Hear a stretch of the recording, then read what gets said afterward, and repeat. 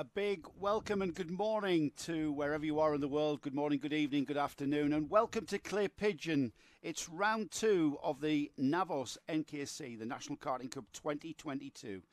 Clay Pigeon in the southwest of England, just south of the town of Yeovil, and we've got some very, very fine weather. It's a little bit chilly, however, the sun is shining, brilliant blue skies.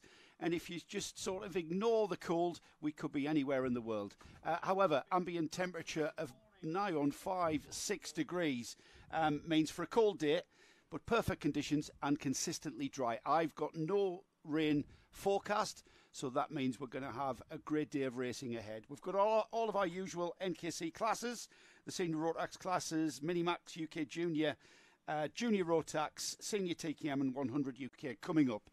You greet us, or you come to us, I should say, just in time for the first heat, and the first heat out will be the Senior Rotax class. Clay Pigeon is the shortest track that we visit on the NKC calendar. It's at 815 metres with a lap time of just over 30 seconds. We're going to see lap times between 34 and I think 37, 38 seconds. So it's a very busy lap, and it's going to be a very busy time for everyone here in the commentary booth and our cameramen out there on the track. We're going to be bringing you everything live as it happens, and with a full day of karting ahead, we look back to round 1 at GYG, Gleneagles, and we've kicked off the season, the 2022 season, so I can tell you who's doing what in what championship. The 100 UK class is being led by Jamie Crease.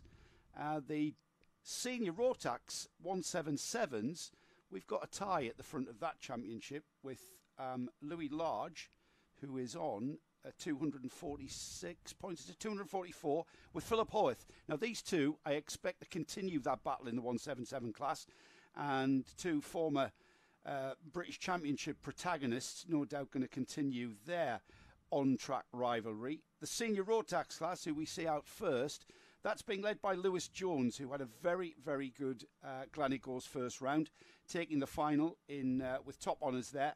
Ben Harper is second in the championship, and it was Ben who was perhaps Lewis's main protagonist in the proceedings. Lewis Jones starts on the second row for Heat 1. Just to give you an idea of what the heats are about, there's no time qualifying in NKC, so each competitor will get 3 heats, which then qualifies for their grid position for their respective final. The heats and how we sort out the grids for those heats are basically a random. You, as a competitor, you'll get 1 heat starting near the front, 1 heat starting in the midfield, and 1 heat starting near the back. So it's a pretty mixed grid, and what that brings, certainly when you're in the business of television broadcasting, which we are here this weekend, we've got some action throughout the pack with quicker drivers making their way through the field, and the karts on track already then with Senior Rotax Heat 1. Milton Steele Vassen on the pole position, and Milton was our plate winner last year, the 2021 NKC plate winner, with Riley Bourne alongside, kart 52. Second row is Lewis Jones and Callum Davies. Luke Walker and Jake Davis is on the third row, and on the fifth row, Dan Andrews, Sion Smith. James Costin in 9th and Luke Evans 10th. Williams Rahan and Jez Owen are 11th and 12th. 13th is Jodine Newman and Ari Barker. 15th and 16th, Jay Lewis, Ellis Humphreys. Steve Jackson, George Walker are next. 19th and 20th, Sam Cresswell, Alex Warnaby. And as I say that, they're already around the lap, and they're looking good for the first start of the day then. And good morning to you, Joe. I've Hello, done my Nick. stuff. I'll take them away. So the second round of the NKC gets underway, and Milton Steele Vassen snatches the lead at that first turn. That's Billy's Bend. It's a double apex right-hander. It's 2 corners, actually, with a little bit of a straight in the middle of it, but we kind of treat that as one.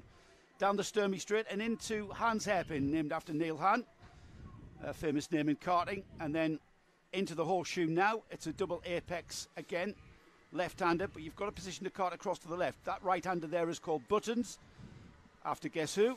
And then the final turn here at Clay Pigeon, the all-important top bend. It's very, very fast, and you carry that speed all the way down that curving start-finish straight. and then all-important braking area for turn 1, which is Billy's Bend. Billy's Blind, I should say. That's the first time I've called it Billy's Well done, Bend. and I would call it Billy's Bend every day.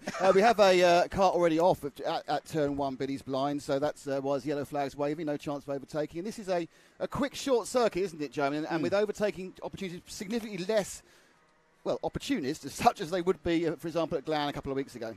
Yeah, I think looking at the track, Hans Hairpin is going to be perhaps our main passing point. Here into turn 1, the carts are unsettled, aren't they? And that Billy's Blind is a very, very quick corner with very little speed difference.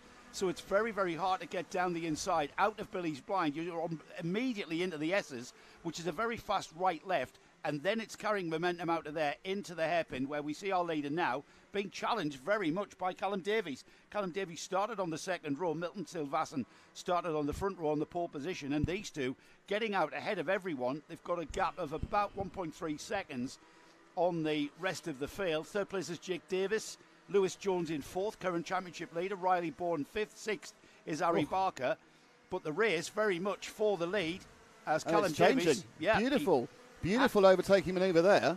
Beautiful into the S's, carried it out of Billy's Blind Leader Riley and Bourne, into the first turn here. is Harry Barker, hits his apex there. but the race Slides a little very wide much at the second for the apex lead. and that allowed Davis As through. Callum Davies, Very beautiful. I've got to say, Beautiful didn't expect to see overtaking anybody manoeuvre passing there. But I think that was half a Beautiful mistake, wasn't it? there. Going a little bit too hot into the corner in the first place, drifting out wide. So Callum Davies takes the lead and sprints ahead. My guess is that obviously the easier to follow than to lead coming into place here, as Milton Steele-Vass not being lost in the slightest. Now the cart livery on Callum Davies' cart is the Lando Norris livery. Lando Norris having brought his own cart out, manufacturer of carts, I think, with that livery, brand new for this season. The LN, Lando Norris starting his career in karting and raced here at Clay Pigeon many, many times. He's still very much involved in the karting scene with this chassis, and as you can see, a very, very well designed and very quick chassis as it's leading our first heat. The top four beginning to drift off a little bit at the moment. Kind of actually deciding to get themselves. It's almost like they had a downforce car and they're giving themselves a second each between each other just to drift it through. Callum Davies, a one to watch here at Clay Pigeon, clearly. I mean, Milton Steele-Vassen, he's no slouch, but Callum Davies, having gotten through on Steele-Vassen, has pulled away. The gap is half a second. I say the gap is up to 6/10 actually, Nick. Now, if you're watching karting for the first time, you might think 6/10, that's nothing. In karting, that's a lifetime. You can see how much space he's got. Let's drop back and have a look at the guy in sort of third and fourth, because certainly the third guy, Jake Davis, is beginning to move, I think, condensing up. And in fact, they're all getting a little bit closer. 32nd, third and fourth, you can see all in one frame now. That's Milton Steele-Vassen, Jake Davis and Lewis Jones. Still got 2 minutes, 53 seconds and a lap to go, which is quite good. If you look at it even then, you can see that third place man, Jake Davis, and fourth place guy are beginning to form a train of three as they go around the bottom end of the circuit and up through the S's. Yeah, still, they seem equidistant, don't they, the first four? So maybe, there's an element of tyre management going to come in, and it's not just about managing your tyres across the day. Just to remind everybody, if you're new to the NKC, it's 2 sets of tyres allowed per season. Now, that's in complete contrast to other series, even at club level, where you would be investing in a brand new set of tyres to get you through 1 day of karting. So it's very much a cost-effective formula that we have here in the NKC, and hence we've got huge grids. But what that does bring about is a little bit of discipline and managing your tyres across what is effectively 3 race meetings to get you through the season. Six race meetings across the year. So we are seeing. But do you also get tyre management, Joe, where you want, for example, Callum Davis has got out of the head now. He's established a lead and then just manage it. Doesn't try and pull away and show off because he's obviously trying to save the tyres. And just talking to the drivers in the paddock, it's all about managing those tyres and not being too harsh. So if you turn into the corner, you need to get the car slowed down so you're not creating understeer by carrying too much speed in. And we're getting a challenge, aren't we? Jake Jake Davis and Lewis Jones now closing up onto the rear end of Milton Steel Vassen. That's a battle for second place, a three-card battle for second place. Out of the final turn, that's top bend. Fast across the start finish, and there down the inside. Still got on wide. now. Yeah, and that's allowed the guy in fourth place up into second. Wow. Lewis Jones takes two carts in one move, and it all happened at the first turn of Billy's Blind. Down the inside when Jake Davis. Down the inside. Look at the way he lost That was the a cart. second and a half, wasn't it? Slide on the Nick the Stamp said it this day, and that that's allowed. absolutely unsettled Milton Steel Vassen. And so, hello, I'm the gainer out. This is Lewis Jones. Thank you very much, boys. This is a parting of the Red Sea. I'll take second place. Yeah, Lewis Jones, current championship leader, taking massive advantage of what went on there. Let's see if Steel Vassen and Jake Davis can come by. Jake Davis is looking very threatening on Steel Vassen, and it's once again the momentum through Billy's Blind, the second part of Billy's Blind. That's where Milton Steel Vassen's lost every single position. Yes, It's almost like he's got the cart understeering too much under. Whether he's taking too much speed in or he's not set, but it seems to have terminal understeer around that fast right-hand sweeper. It just drifts wide, and they go, "Oh, I'll just turn inside. Thank you very much." Seems that they have just a smidgen more grip to hold on to that inside line for the first part of the S's. Could be different tyre pressures. It might be at this stage of the day. You know, everybody's been practicing here for 2 days. Zero time on the clock, Nick. So which means should we're have getting the last lap. Yeah, it was 7:05. This is the last lap. As always, karting too exciting. You forget where we are. Yeah, and just to remind everybody that it's a 7-minute and 1 lap heat for all of our heats. The finals are a little bit longer. We go to 10 minutes for the finals coming up later this afternoon. And across the line they go. Checkered flag out. Callum Davies takes the win in very fine and commanding style, I've got to say. Lewis Jones second, Jake Davis third. Milton Steel Vassen ended up in fourth. Jay Lewis fifth. Harry Barker on the number 6 is aptly sixth place. Patrick Williams Rohaj is 7th. Luke Walker 8th. 9th is Paul Ozan. Ellis Humphreys is 10th. George Walker 11th. James Costin 12th. Jack Jones 13th. Miles Barthorpe is 14th. Luke Evans 15th. Jody Newman was 16th. 17th was Dylan Tatum. 18th was Harold Wainwright. Remember Harold Wainwright, 15 years old, his second year in NKC. He was racing with the seniors at 14 years of age. But Harold there coming through in 18th. Just going to scroll down the screen. It's written there. Oh, there it is. Yeah, I'm trying to do all right. Sam Cresswell, 19th. I'm doing it very prettily with my typing screen. Well done, yes. Well. Which I can't see because of the sun. I know. But I'm not complaining. The sun's shining, Nick, and it's going to continue shining all day. Yes. So, 20th, Jodie Fox. Let's just grab this and pull this back into order. 21st, Ben Harper. Dan Andrews is 22nd. 23rd was Toby K. Steve Jackson, 24th. Alex Warnaby, 25th. 26th, Jez Owen. Matthew Hildred was 27th. Riley Bourne, 28th. Lewis Williams Ryan is 29th. Ian Schotfer is 30th. 31st is George Boxall, Nathan Hope, and Cian Smith. We lost Cian Smith on. We lost him at the very start, and Nathan Hope went out after 8 laps. So that's a nice one to start off with. Next up, we have the second senior Rotax. Just say hello to those of you who are watching. It's great to have somebody with you. If you want to talk to us, come on to the YouTube YouTube feed, as we'll be monitoring that. So hello to Potter's RC Models. Hooray, go Owen Potter. So that's an RC and a karting link across there. Reese Conley says future F1 Champo in Potter. Oh, there we go. Hayden Taylor, bit quiet on track. That's a few minutes ago. Hello from Sweden, says Pierre. It's high from the track, said Hayden Taylor. And so if you want to have a chat, just keep looking on the YouTube. And there's a link for the YouTube on the Facebook links, if that makes sense. Next heat out is another senior Rotax class, but this is the 177 class. Now, the difference between the karts that you're going to see here and the karts that we've just seen in Heat 1 are they're slightly heavier. And this is for the taller, and the more mature man. I wouldn't say that, just taller and heavier. So you're allowed 177. That's an overall weight of kart and driver. That's 177 kilograms. And out of interest, the senior Rotax class that we've just seen out, they've got a minimum weight limit of 162 kilograms. So the closer you can get to that weight limit, the better, as it's all about power to weight ratio. We've got a full grid of 177s. We've got a very well subscribed 177 group. And Alex Thomas will start on the pole position from joint championship leader, Mr. Hoyth, who will start second. We've got Brendan S.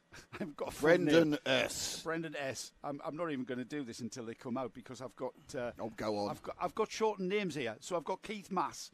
I know that's Keith Mason because he's number 12. Liam Rabjohns is 5th. Steve Mai. And I don't know what Mai is, so I'm going to leave that until we get them on screen. This is when you start. It's all so well. Joe is so well prepared. He's even got his special Creventic 24 hours from his show last weekend clipboard, touched with the Tuscany sun. Yes. However, if you don't print the names out, it's quite difficult. Yeah, I can guess a few of them. Well, we're not here to guess, Nick. I think we are. Because I think we are. We've done that before and it didn't end well. Yeah, true. Good point. So we've got the 177s out next. After this, just to give you an idea of what's coming next, the 100 UKs will explain exactly what they are. Then we've got the first of the junior classes. But right now, out on track for what will be their pace lap. And they're very, very efficient here, insofar as we'll probably get them underway. And it's only a very, very short lap, 815 metres. I will keep saying that all day. Just over 30-second lap time. And for everybody to get enough heat into their tyres and be ready to go racing after one lap is pretty impressive. So it's Alex Thomas on the pole position from Philip Howarth, who's joint leading the championship after one round. Keith Mason, 3rd. Brendan Smith, 4th. 5th is Steve Maidment. That was the MAI. Okay. Liam Rabjohns is 6th.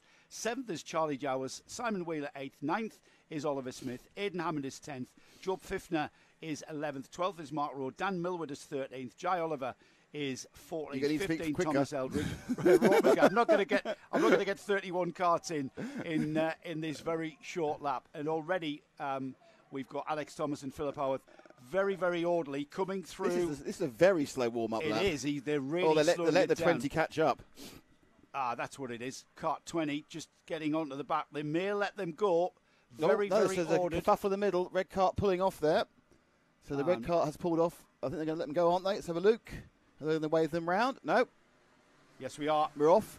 So underway. Bad news for Kart 20 is pulled. The red cart is pulled off. Not sure who it is. Very crowded into turn 1. Let's see how they come out of Billy's blind towards the S's. The S's kind of sorts the field out. They have to behave themselves through that. As I say that, I see karts going 3 wide into and out of the S's. Looks like Philip Howarth as the lead, though, as they go into the horseshoe for the first time. Yeah, it's the 101. It's Howarth who's got it. There's a lot of issues going on into that far hairpin, Hans hairpin. But they've kind of struggled out of that. And there's a huge string out of the first 7 karts. And then there's a kind of a battle of the wasps behind them. So leading. Yeah, Philip Howarth leads, as we expected.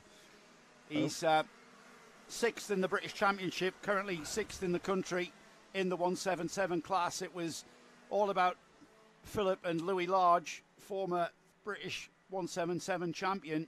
I expect this weekend to be the same. This proving to be very popular with the 177 drivers across the country, and they've got their eyes on the NKC with some rumours coming out, which I'll mention later on in the programme. We love a rumour. Yeah, we love that rumour and speculation. Some really big hitters coming to the NKC in the middle of the season. But right now, Philip Howarth leads into Billy's blind for the second time. Yeah, I think the more interesting. Let's drop back to 2nd, 3rd and 4th. That's where the battle is at the moment. That's Thomas Smith and Rabjohns. They come sweeping through the S's now. Now, Keith Mason in the number 12, or on the number 12, is currently 5th. Keith started on the 2nd row. Keith is the first of the Masters. Now, what do I mean by Masters? It's actually, no, Brendan Smith just ahead of him. Is he a player within the Doctor Who franchise? No, he's basically over 35. That's not Masters. I know. Over 45, well possibly. Over 35, yeah. So battling hard now for 2nd place. Thomas and Smith, as they come sweeping down to Billy's blind. Can he get up the inside? Looking for it. And he's just lobbed it in, but that's not going to last. It's side by side out of Billy's blind and into the S's. And Brendan Smith, he was all out of controlledness into that corner, into the hairpin. Very keen to get past. He tried the over and under, and in fairness to Alex, he said, OK, well, you can throw yourself off the track there. I'll just come back underneath you again. He's very eager to get past Alex Thomas. He can see Philip Howarth massive lead for just Howth now. disappearing up ahead, and he wants to get by. That's not the place to get by. It Gets is. the momentum It out is. of the top bend, carries that momentum. It's a sweeping left-hander into Ooh. the first turn here at Billy's Blind, and he did have that But- advantage of the inside line. Nick. Door closed there as well. So Alex Thomas there, proving us wrong. Our statement, it's hard to overtake here. He's obviously he has a kind of noticeable pace advantage. In fact, look now. There's a battle is for third and fourth. As Thomas has dropped, Smith has dropped back again, and he's going to. Oh no! That was just not on there at all. So let's see what happened there again. And fourth. That's got to be a bumper penalty. He got momentum out of the hairpin down towards the horseshoe, and he just came from nowhere. Rear wheel hits the rear wheel of Thomas ahead of him, and that's put Thomas off. That was He was out of contention. However, I I would like to think that Brendan Smith, well, that was Brendan Smith who hit him, wasn't it? Yeah. He's probably going to end up with a bumper penalty. What do I mean by that? Well, there's a mechanism on the front bumpers that if you hit them hard enough, they will drop. And I've got to say, the nose on that cart doesn't look like it's dropped considerably. What happens in scrutineering is the scrutineer will go around the carts, and if you have got a dropped nose, it means you've been making contact with other carts, which is a way to police the contact driving out. So Brendan Smith risking a bumper penalty, I think, looking at that cart. Yeah, it's a long lead at the moment. Alex Thomas currently scored in 10th. Now, who's that coming back at Brendan Smith? Looks like Liam Rabjohns on the number 14. And Brendan Smith needing to put that contact out of his mind and get back into focus and get back into the zone, which he's trying to do now through buttons, the right-hander, accelerating, little bit of a lift, and then back on the power hard for the final bend here. Top bend is what it's called, through that sweeping start-finish straight, and then position the cart across to get it across to the left for the right-hander at Billy's Blind. Carrying speed, and that whole of the second part of Billy's Blind and into the S's basically forming one big long curve, and if you've got the grip you can get down the inside, as we've seen. Nick, look at this. We've got 5 carts beginning to close up behind Brendan Smith, Oliver Smith, Keith Mason, Joe Fiffner, Adam Hammond just becoming part of that. There's a big kerfuffle at Billy's Blind as well in the back of the field as yellow flags waved all around that, I call it turn 1 really. So, and the flags just came in as they came down here. So it's game on, round Billy's Blind. 2 pairs of battling carts there. Oh dear. They're not really shutting the door on these small cars, but it's pretty aggressive stuff early on in the morning here at Clay Pigeon. Yeah, all to play for, of course. These, how you finish in the heats, will designate where you start the all-important final, which is where you get the maximise your championship hopes. At cart number 12, Keith Mason doing a great job there in 5th place, holding off Joe Fiffner and Aidan Hammond, just keeping those carts in behind him, keeping that good enough cushion to not come under any major threat from the 2 behind. So it's 5 carts now in this train going into the Hands hairpin. No movements this time round, minute and 15 to go.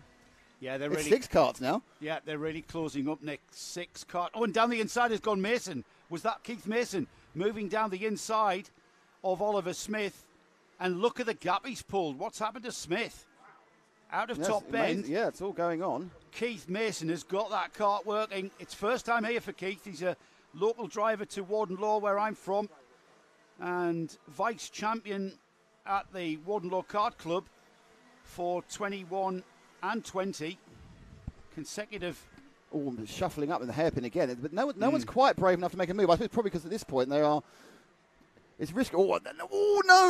Another one's gone. That was just the 24 cart there of Brendan Smith. What is that? The same guy again? That's the second time. Oh dear! Brendan Let's see. Brendan's become star of this program moment. I think this one he was trying to. I think he realised there's a problem. I think he was trying to get out of this one. I think made a mistake. Yeah, because you see, No, go around. He locked it. He realised it that was wasn't just the time. the 24 But this cart bites a there bit that time. of Brent. He's getting great. He's got a great line out of the hairpin, which is kind of closing him down towards the horseshoe. But that's a very fast left-hander at the horseshoe. And I tell you what, Keith Mason had terrible luck at Glanigors in round 1, and he's carried a bit of luck there. So his luck is beginning to change, Keith, because that could have so easily have ended up with Keith going off there with a big hit in the rear. However, the opposite has on the actually line. happened. No, he's got him. Yeah, the black cart there, thinking very heavily about sweeping round. There's a right train of carts who probably can still see. This is the last lap, everyone, by the way, who can probably still see the chance of getting past someone.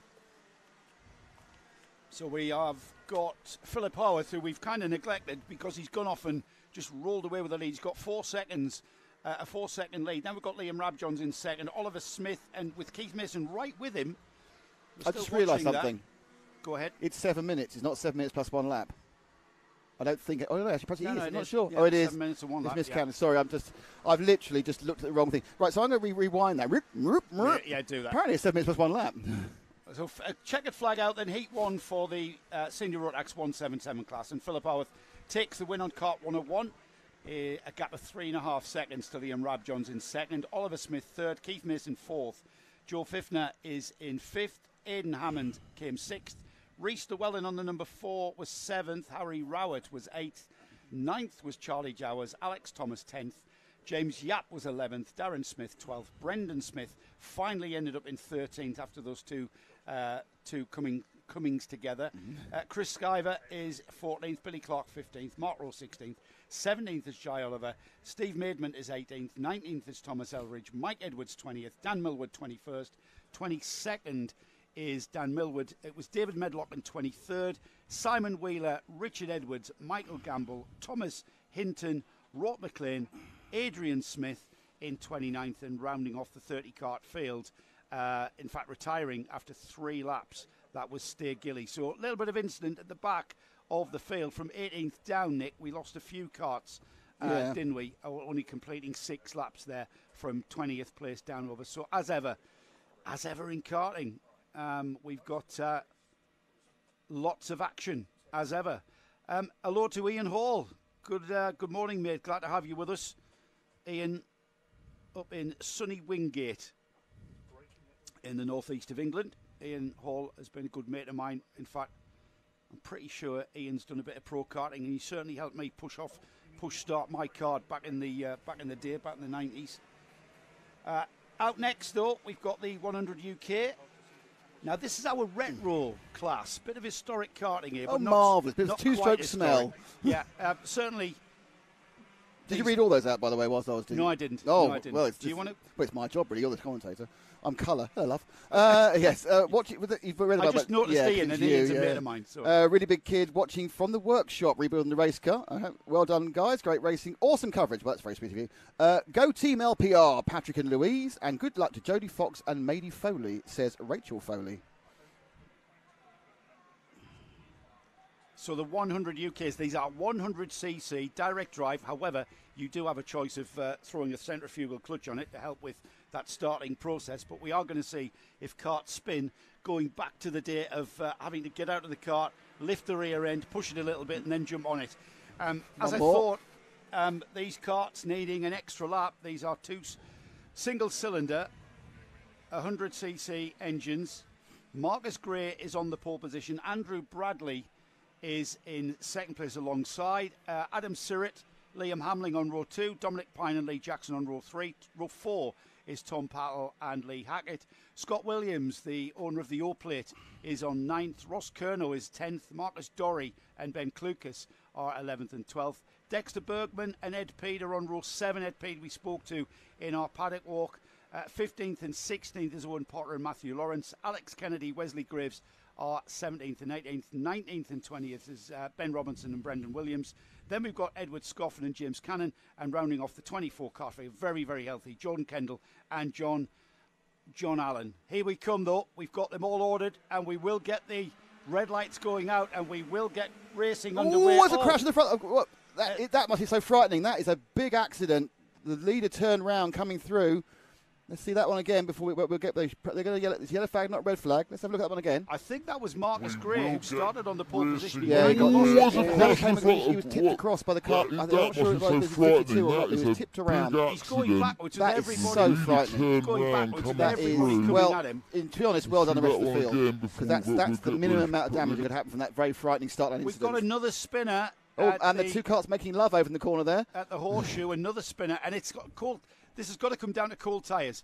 We've got cold tyres on these karts. It'll take a lap or two Too late, for the tyres to come on and give these karts enough grip to actually be able to stay around the corner. That's completely mixed the grid up. If it wasn't already mixed up because of these mixed grid heats, it's very, very mixed up. And the drivers that will take advantage of that are the drivers that started at the back, and they will move ahead because of that. I can only describe as carnage there on lap 1 at the first turn.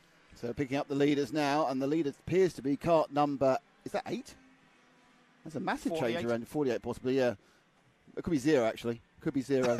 Well, the upplate is Scott Who knows? Williams. Yeah, Who Scott, knows? It's 0. It's Scott It is Williams. 0. I can tell by the livery on the kart and the bright yellow and white suit that Scott uses. So the upplate holder, Brilliant Scott move Williams. for second there. Ross Kernow threw it to 48, second ahead of absolutely Andrew superb. Bradley. I think Bradley actually was a little bit unsighted by the concept there was a yellow flag being waved around Billy's. But in fact, it looks like Bradley's. Oh, and more instance accident down at the bottom of the hairpin as karts trying to get inside on the grass. It has to be said, these TKM karts do seem to provide a little more action, don't they, than the road taxis. They're a little bit shorter, Narrower, and they're taking up less real estate, which does, as we see in F1, the bigger the cars get, the harder karts get, the harder it is to overtake. So nailing down the straight there, a little bit of a straight line speed advantage actually for the 22 kart for a second there of Marcus Dorey trying to get past Ross Kernow.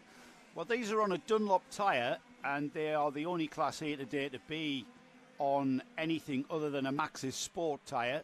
So we do get a little bit of a different style of action. Nice move by the 22 there of Dorey, round the outside of Hans Hairpin. My guess is that may have been Ross Kernow going, you know what, just take it for now, and I'll follow you for a few laps and see what's going on. Discretion being the better part of valour. No point in wearing your tyres out. Again, same rule applies. 2 sets of tyres per season. 2 sets of Dunlop tyres for the 100 UK runners. So Scott Williams leads. He's got just over a second on Marcus Dorey in second, having moved ahead of Ross Kernow, and now sits in third. Fourth is number 3 Liam Hamling, and then Ed Peed. 0.6 seconds off the leader. Lots of karts are just dead by the side. And of course, the reason for that being they haven't got onboard starters. So unless you can get a run up, which is very dangerous in a short circuit like this, it's very difficult to start them. So when you have spun and stopped in a TKM, normally that's it for the race. Yeah, I mean, some karters do fit a starting system. However, that is added weight, and if you're really close to the weight limit, the last thing you want, you're going to have to take a chance and have a try at restarting the kart by lifting the rear end and running with it. And so behind the 22, there's plenty of action. Certainly, you look at behind the 48, the 48-2, 47 coming into the hairpin now. I should read the names, but it's easy to go. Kernow, Hamling, Graves, Ed Peed, former Clio Cup racer in kart number 47. Well, we've got a bit of interest here, Nick, because the leader, Scott Williams, on the O-plate is now already in amongst the back markers. Yeah. And we've seen time and again back markers coming into play. There is Scott Williams across the start-finish line, getting tucked in behind one of the back markers. He makes short work of that, gets down the inside of Billy's blind. Liam Hamling got past Ben Klukas around Billy's blind that time as well, so he'll be attacking the 48 and the 2. They're the ones, Wesley Grave and Kernow. Then Pete, it's all getting up at that far hairpin. It's all getting kind of mixed up, you say. The back markers make it slightly confusing, but that is the kart 2 of Wesley Graves in third, under immense pressure now from Kernow, and I think it's not long before Ed Peed may join them. Interesting, it's an ebb and flow, isn't it? Some parts of the track, you saw just then, Graves opened up a space, but as you can see, there's now 4 karts bearing down him. More worried about behind than in front there, it seems, Ross Kernow. Well, Ed Peed has got Ben Klukas with him in 5th and 6th. And Ed Peed, I remember from car racing, but I also remember Ed Peed from karting back in the 90s and early 2000s, a Formula A driver. And those karts were very, very sticky tired and very fast engines. And Ed Peed was telling us yesterday that the competition has not changed in any way, shape or form. It is absolutely intense out there on the track with every ounce, every inch of track. You've got to be absolutely on it. Let's factor in a bit of tyre management. Let's factor in a little bit of discretion being the better part of valour. And like I say, never fails to deliver. 100 UK Racing down the inside to 47. That's not going to work. Peed. Yeah, that's Ed Peed, just who I was talking about. He's lucky not to lose a further place there from Klukas, another full-size car racer. So it's full-size car racers a go-go there. Well, Klukas had gotten ahead of Ed Peed, and that was Ed Peed coming back at him. And there, full send on the rear brakes. Remember, only rear axle braking on these carts, so you do get that's 3 abreast. Three wide out of the horseshoe. Sorry, guys, you didn't get There's the no memo. overtaking. We were told this. There's one place you can overtake, and that's the hairpin. But apparently, there are several places you can overtake if you've got a TKM. You didn't get the memo. You can't go 3 wide out of there. Across the line, then nose to tail. Down Curnow, towards Billy's blind. Clucas. So it's Clucas has got Curnow, and now in the back of those 3 is P. But this could swap in the next minute in the lap. Coming through. We're inside the final minute as well, Nick, which here at Clay Pigeon means we've got 2 laps. That doesn't mean the final lap or the penultimate lap. We've got another 2 laps before we see anything resembling a checkered flag. Into the horseshoe, then Curnow, Clucas, Peed. These 3 absolutely as one. They're battling over 4th place. All important this, to finish as high as you can in the heats. And Ed Peed will be delighted with this because he did start near the back of this one. He'll start further forward in his next 2 heats. Who's that they're coming upon? Is that a back marker in the form of the... yes, it is. So that's a back marker. This battle for 4th is coming up upon towards the hairpin. Off camera has been a change for the lead. Marcus Dory has taken Scott Williams going through Billy's blind. It was a traditional up the inside, and it was sort of Scott drifted wide, perhaps his tyre slightly overheating. So 1, 2 and 3 are getting close together again. But this is a massive battle in the middle here. 4 carts sprinting around buttons and just trying to... Oh, let's get up the inside. And that changes again. No, that's a back marker. It's even worse. They've been tripping over that back marker for the last lap, and the back marker's right again in amongst it, side by side. It's the 3 wide. Yeah, it's a 3 is back marker, is it? Really no, it's Liam Hamling. It's not back marker. He's there. Who? Sorry? It's not a back marker there. That's the 3, which is Liam Hamling. That's 4 carts fighting for a position. What, that white? That's 40 something. Yeah, 48. Ross Curnow. And Ed Pease is 47 and Ben Clucas is 84. They're all by. Oh, right. They've got it's by 4 the carts. back marker. Yes. Right. These are 4 carts having a bit of a row. Last lap. So, last chance to make some sort of effort. Curnow's lost out to Hamling at the horseshoe. And so just come round as our leader. So just getting there goes across the line. And it is Dory from Williams and Graves. This is the next 3. And it will be Clucas who picks up 4th. Ed Pease, Curnow. Oh, Hamling got Curnow. You're right. Hamling got Curnow in the last lap. In an all-action race. This one started with massive amounts of action, and it didn't stop really. No, it just kept going, didn't it? So I remember these TKMs being a bit crazy at Glan as well. Yeah, I think that's going to be season long. 100 UKs not failing to deliver. We've got some carts to recover. That gives me a chance to give you a rundown. 24 cart field. We had some retirements at that first corner incident. That was Adam Surratt, Dominic Pine, Lee Jackson, Owen Potter and Ben Robinson who failed to restart from that one. Marcus Dory, though, great win, catching and overtaking Scott Williams, who ended up 2nd, Wesley Graves 3rd. And then that great battle for 4th, that was race long, wasn't it? Ben Clucas finally ending up in that 4th place. Ed Peed was 5th, Liam Hamling, last lap overtake on Ross Curnow, putting Ross down to 7th. Jordan Kendall was 8th, Andrew Bradley was 9th, Matthew Lawrence 10th, 11th was Lee Hackett. Then we've got Dexter Bergman in 12th. Marcus Gray finished 13th, 14th was Edward Scoffin, Brendan Williams was 15th, 16th was Alex Kennedy, James Cannon 17th, and then just off the lead lap, Tom Pettle in 18th, and John Allen a couple of laps down, or off the lead lap I should say, John Allen 19th. Lots of dead carts to collect, but easy it was at Glam. We had to go up the hill and had that special Paul Marshall, who was the official dead cart collector. Yes, he was. Great race. Hello to Joe Bow 75 ADHD Rocks, who says good luck everybody, and we couldn't agree more. And I was saying good luck for that guy who's facing the wrong way on the start-finish straight at the start of this race. Yeah, he's going to have a fresh set of underwear out for the next heat, I would have thought. I think you're right. Yeah. A couple of transponders there clicking over on the on the timing screen as they ran backwards along the.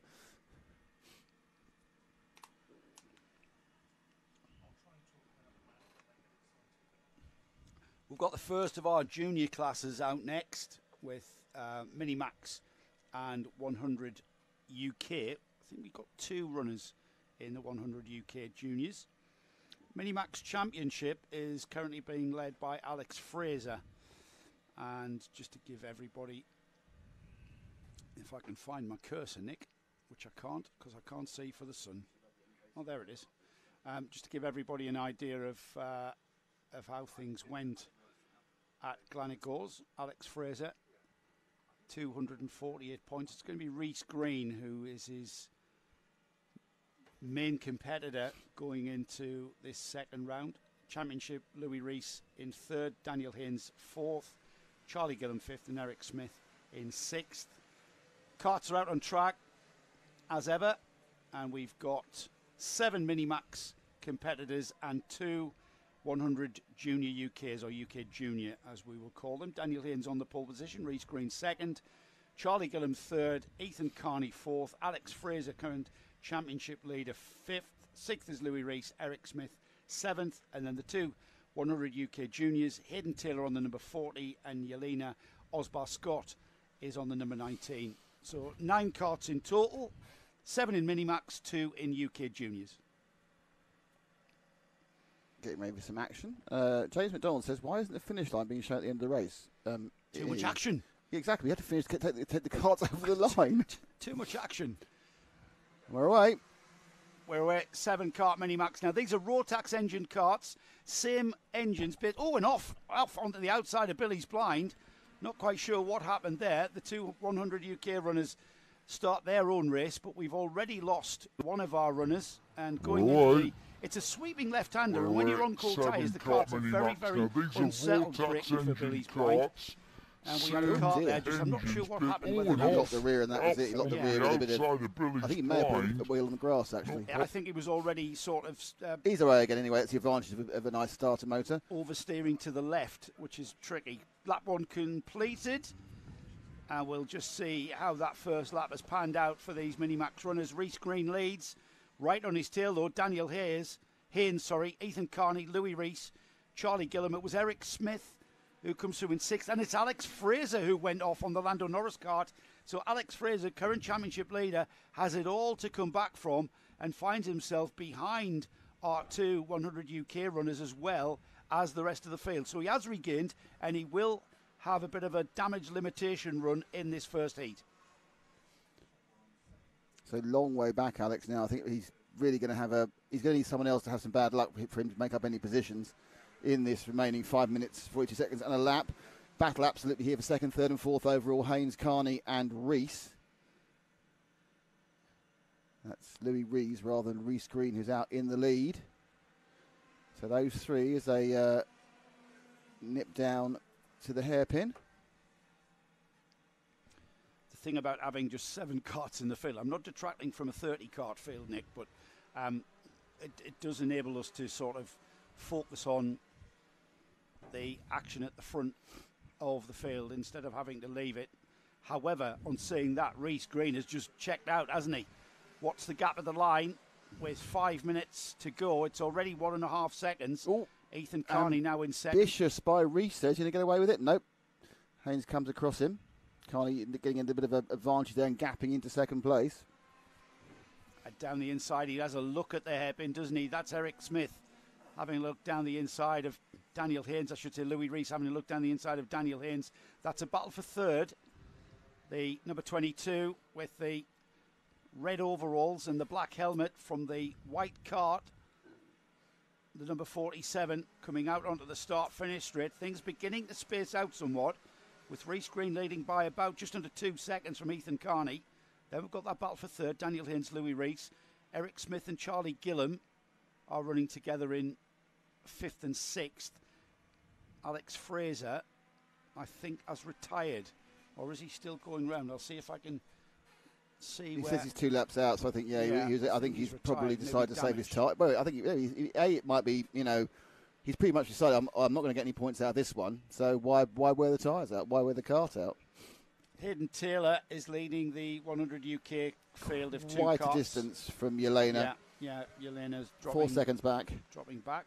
So the 22 cart, the red machine of Daniel Hayes, and then the all-white 47. We used to, in the RC world, I know it's different here, we always say that it was especially painted by the Spanish painter Juan Can, because it's just a single colour. We like that, though. We like strong colours.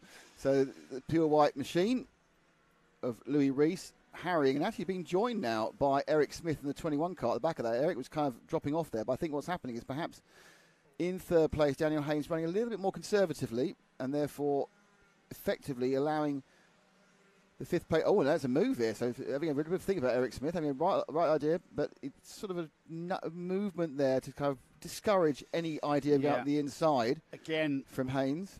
Billy's Blind is such a tricky corner. The cart, you're going through that sweeping left, and the cart's very unsettled. And you're kind of turning left when you have to settle the cart and get on the brakes to turn right. We've got a challenge, though, haven't we? Yeah, Reese is going to have. He's having a battle here with Smith, and you can tell that because suddenly, slightly gapping him ahead, is Haynes. Yeah, he slowed himself down there, did Eric Smith. Just poked his nose on the inside of the number 47, Louis Reese, and just look at what that's done. He's lost all that momentum. There's that word again, Nick, momentum. Oh, yes. Karting's all about any kind of racing, car racing, bike racing. It's all about momentum and carrying speed into and out of the corner. Defensive driving from Daniel Haynes. He's aware of Louis Reese right there. So the red cart with the black helmet, the white cart has got the ever advancing Eric Smith in the number 21, who's regained that ground he lost. So he's coming back at the 47. This is a battle for third, fourth and fifth that we're watching now. Just under 2 minutes of this heat left. Into Billy's Blind. Not really a passing place. They're fighting the cart through Billy's Blind there. Acceleration zone towards the right-hander and then the left-hander at the S's. Out of there, carrying that speed all the way down the hairpin. And a challenge at the hairpin. They close up. They concertina up. They'll space back out, coming out. Oh, and it's side-by-side coming out the hairpin. Not quite having the line into the horseshoe, though. Out of the horseshoe and into Buttons. It's a right-hander. Accelerate through that. Little bit of a lift, then straight back on the power for top end. Using all of the curb and more there on the outside. Across the line now, minute and 15. Clock ticking towards that checkered flag. And very, very close battle between these three. Daniel Haynes in the 22, Louis Reese on the 47, and Eric Smith on the 21. Thinks about now we have a bit of touch. Yeah, that's going to cost him. It's cost momentum, but I think beautiful move there. That was beautiful stuff by Eric Smith. Saw the lack of momentum of Louis Reese, and then switched areas 2 or 3 times to get past him. So they lapped one of the TKM 100s, the 100 UK juniors. So good move by Eric. He'll have that in his highlight reel, I reckon. Yeah, when Louis Reese snagged the back of Daniel Haynes, it was like somebody pressed the pause button for an instant, and you just lose all that momentum. And we just saw there Eric Smith saw that happening in front of him, and he knew that by the time they got to the horseshoe, that was his chance to pounce, and he did indeed. And look at that. He strengthens that position in 4th place. Daniel Haynes still ahead in 3rd, and now he's got a chance. Or has he, with just under, it's coming up to 6, 5, 4, 3, 2, and the leader's already gone through. So they've got, it's got 2 more laps then, because Reese Green hasn't tagged the 7 minutes. So extra battles ahead. They're getting a little bit closer to Haynes in the red cart, but not Smiths. They've kind of now got this triple gap, haven't they? In the 100 TKM. Hayden Taylor is about 6 or 7 seconds ahead of Yelena Osbar Scott. And as they come round now to begin the last lap. Lap board, yeah. Last lap board flies just beneath us, Nick, in our beautiful observation point here at I know the weather's lovely. Pigeon. It's gorgeous, super sunny. Isn't it? Doesn't necessarily, it's still chilly, but it's super sunny. The ambient, as they say, temperature is, and he looks it up, is 9 degrees, so it is picking up. The sun's going to come out. Still chilly though. You still need your top It's fresh. coat. It's fresh.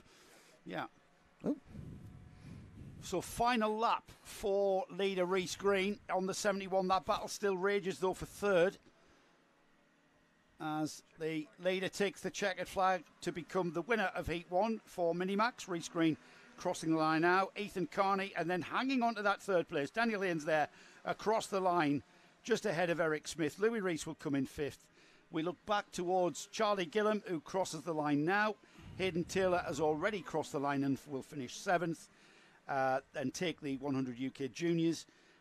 Yelena Osbar Scott will come in 2nd, 8th overall, and Alex Fraser, current championship leader, his 2nd round of the NKC, not starting as he would have liked. No. With a big off at turn 1, that's put him on the back foot for the other 2 heats to put him up the grid. Can't discount him, though. He'll be back for Heat 2 and no doubt back for the finals in very strong fashion. Yeah, I mean, it's the advantage is that even though he has dropped one here as such, it is a small enough field that he can probably still get a relatively near the front start for the final. So, yeah. The definition, not the end of the world, really.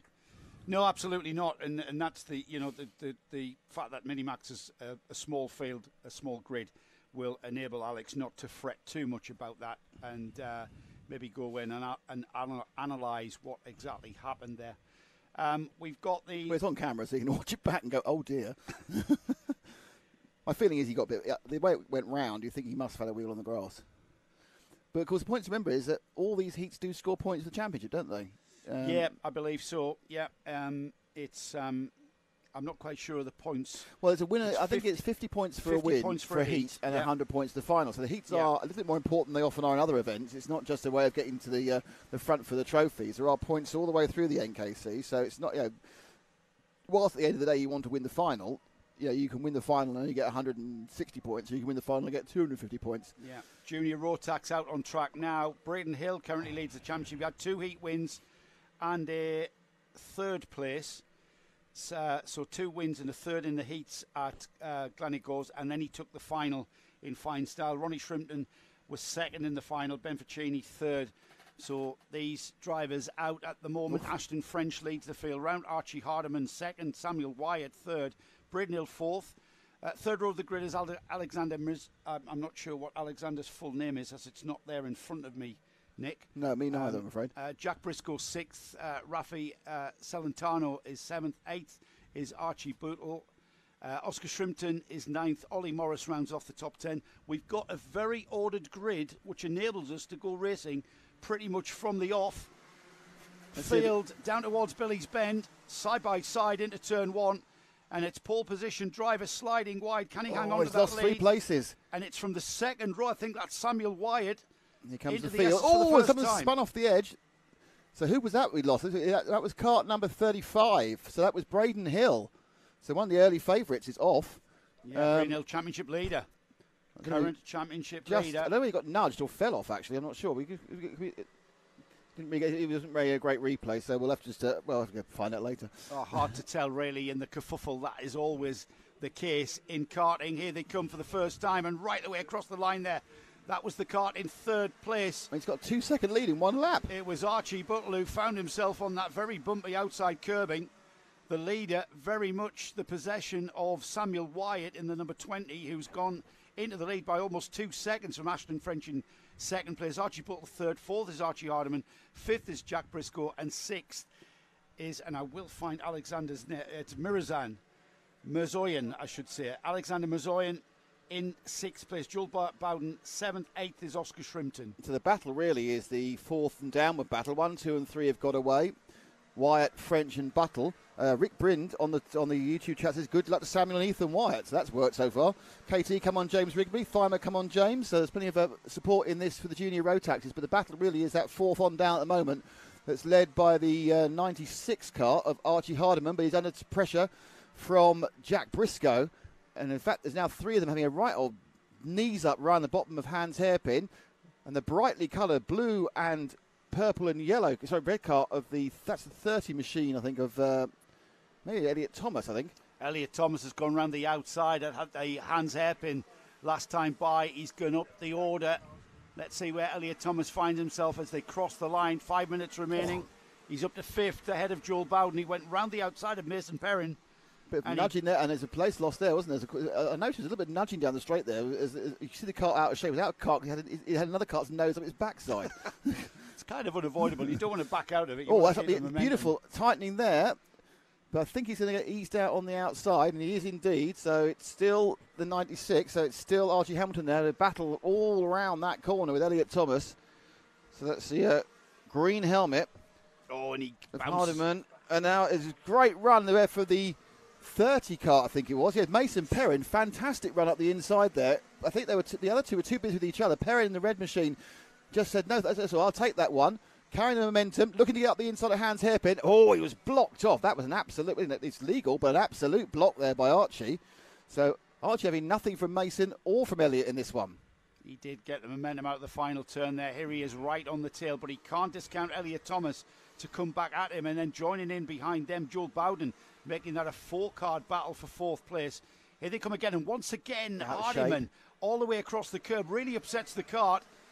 And will he challenge? No, he's got but they can't go part here. Yellow flag. There's a cart off at Billy's blind, so as you are till they get to the S's here. And again, it's looking like an effort from... I'll tell you what, you have to say, R.G. Hardiman's got his defensive lines worked out, hasn't he? Yep, he's very, very subtle, but you can see there is none sure pass. You can tell it's that because they are losing. This group is losing so much time to the top 3, and it's becoming an ever larger group. It's now a group of 6 in a train. 7 in a train now, all because R.G. Hardiman is driving defensively and cleverly, preventing anyone getting past him, but obviously going probably half to 3/4 seconds slower than he needs to. He's well within his rights to drive the way he's driving, but absolutely. He's just keeping it's that very pace. clever. Jack Briscoe was trying to get through on the inside there, but he ended up just drifting out again. It's really hard in this train of very, very competitive cars. Sorry, Joe. Yeah, he's just keeping himself positioned on the track. He's kind of like the cork in the bottle because behind him, all hell's breaking loose. The cart's being sort of stifled. There's a challenge in the buttons. It's not really a passing place. I've said that about pretty much everywhere at Cliff Pigeon and been proved wrong. So I'm about to be proved wrong about buttons not being a passing place. What happened there? I think so the 30 got past. So someone right round the outside went Mason Perrin. And look at him immediately gapping R.G. Hardiman. I think he just managed to get round the outside, whilst Hardiman was more concerned with Elliot Thomas in the blue 37. So one of them's done it, and now the rest have to escape the bottle. I think Hardiman lost time through buttons there as he was challenged. It kind of put him offline a bit. So Hardiman drops back now to 5th, and he's got people challenging behind him. Elliot Thomas, Ronnie Shrimpton, Finn Smith, Joel Bowden. Finn Smith just got past Ronnie Thompson in the horseshoe. But it'll all shuffle around again now. And there's three wide across the start-finish line. Up the inside goes to 72 of Ronnie Shrimpton. Yeah, Ronnie Shrimpton takes 2 carts out and back into that position has gone Elliot Thomas. Blimey. I think that was the 37 who slipped back through, having lost out. Just remind you, it's Wyatt, French and Buttle up at the front. Wyatt's got a 4.7 second lead. Second and third quite close together, but it's not quite as scrappy as this one, so we'll stay with this as it's the heats, not the finals. I tell you what, Nick, outstanding racing from these juniors. Absolutely. You know, they're side by side. Here they go again across the line then. That's a change for position. Yep, 61 got past there. Finn Smith and Ronnie Shrimpton past Elliot Thomas as they come into the... Oh, too much curb. Oh, and a couple of them taking too much curb, it seems. Or it could just be they are so aggressive that they upset the cart, and what looks like a completely out of shape machine actually is completely in control when you're 12 years old. Yeah, showing great skill and racecraft as ever in the junior Rotax class. We are inside. Yeah, now we are. Now we're inside the final minute. 3 laps then. So plenty of time for more progression as across the line. Then Samuel Wyatt leads. He's got just under 6 seconds from Ashton French, who's got Archie Buttle right with him, Mason Perrin in 4th, Finn Smith 5th, Ronnie Shrimpton 6th now, Elliot Thomas 7th, 8th is Ethan Wyatt, but there's going to be changes. Yeah, Buttle's just got past French through the horseshoe. So second and third has changed. This is changing on a half-minute basis. Let's see if we can pick up second and third again. Just coming in through Billy's blind now, right together. Here they are, and they are battling hard. 22 going through the S's now. So it was actually Buttle who got him last lap, but these two are scrapping it out for second and third. Ashton French just behind. That's where he was overtaken last time. This exit here, it was better drive for Buttle that got him through. And looking like he's actually able to pull a gap. They're about to start their last lap in second and third. The rest of the pack is constantly changing on a half-minute basis, really. Yep, leader already gone through to see 6 second lead. That very welcome last lap board. He's absolutely bossed it, hasn't he? Samuel Wyatt getting off at the front of the field at the start and never being headed into the S's then for the final time. That battle for second. Archie Butler looks over his shoulder. Think about it. Ashton French closes up onto the rear bumper into the hairpin as we expect. Out of there and into the double left-hander. That's the horseshoe, which fires you directly into buttons. And it looks like it's settled for second. Samuel Wyatt takes the flag and takes heat 1 for Junior Rotax. Across the line in second, Archie Buttle. Ashton French in third on the number 53. And then the battle for 4th, 5th and 6th. Yeah, the flags away. Across the line now. Yellow flag showing after the checkered flag. Mason Perrin it was who finished 4th. 5th was Finn Smith. Ronnie Shrimpton, great race for him in 6th, and Elliot Thomas through in 7th. They had a great and eventful battles throughout. Jack Briscoe 8th, 9th is Joel Bowden, Adam Catling is 10th, Ben Ficini 11th, Alexander Mazoyan is 12th, Oscar Shrimpton 13th, Braden Hill, current championship leader, recovered after that off at turn 1, recovered to 14th, so that was massive damage limitation for Braden Hill. Alfie Smith 15th, Tristan Bernard 16th, 17th was Dylan Mitchell, Josh Eaton Brown 18th, 19th was Levi Goodyear, James Rigby 20th, Alfie Bushell 21st, and the last of the finishers, Archie Hardiman. We lost Ethan Wyatt, Rafi Celentano and Ollie Morris in that race. Cracking Ethan race. Wyatt pretty late in the race, actually. Oh, yeah, right. He's Yeah, only it was one lap off. Yeah, that was a cracking race, that was. And it certainly fired up the people who were watching. Obviously, the relations of the juniors. So we had James McDonald going, James Alec, let's go number 96 Italy 8505, and it was going pretty well for the 96 for a while. Then he dropped back a little bit. And then it's Baking with Maddie was very keen on Elliot. Go on, Elliot, you can do it. And I got a question for you. For me? For you, because you've got the programme. Oh, right. Reese Conley says, when is race 2 of 100 UK?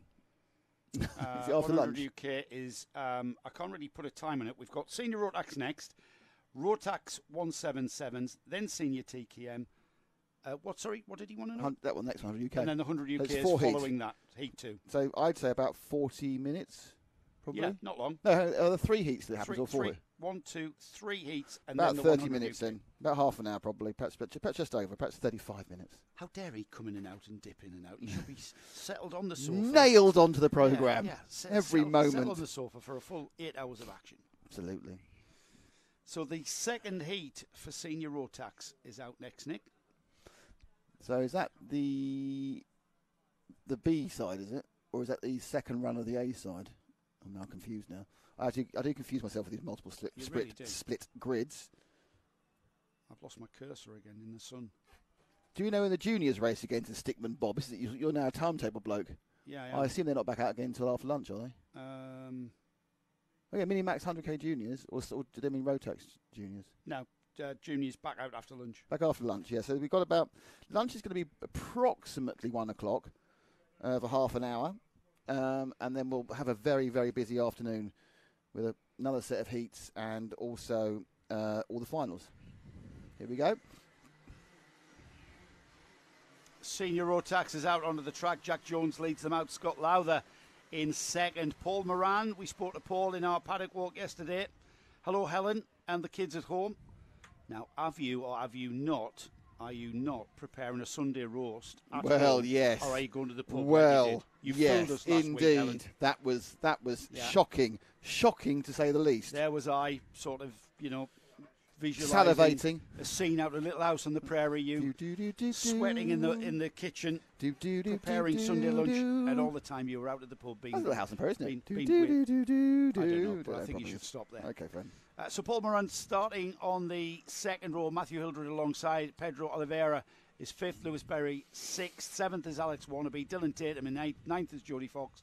Simon Keeble rounding off the top 10. People to look out for: James Wood in 26th. Milton Steele Vassal starting 21st. Paul Ozan starting 19th. And Lewis Jones starting 31. So this is Lewis's start at the back. Off they go. Oh, again, people realise that first corner is where you can make a move. There's an awful lot of shuffling about, and the amount of carts that are coming inside. So that's, again, a problem with one of the carts at the back of the field. But the problem is the carts are getting nudged about. Two more carts are facing the wrong way, going into the S's. So that's all gone a bit wrong for a few of them. But we'll find out who they are when they get left behind the timing in a second. Massive carnage at the hairpin. Oh dear. And we've got a bit of a traffic stop. It's like the M25 down there. It came to a dramatic halt. Three or four of them had problems. Yeah, we've certainly had contact of various sorts there. As the leader, though, very much the lead of this heat. The possession of Jack Jones on the number 78. He's got Paul Moran slotting in behind, and Paul sliding a little bit wide there, or maybe not, carrying the momentum into the S's. Matthew Hildred's third, Scott Lowther fourth, Pedro Oliveira fifth, sixth is Alex Warnaby, Simon Keeble seventh. Look at Paul Ozan up from 19th to 8th there. coming through the carnage at the hairpin. George Sanders, 9th, rounding off the top 10, Luke Evans. Yeah, you get carnage like that, and it's your heat to start at the back. It's like rub your hands with glee, isn't it, really? It really was one of those unavoidable situations where we had carts being fired into the hairpin. And again, Nick, an 815-metre circuit, and we're getting these races underway after one warm-up lap, and there's no doubt Chilly about day. it. This chilly ambient temperature, chilly, relatively cold track temperature. The tyres are nowhere near where they need to be to give you the sort of grip you expect. So we're currently looking at second place, which is Paul Moran, the 77. Oh no, but now I've got myself confused there because actually I think it's someone about to be lapped at the front. So who's that running round now at the front? It is me talking to myself. All right, the 99 car, is he a lap down? Yes, he is. That's Steve Jackson is a lap down, so he's not actually leading. So we're with the leader, which is Jack Jones, and then behind him is Paul Moran.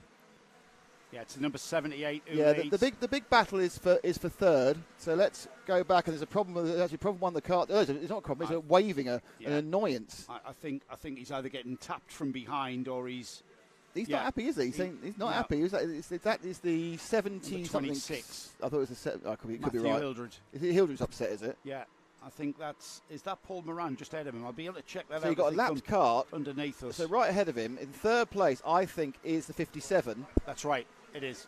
So it's Pedro Oliveira. Pedro, who has a bit of a start at Gleneagles, wasn't he? Because he had a win and then he was leading and then broke down right in front of us. So Pedro going well. And then behind him is an absolute swathe of carts. Matthew Hildred in the 26 just coming out of the hairpin. Now he stopped waving. He stopped waving at people and he's got the 47 on his tail of Simon Keeble. Stopped being annoyed by people. By life. Yeah. Now, the 99 car who's lost a lap, though, is pretty much on the pace of these. So he will be causing them quite a big problem. He's not one of these guys who's 3 seconds lap slow and drifts back. He's a guy who had to spin the first lap, but he's up to pace and up the inside there and back again. And the 47 and 28 have a bit of a battle around the bottom of the bend.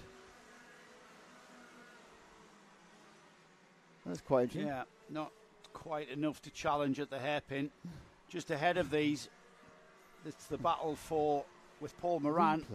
Who's got Pedro Oliveira, Paul Moran and Pedro Oliveira now coming together, just coming out of the top bend. Yeah, we need to pick up second and third. They're coming down, finish. About to cross into Matt's Cameron now. The green and the blue. Oh, up the inside goes to 57. Yeah, Paul Moran. Took him in the end. Now will the third... So Oliveira got it. Paul Moran on the 77, wise enough just to let Pedro through. It was a great move by Pedro. He didn't make it easy for him, did Paul? Lap carts ahead of both of them now. That's the 99. Settled in now and leaving Pedro to chase after Jack Jones. So he's all on his Jack Jones at the moment. Who's very much on his Jack Jones at the front of this field. That's the 99 who's a lap down now after that first lap incident. And we're inside of 3 minutes of this second heat for Senior Rotax. And we're going to see Pedro Oliveira move away from Paul Moran, who'll be happy with the third place if he can keep Simon Keeble away from that third place. The 47, though, looking very challenging now and trying to close the gap.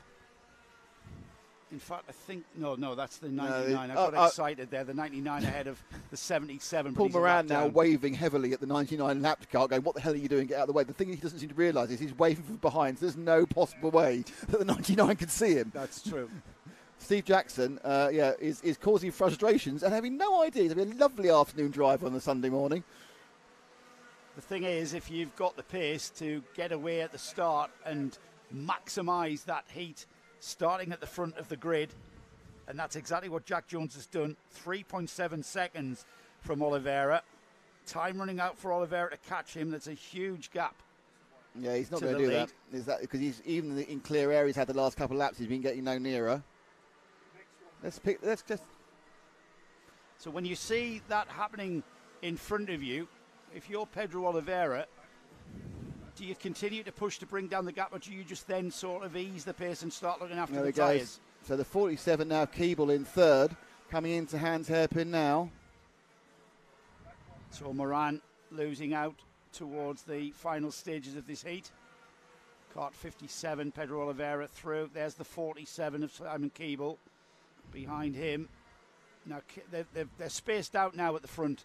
Nick, they've made their way through. The faster guys, faster drivers have made their way through to the front end of this field. Paul Moran in fourth. He's got Paul Ozan, former Super 1 O-Plate holder. Paul Ozan, another driver that we featured in our paddock walk. Nice move up the inside. Yeah, hard man to keep behind you is Paul Ozan. That was unfortunate because he ended up losing 2 places. He's there. took Adam Rogers with him, hasn't he? Adam Rogers saying, "Wait for me, Paul Ozan." Thank you very much for opening the door, and I'll hop through. Yeah, Paul Moran. He's like the worst. He was like the worst Jehovah's Witness there, wasn't he? He opened the door, he's straight in.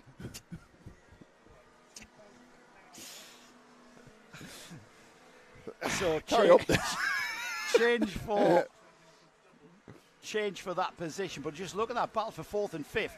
Oof. With the clock ticking towards the checkered flag, Paul Ozan has not got things easy. He hasn't felt it necessary to drive defensively into the Hans hairpin, into the horseshoe then, and he's aware that Adam Rogers is there, but Paul Ozan, very, very experienced head on the man, been around karting for many years, started here at Clay Pigeon when he was 1984, I think he said, as a child in junior Britain, I think it would be back then.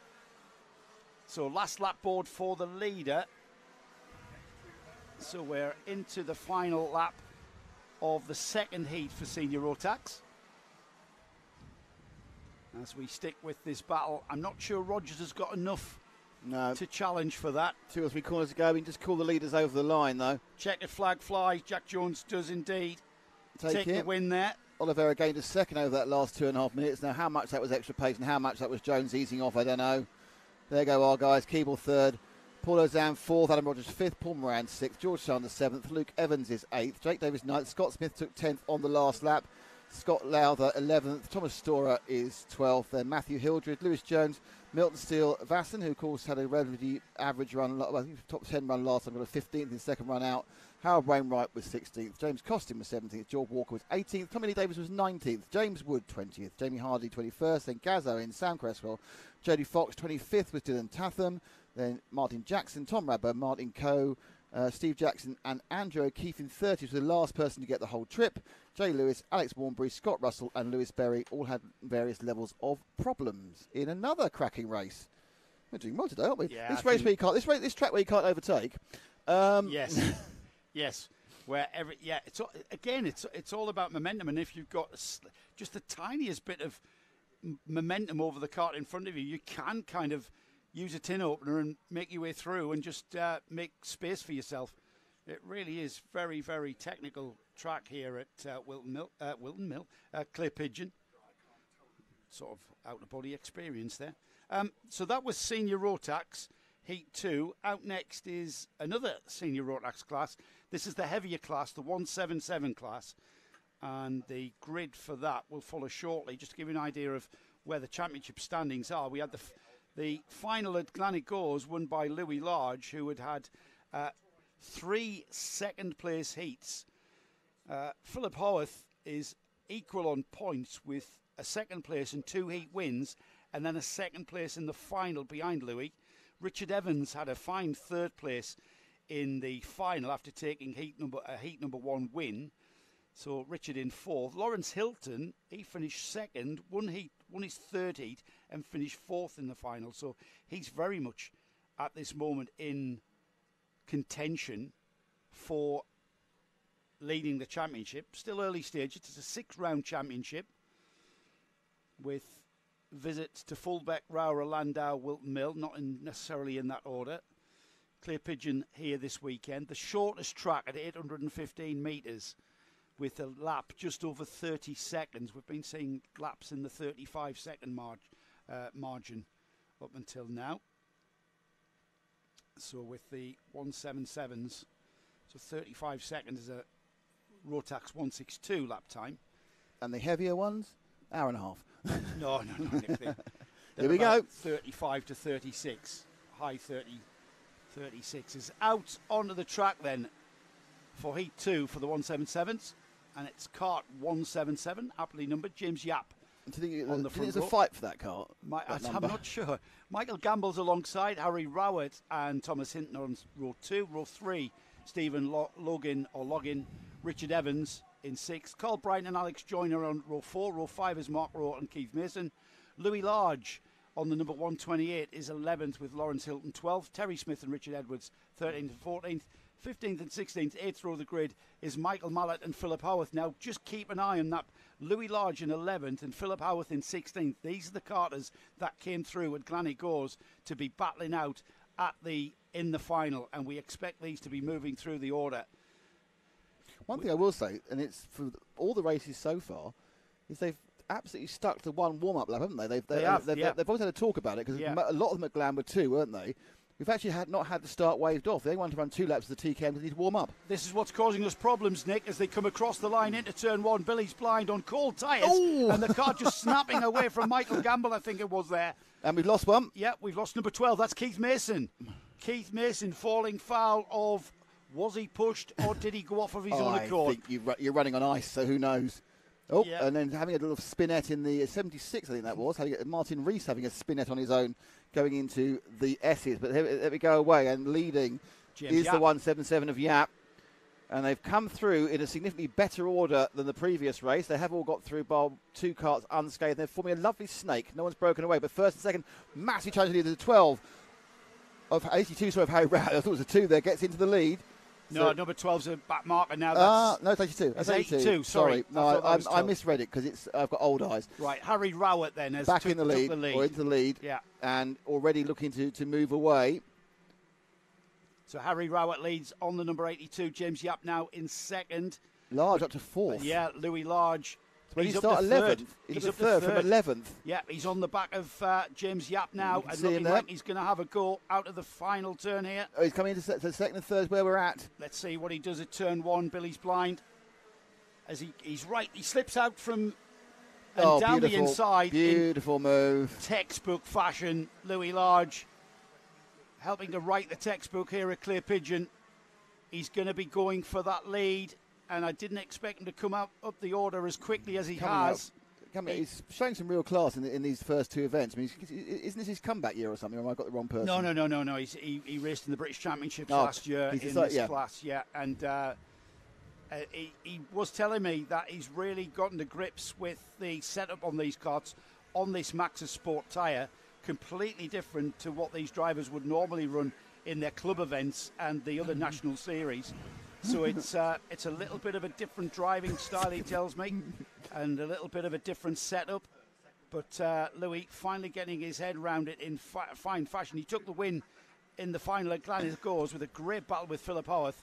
We expect that to continue today, but right now it's all about Louis Large closing down on Harry Rowett on the 82. Less than a second was the gap last time by 9/10. Here we come across the line. What is it this time? Has he closed it ever so slightly? Yes, he has. He's took 3/10 out of him.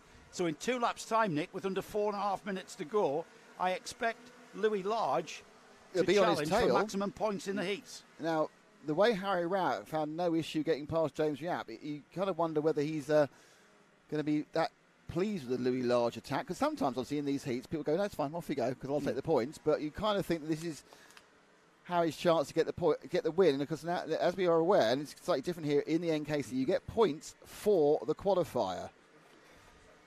Philip Howarth, by the way, on kart 101, who is currently joint leader in the championship, is now up to 5th with just under 4 minutes remaining, just getting past Carl Bryant on that previous lap. So he's not far behind Louis Large. Louis still behind Rowett as they go through the Hans hairpin into the horseshoe, and behind these two, that battle for 3rd now beginning to form a queue. James Yap, Richard Evans, Philip Howarth, Carl Bryant, just beginning to... Does Louis get any closer now? Because he's yeah, he took a 10th. Took half a 10th that time. Battle for 10th, Tim Darlow, Stephen Horner, down from Wardenlaw. Current Wardenlaw Club champion, Stephen, in 11th. But Tim Darlow moves ahead of Stephen Horner and puts Terry Smith in between him. There's Louis Large right on the till now, Nick. It's going to come down to a bit of racecraft. I'm going to say now, I think Harry's got a lot more for Louis. And I think he's now, it was 0.539. He's got that kind of enough for gap so you can't throw it up the inside. The non-threat up the inside, they did take a 10th out of him. So Louis still showing intention, but it is obviously, it's always easy to follow them to lead. And with this level of... well, you know what? Knowing Louis Large as I do, he's a very intelligent young man. He's not going to do anything stupid. He knows this is his first heat, and he's not going to risk anything. He's sat there. He knows how to pass. He knows where, and he's just watching. And what he's doing here is he's gauging Harry Rowett. He looks over his shoulder. Nobody there. Philip Howarth is there, Louis. Took a bit of the inside curb there of the start-finish. Well, not straight. Start-finish bend.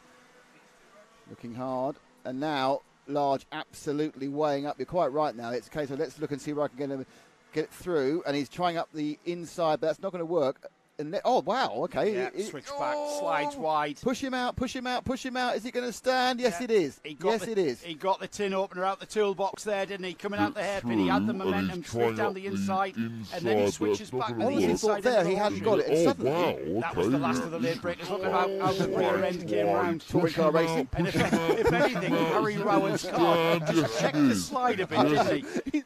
That was Turkington and Plato or something, wasn't it? Firm, very firm and firm, but fair racing from these two at the front. Louis Large looking over his shoulder because he can see his nemesis, Philip Howarth, in the 101. He's on the 101 and he's chasing them down. And these two at the front of the championship, now first and third.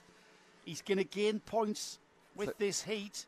Top three in the frame, and that's certainly a comeback from nowhere from Howard. So obviously he's had, whilst these two have been arguing, he's absolutely gaining hand over fist. I don't know whether he had a situation where his tyres took a while to come in. This is Howarth's home ground. This is his home track, so Philip Howarth is going to be very, very strong here at Clay Pigeon. Right on the way. That's the white and green card just coming up to the second place, Harry Rowett. Can Howarth, with 30 seconds on the clock, it'll be one lap to go next time by. So he's got 2 laps. Even the big man leaning down for a bit of aero advantage. I can't help think one less hamburger would be more of an advantage. And this is speaking for myself, obviously. I mean, you've lost a stone. You might make 177 these days. Still going to be overweight. Oh, I'm moving the outside at Hans hairpin. Thinking about now, I don't know, he might have been too far away. Have you seen Louis' overtaking manoeuvre? Well, Louis now playing canny. He's intelligent enough to think, right, I'm in the lead. I've just got to keep enough of this pace to look after the tyres. He's aware. He keeps looking over his shoulder. 1 corner a lap to go. Here comes the last lap board now, so he knows there's 1 lap to go. Howarth outside. Down the inside through the curb, but the outside of Billy's blind. Got him. Having to slot in behind. That was superb. Front end, he hasn't that cart. Harry Rowett knew what was coming there, and he closed the door through Billy's blind and into the S's. He still knows what's coming. Down the inside, side by side out of the hairpin. He'll slot back into that second place for the horseshoe. This is great racing from these two. Little bit of contact together. Howarth risks a penalty there on the bumper drop by coming into contact with the Rowett's rear end. And I hope for racing's sake that bumper hasn't dropped. No, that was a great last lap by Harry Rowett, because Howard had more speed and he absolutely played him and then blocked him, not in a bad way. That was great. In fairness, Rowett may not have won that, but I thought his racecraft throughout the entire race was really, really good. And then, but Louis Large just had a bit too much for all of them. Well, Louis Large was kept in check, wasn't he, for about 3 or 4 laps? But at the end, he had to succumb to the sliding advances of the number 128, who takes the heat win. Harry Rowett was second. Philip Howarth, I hope, will come third. I'm a bit worried about that bumper. Richard Evans fourth, James Yap fifth, Mark Rowe sixth, I should say. Tim Darlow 7th, Michael Gamble 8th, 9th is Michael Mallet, 10th is Alex Thomas, 11th I should say was number 66 Stephen Horner, Terry Smith 12th, Zach Bolton up to 13th. That's a great drive from Zach with Keith Mason after that first lap contra Tom. Keith coming through and finishing in 14th. 15th is Aidan Hammond, Dan Millward was 16th, Jonathan Harrison 17th, Steve Maidment 18th, 19th was Carl Bryant, Brian McCready, Andy Gosling, David Medlock, Richard Edwards, Stephen Loggin, Martin Rees, Jack Goodyear finishing down in 26th. And then we lost Liam Rabjohns, Alex Joyner, Lawrence Hilton, Thomas Hinton and Darren Edwards there in the early stages of that heat. We're just recovering those carts I've just mentioned, and we very quickly will go into the the first heat for senior TKMs. This is the first time we've seen the 110cc carts out. Yep, we saw the UK's, which is the 100cc TKM engines. Right, these are the 110cc single cylinder air cooled 110cc, based on the 100 UK engine, but with a slightly bored out. It's good you know what you're talking about. I think I do. It sounds like I do. I hope I do. Joe Bojo, right. 75 ADHD says, "Oh my God, yes, well done, Zach Bolton. So blooming proud." Yeah, Zach. Pardon me, just catching me with a mouthful of water. Zach down from the northeast. He races at Wardenlaw and Teesside, and he's telling me he's had 6 race weekends on the trot. He's completely bonkers, and here he is. Great to see out in the NKC, and I think he's bolting himself onto the 6th round. See what I did there? Oh, very good. So great to have Zach. Always good to catch up with Zach and have a chat. So next out, the senior TKMs. And if I can find me cursor, Nick, I'll have a look at how the championship looks for the senior TKMs. As ever, we expect some very, very tight racing. We've got the championship being led at the moment by Jake Campbell-Mills, and he had a heat win, a second and a third, with a second place in the final. Mitchell Ball is second in the championship. He had a heat win in his second heat and a 4th place in the final. Callan Lamont is in 3rd place in the championship. He won heat 3 and ended up 6th in the final. And then Leo Crabtree, he had a 3rd place in the final, a 2nd in his first heat. Ollie Milner is 5th, Lucas Sullivan is 6th, and then Louis Bevan, who had, if you remember, Nick, Louis is the driver who had an absolute nightmare in the heats. Yes. And then came through and won the final. So he had a 5th, a 24th, and an 11th in his heats. Blimey. Absolute nightmare. But Louis was right there. He's on the number 1, and there's a reason he's carrying the number 1. Is he the champion? He's the current champion. He's the reigning champion, the NKC champion in the senior TKM. Zach Bolton's got a huge fan club. He said, "Well done to my big brother Zach Bolton." So he's got 2 on it, and I think he was 13th in the last one. Mel Bolton. Bolton, so, and I take it. Jojo Bo 75 ADHD Rocks is obviously also in the Zach Bolton team. You want to How talk has to us? Zach got such a fan club then? I don't know. He's obviously a lovely lad. He is. He's a great kid. If you want to chat to us, we're on the YouTube chat. We're not on the Facebook chat because it's too many pages open as it is. We're on the YouTube chat. Just come and have a word with us, and we'll be fine. We'll be fine. It'll be fine, and we'll talk to you. Seems to have lost the use of the English language temporarily. Carts released. The Navos NKC continues, and it's the first heat. So I assume these should get 2 warm-up laps as TKMs. As TKMs. A little bit trick. Look at that. Cold tyres coming into play on that outlap. How many times have you done that, Nick? Did you race TKMs? Yeah. Yeah, I raced TKMs in 1989 and 1990 before side pods were de rigueur, really? Which is why I had an accident at Tilbury where I had a wheel interlock accident, chucked me out and dislocated my shoulder. Oh, really? Which was literally the day after a party I'd been to where I didn't drink. Party I'd been to where I told my sister that karting was completely safe. The next time she saw me was in hospital. Relatively safe, I think. Well, that was it. But it's completely safe. And then she went, right. And I was in Essex General or something, having my shoulder. It was quite a big thing, so they give me a general, everything I was in for a day. So Alexander Lehman with Ricky Wright alongside Jason Lovett and Will Cregan, or Craigeen, I should say, on the second row. They're in order. They may get the go-ahead after just 1 lap of warm-up. Blimey. They've definitely been told this in the driver's briefing, haven't they? It's the 91 leading into Billy's Blind. That's Alexander Lehman. Quite sensible into that first corner. I noticed it was a little bit less in-lane shuffling, and they kind of went through relatively easily together. We have seen a lot of kind of wobbling, but now they're going to start thinking about the racing starting as they come into Hans Hairpin for the first time. But no, one cart's gone spinning off the back there, but the rest have got through. I think he was probably lightly helped. Oh, must have a clutch. He's kept going, that one. So that's got a clutch, that cart. Yeah, that one has. Good job. Cold tyres, again, coming into play, and it's the drivers who were the bravest on these very slippery 65 carts. who fell off. I'm not sure who the 65. Matthew Temple has fallen off. 1 and 2 away. Oh, it's Jake Campbell. Jake Campbell-Mills, who leads across the line for the first time. Will Cregan, while we were focusing on all the carts that were going off, up into the lead of this race. Jake Campbell-Mills leads across the 9. Will Cregan second. Alexander Lehman, who started on pole, down to third. Liam Circa up 3 places to fourth.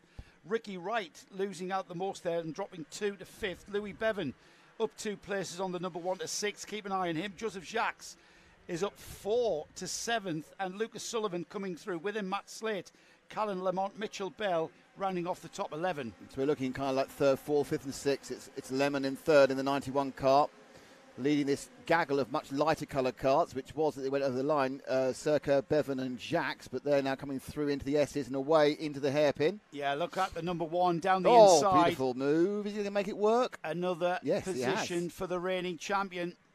He looks over his shoulder just to check where everybody else is who's followed him through as well. 55, yeah. Joseph Jacques said thank you very much as well. So another bit of Dory. So 1, 2, 3, 4, 5, and it's the kind of 4th and 4th cart that's really beginning to make the move. That's our last season's champion, Yeah, he's Bevan. They'll be 4th this time round. up to 4th, and the question is, can he The catch? leader's made a bit of a break, to be honest, in Jake He has. Campbell-Mills, but this now is a train of cars. Interestingly, having got past, Bevan's not really gapping the rest of the field. They're following him round in a. We're looking at the 2nd and 3rd Cregan and Lehman battle here, and that is getting closer. So what's kind of happened is it's absolutely wonderful news for Jake Campbell-Mills. 2nd and 3rd are half a second apart, something like that. Yeah, I'll tell you now, Nick, as they cross the line, Campbell-Mills leads. Will Cregan got a gap of 1.7 seconds. We've got then 2.2 seconds to Alexander Lehman. Louis Bevan right on his tail, though, in 4th. Joseph Jacques in 5th. Callan Lamont up to 6th ahead of Liam Circa. And Liam Circa has had a nightmare of a lap there and losing place. He'll be trying to hang on to those positions and getting himself as far up the order as he can in these early heats. But who can catch the leader? It looks to me as though Jake Campbell-Mills is kind of controlling the pace. Behind him, Will Cregan. There's the 84 of Will Cregan. Alexander Lehman has now got Louis Bevan even closer across the line.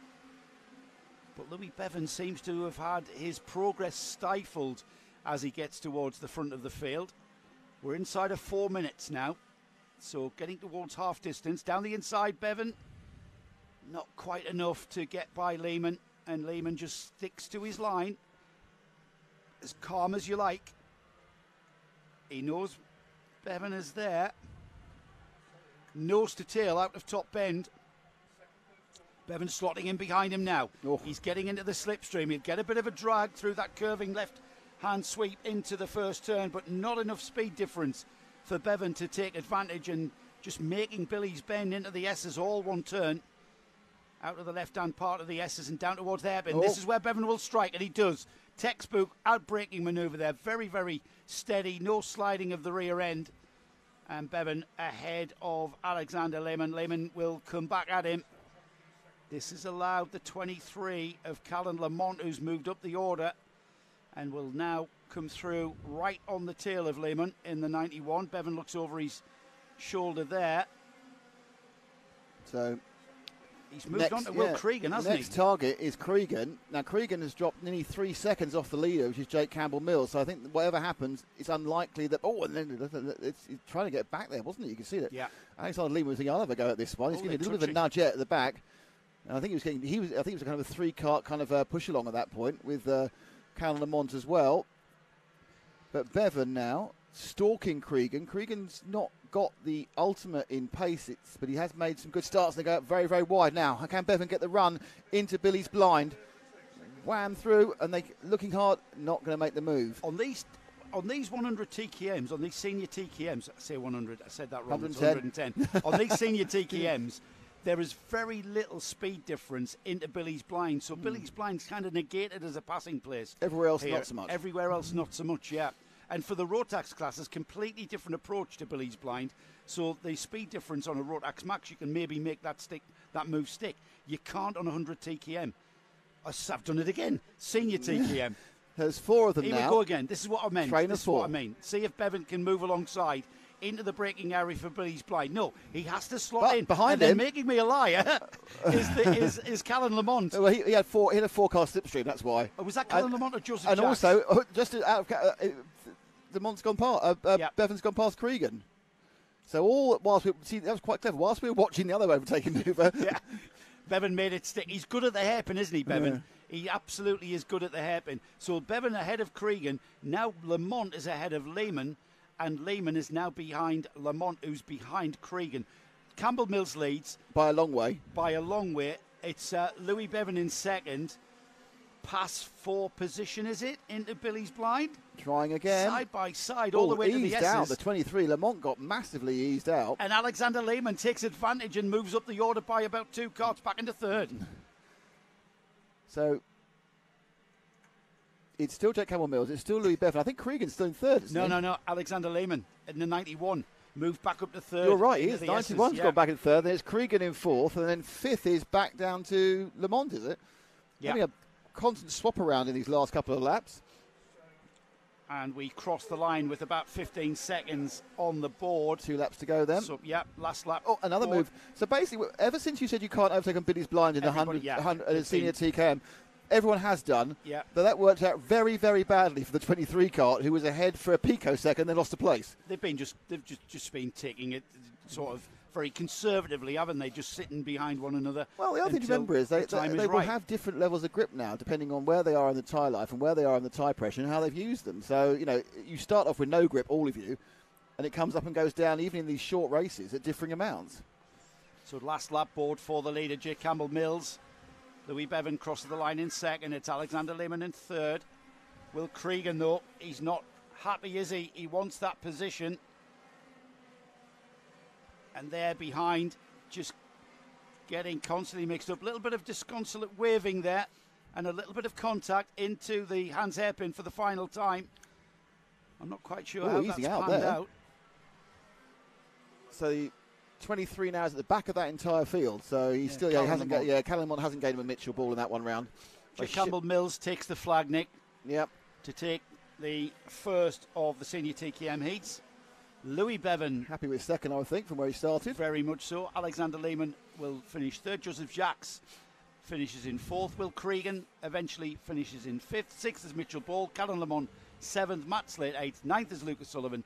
Ollie Milner rounds off the top 10. And then in 11th, we've got Leo Crabtree, Charlie Savage, Matthew Horton in 13th. 14th is Oliver Fathers. Leanna Page is 15th.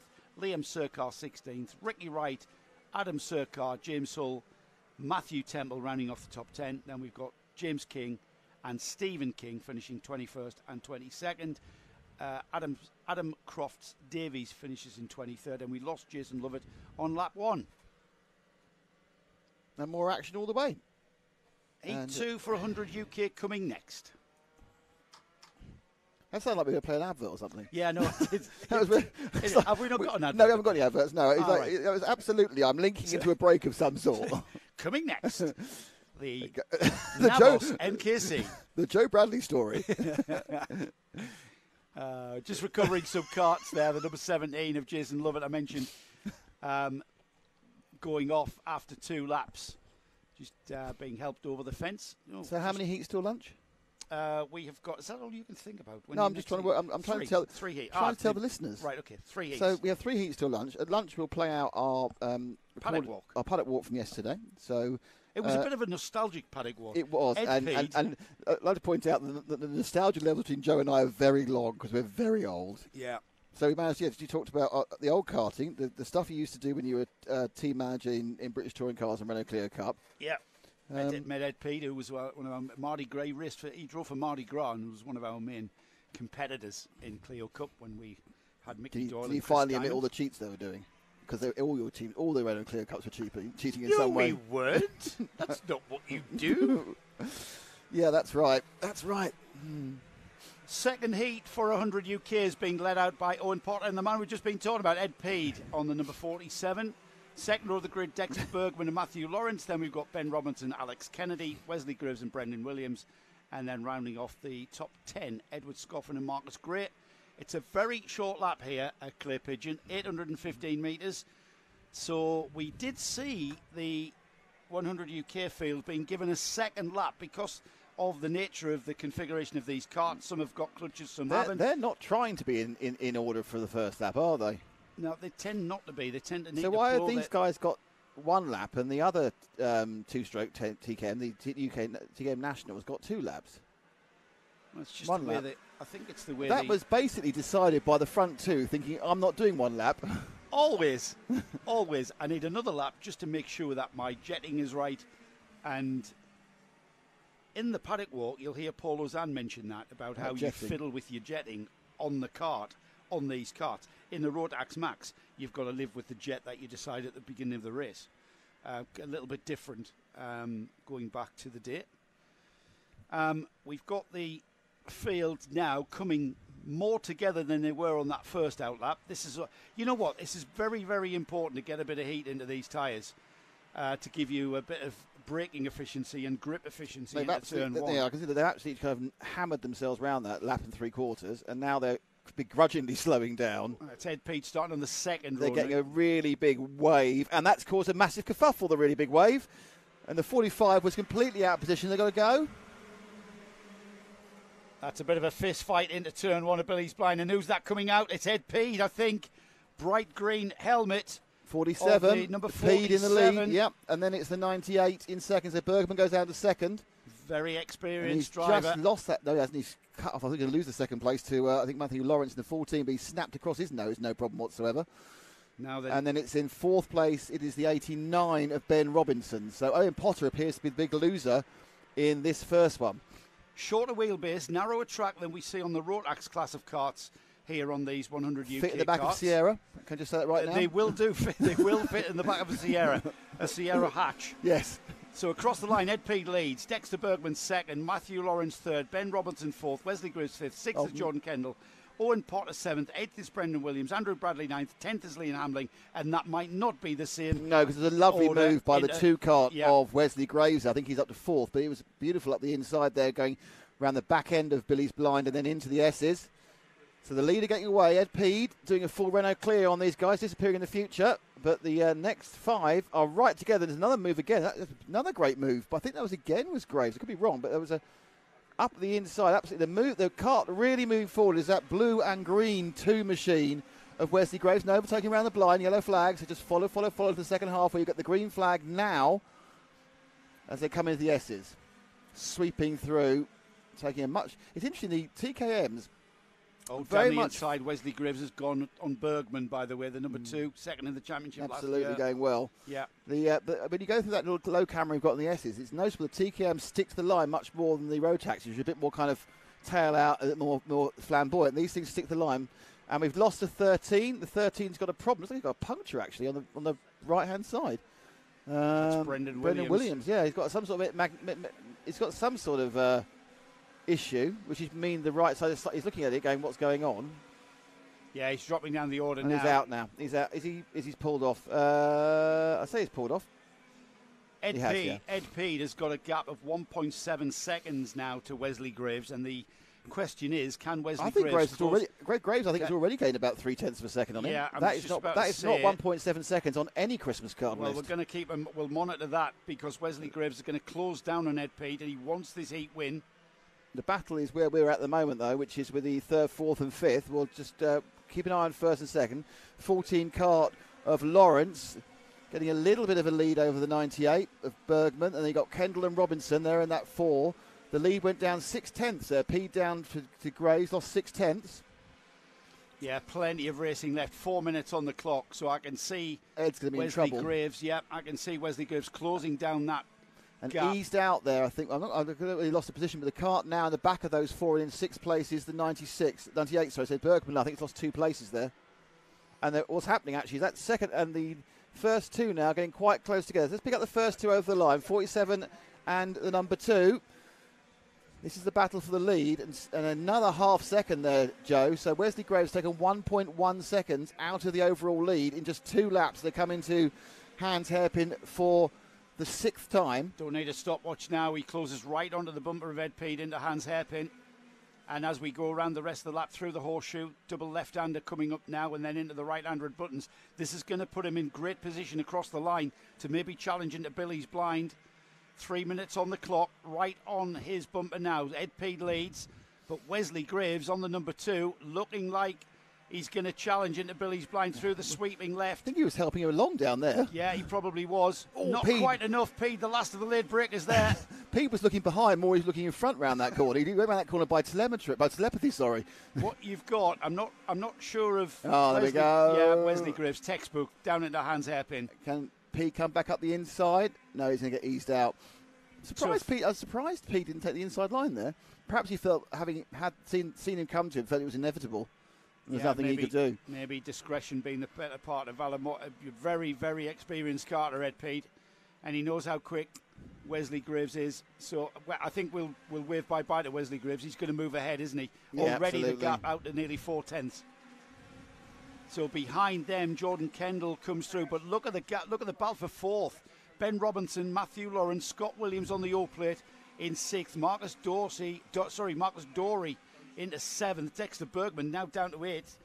And we've got movers and shakers in that fourth down to ninth place. That's where the action is. Scott Williams, who took the O-plate win at Wilton Mill last year and carries the O-plate into 2022, up to sixth place now. And They're right together who's now. That behind him? Who's that behind him? That's the Sorry, 90 ahead of him. That's the 89, isn't it? It's Ben Robinson. Ben Robinson now in fourth. So Scott Williams, Matthew Lawrence losing 2 places and dropping from fifth to seventh. Scott Williams and Marcus Dory moving ahead now fifth and sixth. But look at Scott Williams on the O-plate. He's right on the bumper of Ben Williams. Oh, up the inside. That is that 89 of 84? Robinson or 84? Ben Klukas. Are we that far back, are we? Yeah, Ben Klukas in Oh, ninth. you're absolutely right, yeah. But Ben moving up the order. Another cart with a problem there on the outside, going slowly. I don't know if it's a lapped cart or not. Ben Klukas is one of the quicker drivers on that 84, so he's moving through the field. Remember, this is the sort of action that mixed grids give us. So the second of those carts is the zero cart of Scott Williams. So it's the Robinson and Williamson battle here. The battle for fourth. Where's third? Oh, third's got a little bit of a gap. So this is the fourth and fifth and sixth right together and up the inside. Oh, I thought he was going to get that one. That was kind of an optical illusion on the camera there. Look, he's way much more inside of Robinson than he actually was. But the O-plate of Williams now under pressure himself from the 22 of Marcus Dory. Yeah, out onto the start-finish straight, out of top bend using all the curb. Here they come. It's a slipstream battle through the curving. Entry to Billy's Blind. Down the inside goes Williams. Has he made it stick? He has indeed, and Dory goes through with him. He's got the line into the S's, and he makes that stick. So Marcus Dory follows Scott Williams ahead of Ben Robinson. So into fourth now for the O-plate, and Marcus Dory going with him. He's going to get, I'm not sure if he's going to get 2 laps. He might do. I'm just waiting for Wesley Graves across the line to ping the next one. So looking for Wesley Graves now in the number 2. Crosses the line now for last lap board Last for lap, the yeah. leader. So there's only one more. Yeah, last lap board for these carts now who are... Surprised that Scott's not pulled away once he's got ahead. And in fact, he's got a little bit of a sniff there from Dory about going past the O-plate man. But not happening. He's going to do it. He's going to do it now into the hairpin. Scott going around. Scott, oh, he's giving it a dives down the inside. It's mostly grass on that part of the corner, and he's easing him out. That is Silverstone Club Circuit touring cars every Sunday of a weekend. That is. Yeah, great move for Marcus Dory. Caught Scott Williams napping. Checkered flag for the winner though. Wesley Graves takes heat number 2 for 100 UK. Ed Pete in second. He'd be happy with that. Here comes third place Jordan Kendall in that scrap for fourth. That went the way of Marcus Dory there right at the flag at the final time through the Hans hairpin. Scott Williams fifth, Ben Robinson sixth, Ben Klukas, look at that for a drive, up from the rear of the grid here, up to seventh. Liam Hamling eighth, ninth was Matthew Lawrence, Lee Hackett 10th, Dexter Bergman 11th, Andrew Bradley 12th, Adam Sirrett 13th, 14th was Edward Scoffin, Marcus Gray 15th, Owen Potter 16th, Tom Pattle was 17th, Alex Kennedy it was in 18th, John Allen 19th, and James Cannon 20th. We lost Dominic Pine, Brendan Williams went out on lap 2, and then Lee Jackson, Ross Kerno we lost on the opening lap. Heat number 3 for the senior Rotax classes next. Before we go to the break, we've got senior Rotax 162, followed immediately by the senior Rotax 177. That'll take us into the lunch break.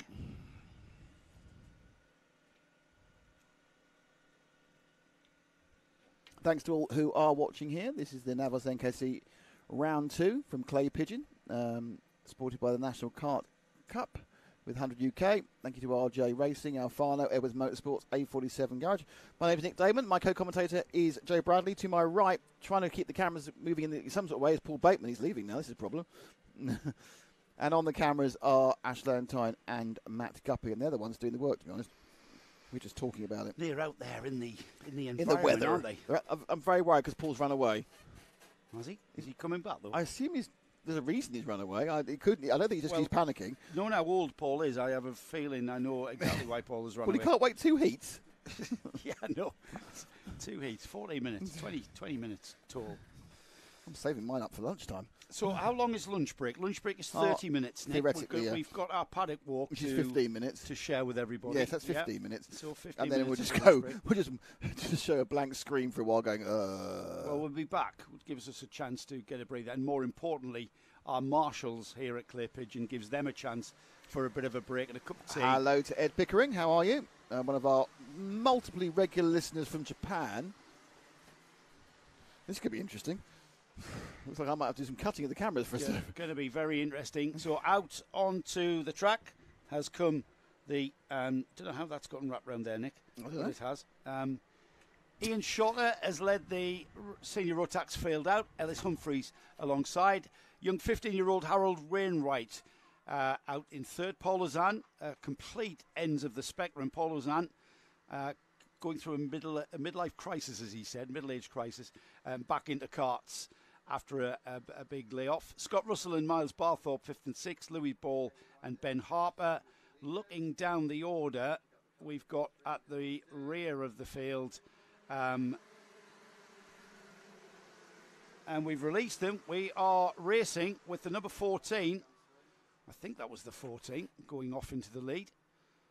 We'll be able to see through the S's, everybody in order without any incidents to report. So in very ordered fashion, a great start from the number 64 of Ellis Humphreys, who did start in the front row. We've got the number 13, a spinner at the horseshoe, but Ellis Humphreys it is who leads by a considerable margin across the line to complete lap number 1. Behind them, though, this is the battle. Harold Wainwright, Paul Lozan, Miles Barthorpe, Scott Russell through in 5th, Louis Ball 6th, and Harold Wainwright holding off Paul Lozan, the very experienced former All-Plate, Super 1 All-Plate holder. Behind them, the number 124 of Miles Barthorpe right with him. So these three battling for 2nd, 3rd and 4th. Across the line to complete lap number 2. Will Lozan make a move? He does indeed. Remember, this is where he started his karting. He knows Clay Pigeon didn't make that stick, and in fact he loses out almost to the number 124 of Miles Barthorpe. So Paul Lozan, he had to have a try, didn't he? And he did. He slid wide though. Just could not check that momentum adequately enough to keep Wainwright behind him. So the 15-year-old continues in 2nd. 1.3 seconds up the road though is Ellis Humphreys. It's not right. It's his 2nd season in the seniors as well. He's a big lad. He's 6'3". I thought you couldn't be in the seniors 2U14. 2U15 anyway. Special dispensation because of his experience. And size. And I mean, you know, he's doing all right, he's very mate. He's doing capable, brilliantly, isn't he, yeah. racing with the seniors. Paul Lozan's coming back at him though, into the S's for the 4th time. And behind Wainwright, we've got a bit of a kerfuffle. We've got 2 carts off at the hairpin. They've been there a couple of laps now, Nick. Yeah, they're just sorting themselves out. They're actually moving them now, which is why the yellow flag's waving more vigorously. Right in the accident report, I think. The leader a long way ahead, Ellis Humphreys, and then you've got this battle for 2nd, 3rd, 4th and 5th. Harold Wainwright, he's in 2nd. What's the gap of the line to the leader, though? Paul Lozan still trying to get by. Doesn't try down the inside of Billy's Blind, but behind Paul Lozan, Miles Barthorpe, Louis Ball, Ben Harper, Scott Smith, Scott Russell, Lewis Jones, Jay Lewis, Martin Jackson in 11th. 1, 2, 3, 4, 5 carts now, about to make that 6. Behind Harold Wainwright, who's doing an absolutely sterling job keeping the more experienced. I mean, Azan looks very aggressive. The way it was an aggressive feeling to the way his cart's hanging around the back of Wainwright there. But he's actually under maximum pressure himself and Miles Barthorpe, isn't he? Miles is looking for an error, but they are sticking to the line like glue, these guys. You're not seeing that. I think what has happened, in fairness, in the last couple of hours, since they were last out, hour and a half, is the track temperature, the actual tarmac temperature, have gone up quite a lot, because whilst the air temperature is low, it is sunny. So I'd expect the track temperature is probably quite healthy by now. Yeah, I think so. Ideal conditions, because the engine's like cold, and when the air is cool, it's thicker. You get more oxygen into the air. Here comes Ozan again. Oh, he thought about that one. He's up. Yeah, he has to slot in behind Wainwright. Wainwright just positioning his cart just a little bit to the centre of the track, and that just closes off that potential of a pass at Billy's Blind. Here they go along the Sturmey Straight, and now Ozan down the inside. Textbook outbreak into a hairpin. I kind of felt, and again, you've seen this happening a couple of times now, and you kind of thought, why did the guy in the lead not take the defensive line? I mean, maybe because it's early in the race, he's not that bothered, but the 29 there of Harold Wainwright, I kind of thought it was obvious what was going to happen. Why don't you just move across? Just use you have the track. It sometimes feels very uncomfortable to drive defensively, doesn't it? Mm. Because you kind of compromise the exit of the hairpin towards the horseshoe, and that's probably what's been at the forefront of Wainwright. Wainwright knows that he's got a challenger in the form of Miles Barthorpe now. He can see the rear end of the number 72 of Paul Ozan now just eking away from him. And with less than 2.5 minutes remaining in this heat, it's whether Wainwright can keep Barthorpe. And behind Barthorpe, they're just queuing up. They're queuing up behind young Harry. Here they come again. Up the inside for Barthorpe. No, that wasn't. And also, that if you don't make the move, you lose quite a bit of time. You lose 2 or 3 tenths by thinking about it, then being in the wrong place for the first part of Billy's Blind. And that has caused there was a gap between Barthorpe and Ball, and that's gone because he decided he wanted to try and overtake. And Ball now very aggressive, looking to try and nudge Barthorpe round. So this is either going to be the greatest racing ever or incredibly large amount of tears. Barthorpe through it, Button. And 2 of them are going to get it. It's going to be that usual thing. One gets through the doors open. Can he keep it shut? He can. Oh, yeah. Well done, Wainwright. Miles Barthorpe just had a lot of momentum out of the bend to the right-hander at Buttons. Getting worse for him now. Wainwright dropping 2 more places. He got edged out slightly there, and now that 29 car, I think he's down in 6th, I think it is, because Ball and Harper got past him. There's more battling going on at the Hands hairpin. And the victors come away again, and up the inside goes the white cart. And it's the 42 of Jill Lewis coming through there. Yeah. He went through with Ben Harper, didn't he? And so it's this train of carts now. So I think it's the 70 of Lewis Ball. Yeah, he's now got the 42. Absolutely right, of Jay Lewis behind. Lewis, of course, was having a lot of action in the first heat. Jay Lewis up 2 places up into that 5th place. Harold Wainwright now down to 6th. Ben Harper in 7th. So it wasn't the 62, but the 42 that I saw. So Ellis Humphreys leads with a 4-second gap to Paul Ozan, who's got another 4 seconds to now Miles Barthorpe. Or 0.6 of a second, I should say. That's not showing me the gap in chronological order. That's a 1.1 second to Louis Ball in 4th. Then we've got Jay Lewis right on the tail of Louis Ball. Harold Wainwright, Ben Harper, Scott Smith, Lewis Jones, and rounding off the top 10, Scott Russell. So nothing but action, but we have one man, Ellis Humphreys, 4.2 seconds ahead. Now the second and third are now getting very close together, which is the 72 and the 1. So you can pick up second and third. They're just about at the top of the track now, and they are coming. So they're coming now down the start finish. This is the second and third battle, and they're going to go into the run into Billy's Blind now.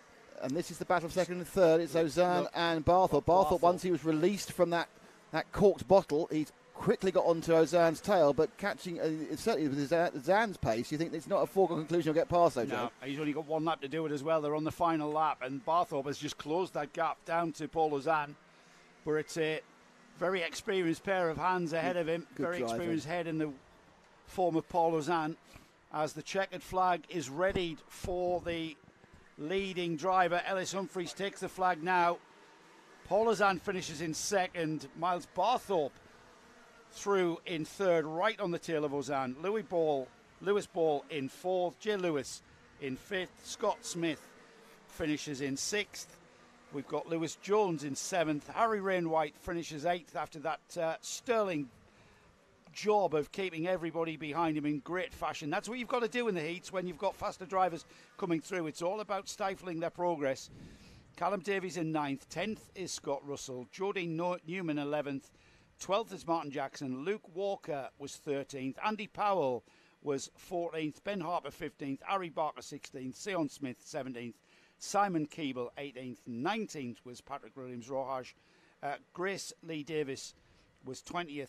21st is Jamie Hardy.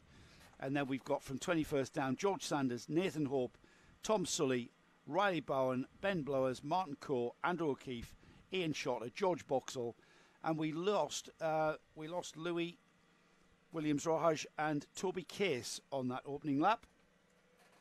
Edward Pickering, my long-time RC watcher from Japan, has asked a question. What does Rotax mean? It's the manufacturer's name. It's the name of the manufacturer Of the engine. of the engine. Yeah, it's an engine manufacturer. TKM is an engine manufacturer as well. Yeah, Talco.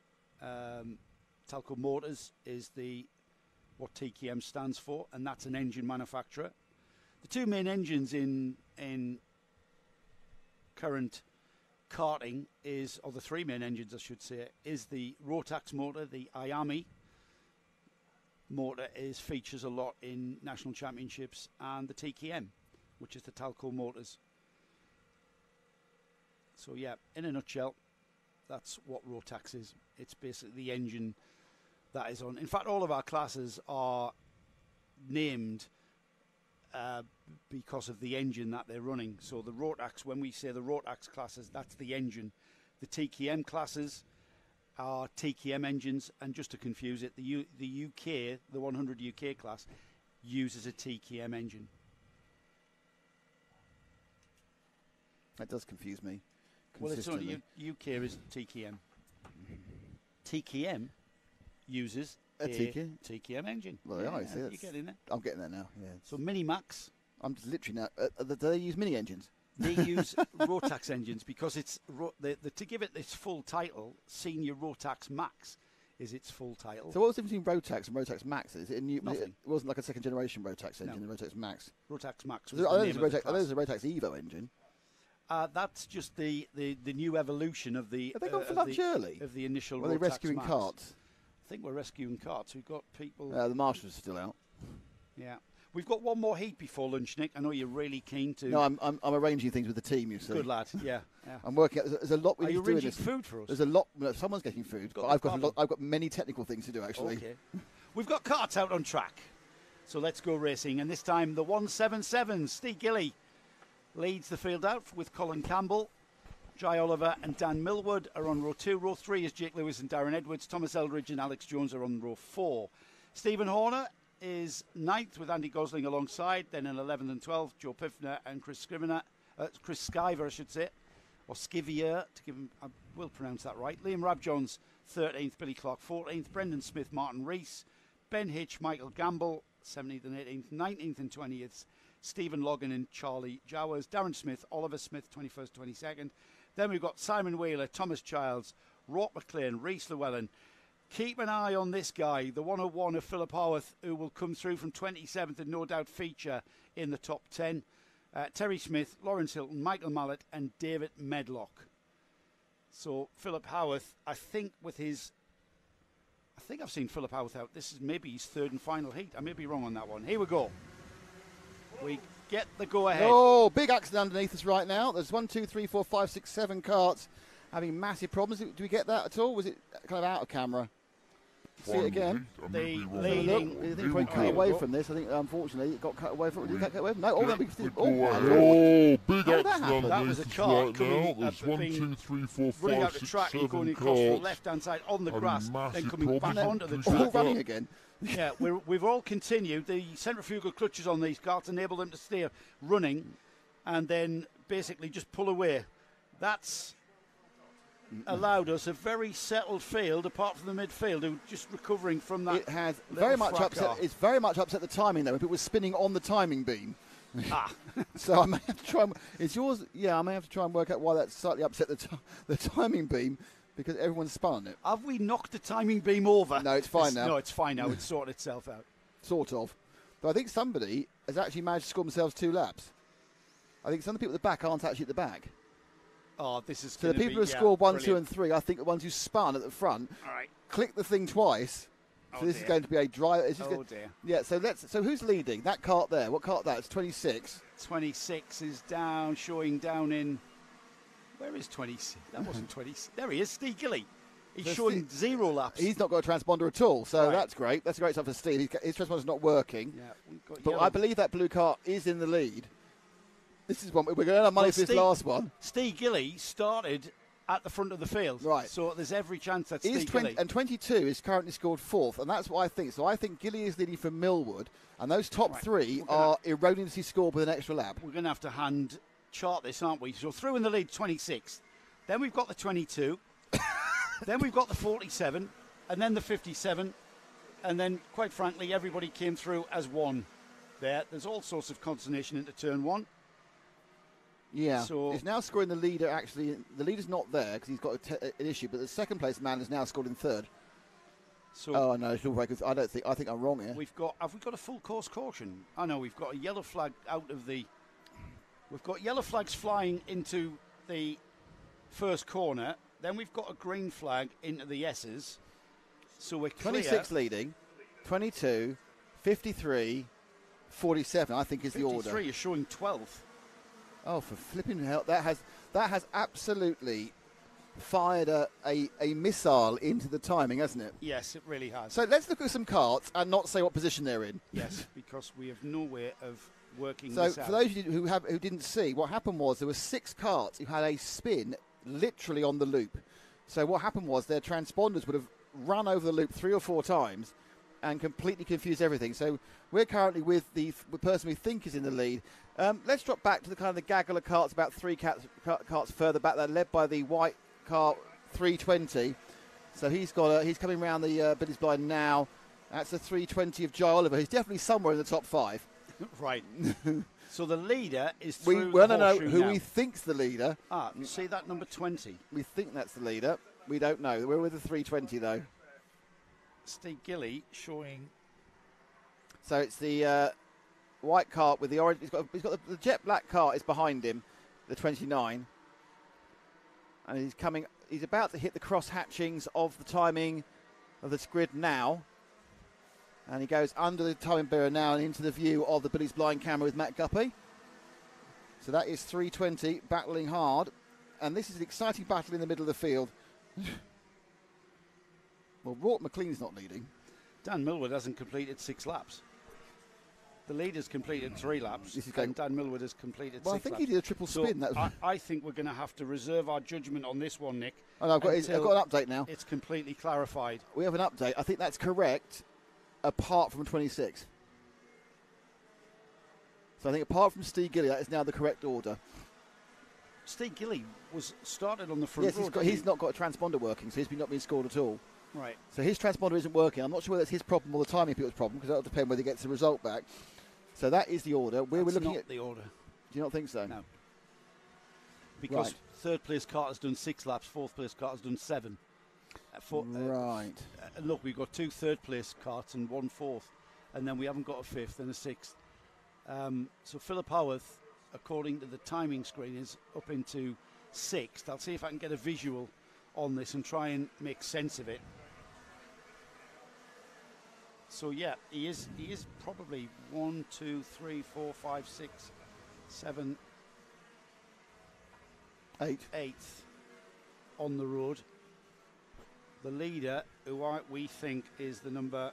Well, Steve Gilly's now been scored with 5 laps, which is weird. Yeah. So this is very confusing. Black and white there are 2 driving standards for 25 and 24.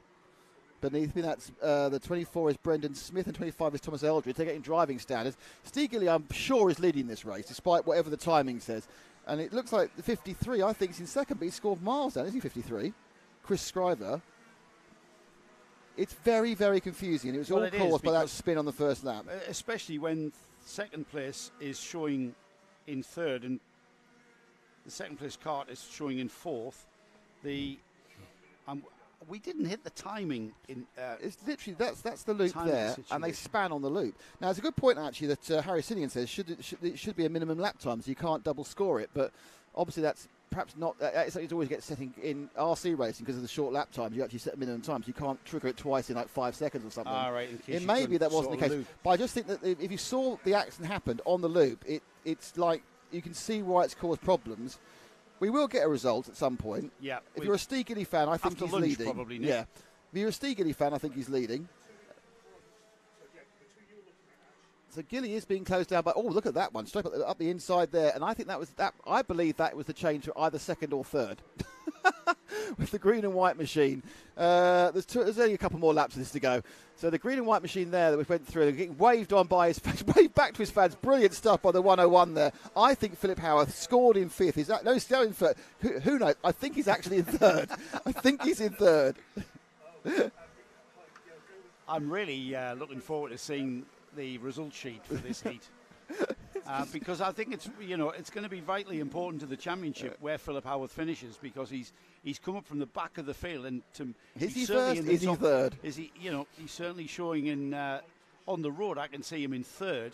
Now, he's gone past with no battle. He went past, I think the 53 actually isn't in that position because he let him through. So Scrivener let him through really easily, so I think he knows he's a lap down.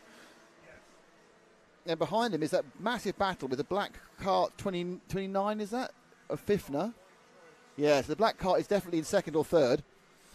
Just ahead of the Well, we're 23. showing- Last lap. We're showing Steve Gilly, who's on the 26. Gilly's got an issue with his transponder, Yeah, so it's- I think he's won this. The 29 and the 23 are battling, and they've got half an hour to sort this rubbish out, though, because it's lunch next. I've never seen that before. No, neither Never right. seen that. Neither right. Gilly, Gilly punches the air. He doesn't know he's 5 laps behind, officially. Yeah, Great. I think Steve Again- Gilly takes the win on the 22. Great. Is that Philip Howarth up into second? I think so, yeah.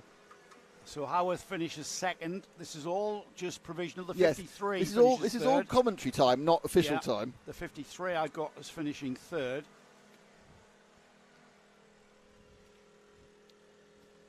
So we'll have to wait until after lunch to clarify Yes, that to work one, out Nick. what the heck's going on. Yeah, so we go into a little break now, everybody, and then we'll be back with you after a 30-minute lunch break. So we're going to show a bit of a 15-minute or so feature we did, and then we are going to have a 15-minute piece of information on the screen saying we're coming back. But we're back in half an hour, so we're back with live action at about 20 past 1. See you in a second.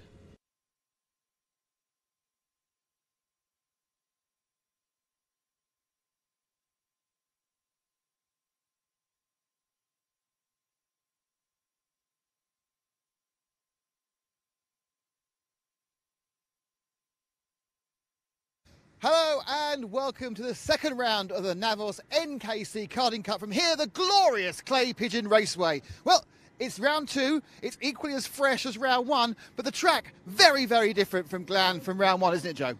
Very different, Nick. 813, 815 metres. It's just over 30 seconds a lap. It's going to be very, very busy. Going to be very busy for us, keeping our eye on everything. But it's the shortest track we are going to come to in the NKC Championship. And from that, it's a very, very busy lap. There's maybe only 2 passing places. It's very fast in sections. Again, we're going to talk about momentum. Do we ever talk about anything else? We're going to talk about momentum, and it's going to be very tricky. The people who can pass are going to really sort of come to the fore here. Well, it's nice to see a complete contrast of Glan in round 1, but what we the same as Glan in round 1 is that Joe is going to go into the paddock and chat to a few of our, karting stars. Paul Moran, he's on the number 77 in Senior Rotax. Paul, round 2 of the NKC. Tell me first, how was round 1 for you? A learning curve. Never been to GYG before. First time there.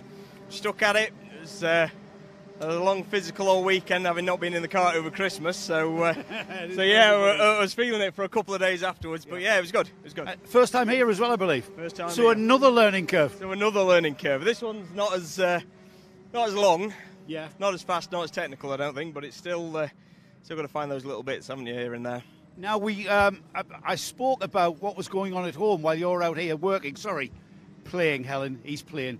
And there was talk of a chicken dinner being made, wasn't there? However, hopefully there'll be some leftovers for sandwiches tomorrow morning or Monday morning. However, there was no chicken dinner. Helen went and took the kids to the pub, is that right? She took the kids to the pub, yes. Thomas and Daniel went to the pub for Sunday lunch. For chicken dinner, though? Probably, yeah. Carvery. So what's happening this Sunday while you're here? They haven't told me the plans. So there could be a chicken dinner being made. I think Helen slaving over the stove. They wanted to get rid of me. They wanted to get rid of me. But yeah, they'll be up to fun. I think it's cinema today. They've got tennis and football and everything else that the kids do because it's cheaper than karting. I tell you what, though, in all fairness to Helen, I've been where you are. I've karted for many years. You do need the support of a partner, don't you, to allow you to do all this? Because you're away from home for a couple of days, aren't you? Yeah, she's brilliant. The family are brilliant as well. So it's we don't get out much, working from home now with COVID and all the rest of it. So me coming away with a weekend with a few of my mates, it's good. It's good. We enjoy it. We have a laugh. We can't be fast, we'd be famous, eh? We're on YouTube. Hey? We are indeed. Thanks, Paul. Best of luck this weekend. Thanks. Number 29, Senior Max. A little bit different. The driver of the 29 is only 15. Now then, why is a 15-year-old in the senior class? I'll tell you why. Because he's... And I'm not standing on a box to talk to him. Harold Wainwright. Yeah. You were H. Wainwright at round one, but now I've discovered you were Harold Wainwright. Yeah. How have you gotten away with being in with the seniors and being only... Are you sure you're only 15? Yeah, because of how tall I am and I've got lots of experience in karting, they let me come and do it because I'm not old enough yet, but they come and let me do it. So yeah, last year we finished third. Hopefully this year we can win it, but it's going to be difficult. Can't wait. How tall are you? I'm 6'3". Right, that's a lot taller than me. So you came third in the championship last year, yeah? Yeah. And was that in juniors? No, I was in seniors. Oh, you were in seniors again last year, so you were 14? Yeah, that was my first year in seniors last year. I had my first race in seniors last year. We won the round at fullback last year, and we finished third in the championship. So you don't mind racing with the adults then? It's just somebody to race with, I suppose, another competitor. Yeah, it's good fun racing with the adults. It's a new, different challenge, and yeah, it's enjoyable. I enjoy it. Are they more aggressive in the adult class?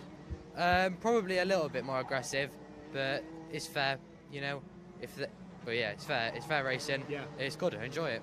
And we're here at Clay Pigeon. Is it a track that you like?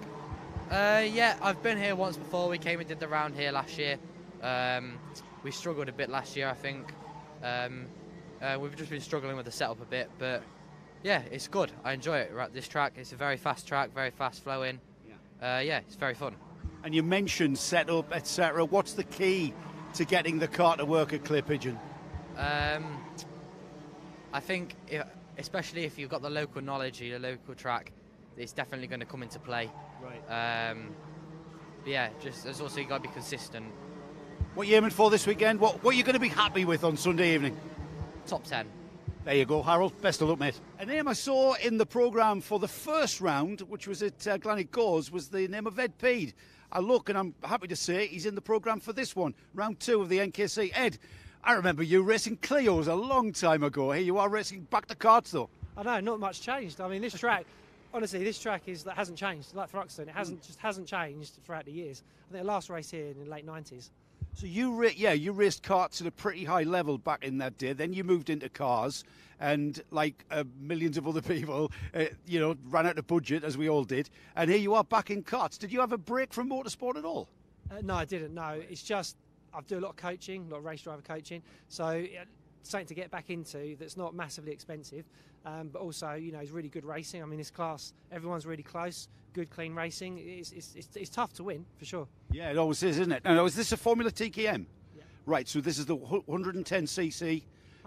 100cc. So is this 100 UK? Yes. Right, yeah. So this is a retro class, isn't it? Is this the sort of car you would have been racing back in the 90s in period? Not this particular one. I raced Formula A.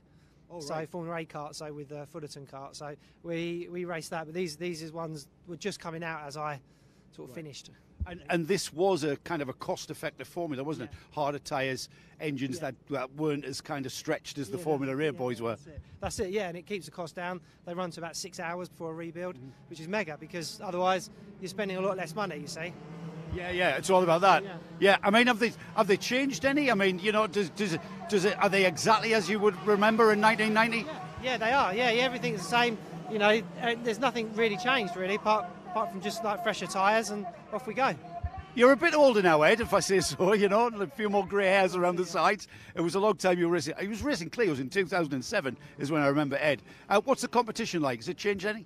It's tough. Yeah, it's tough. It's always tough. Is that because you're getting old, you mean? Maybe. But no, it's you know, it's just nice to keep sharp, really. Yeah. You know, I don't feel old when I get out there, though. I feel like it all comes back to me. But I mean, like, yeah, certainly getting underneath it, doing the engine. Yeah, I mean, yeah, that's the hard bit. The driving's easy, I would imagine. You did all right in round one, if I remember. Give us a bit of a recall on what happened in round one. Yeah, I did good in the heats. So I was on P2 for the final. Managed to get him into the first corner, lead the first couple of laps, and then he got me. And then I was close for him for about 8 laps, and then he just gradually pulled away. So, but it was a good race, though. It was a good race. So this weekend, Peerback, going to be that top step? Of course, yeah, of course. We'll try anyway. Yeah, he's never changed. Thanks, Ed. Some brotherly rivalry here at the NKC for 2022, and that's in the form of Ethan and Sam Wyatt. Two brothers. Ethan here is 12. Sam, you're the oldest one at 15.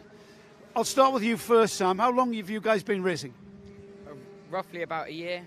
Right, so that isn't long, really, and here you are in a national championship. Indeed. Yeah, how are you finding it? We've got decent pace at the moment, just a few tenths off, but hopefully we're going to be on the fresh tyres tomorrow, so we should have an advantage. Right, Ethan, that's the tactic, is it? You've started at GYG with a fresh set, you're going with another fresh set here at Clear. We didn't do GYG, we skipped that round. So this is the first round for you guys? Yeah, so fresh tyres tomorrow. Right. Hopefully get on the pace quick. Right. Ethan was telling me, Sam, that he is the quickest of the both of you. Is that right? I don't think that's true, no. Why do you not think that's true? I'm faster, definitely. Is that right? No. See what I mean about brotherly rivalry. So what's a game of Monopoly like in your house with you two? I'll win every time, yeah. Is that right? Is he the banker as well? Cheats. So what are you expecting? I'll ask you first, Ethan. What will you be happy with on Sunday tea time? Maybe a top 5 finish. I'd be happy with that. I'll try my best, but it is what it is at the end of the day. Sam, you? Yeah, top 5 as well, but just in front of him. So I'm going to ask you one question and I'll come to you for the answer then. Is it massively important to beat your brother? Yes. Yeah. Of course it is. Anyone who's been around karting any length of time will be familiar with the name of Paul Ozan. And he's here, racing in the National Karting Cup. Paul, great to see you. I remember you racing in the 80s when I was racing karts, but you were at a much higher level. You were running pretty much at the front of the British Championship karting scene at that time. Yeah, that's it. When I started 1984, I started. Back then it was in junior Britain class. I lived in Guernsey at the time, so I was travelling over to England to compete in the Super One, racing like David Coulthard, Dario Franchitti, Alan McNish, a lot of top drivers. So it was a good pedigree, and I learned from the best really. Yeah, it was good. You were telling me earlier that your first race was here at Clear Pigeon. This is where it all started. Yeah, that's right. As I said, I lived in Guernsey, so from Guernsey to Weymouth was the ferry route. Right. So this was the closest track, in England for us. So yeah, my very first race in the UK was at this track in I think 1984. It would have been, yeah. Now, twice British Oplate winner, is that right? British Open. You had a bit of a break. You haven't been racing since the 80s. You had a bit of a break and moved away from motorsport. How long since the comeback? Yeah, okay. I think I stopped competing at top level 2002. My last race was actually at this track, was the O-Plate in Rotax, which I won. Yeah. Then I stopped racing then until probably 2016, 17. Right. And just had this midlife crisis to want to go and do it again, yeah. Yeah, and here you are back. The karts that you would have raced back then would have been a direct drive kart. The Rotax kart, a little bit different by the way of this centrifugal clutch. Yeah. Does that bring about a different driving style? Yeah, it's completely different. Obviously, with these water-cooled engines for starters, big carburettor, and the way you have to apply the power is completely different to what the Class 1s would have been years ago. You could just literally put your foot down, come out the corner. With these, it's a bit of a different technique to getting it right, yeah. And the other thing with these as well is that you've got a fixed jet. You can remove it and obviously change to a different size, but obviously years ago I was used to playing with the jet in as you were driving. Yes. So you can't do that with this. So if you're wrong with this, you're wrong through the whole race. and also a big part of the NKC, I think, is the tyre regulation. Yeah. 2 sets of tyres per season. And that's 6 races. Yeah. And now that's completely different to any other type of karting series in this country. Exactly, and that's really attracted me to this series as well, because the actual Rotax class, the Mojos, are probably around about 170, 180 quid. And you need a set for every race you do. Yeah. Even at club level to stand a chance. Whereas, okay, this is like a national event. What they've done with the tyres are £99 plus VAT for a set of tyres. And you're allowed 2 sets a year. Yeah, incredible. So can't go wrong. Yeah. It's good. And what type of performance difference is there with the tyre that you would use at any other club and the NKC tyre? Yeah. Surely it's harder, yeah? Yeah. I mean, these tyres obviously are a lot harder, but they're also a lot more consistent. So you can get a good day's running out of here, and you lose a few tenths from what there would be new, but where with their actual tyres, you need a set on a day. You set on for 1 test day, maybe 2 sets for the next test day. Where with these, you've got a really consistent. You can do little things on your car and you can feel the difference and not think, well, maybe it's the tyres or maybe it's not the tyres getting worse. You can actually feel the difference. It makes it, from a consistency point of view and setting your car up, really nice. Yeah. It's good. It's all part of the sport, isn't it, I think? And you know what? You've been racing karts since you were a kid. Yeah. Here you are in midlife crisis, his court, not mine. Yeah. What is it about karting that makes it so addictive? It's just great, isn't it? It's a good weekend away. The family come down, enjoy it.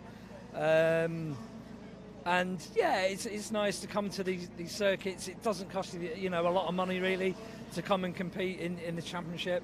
And just the driving pleasure I get still, even though I've been doing it like 40 years, it's just great. I still enjoy it. Yeah.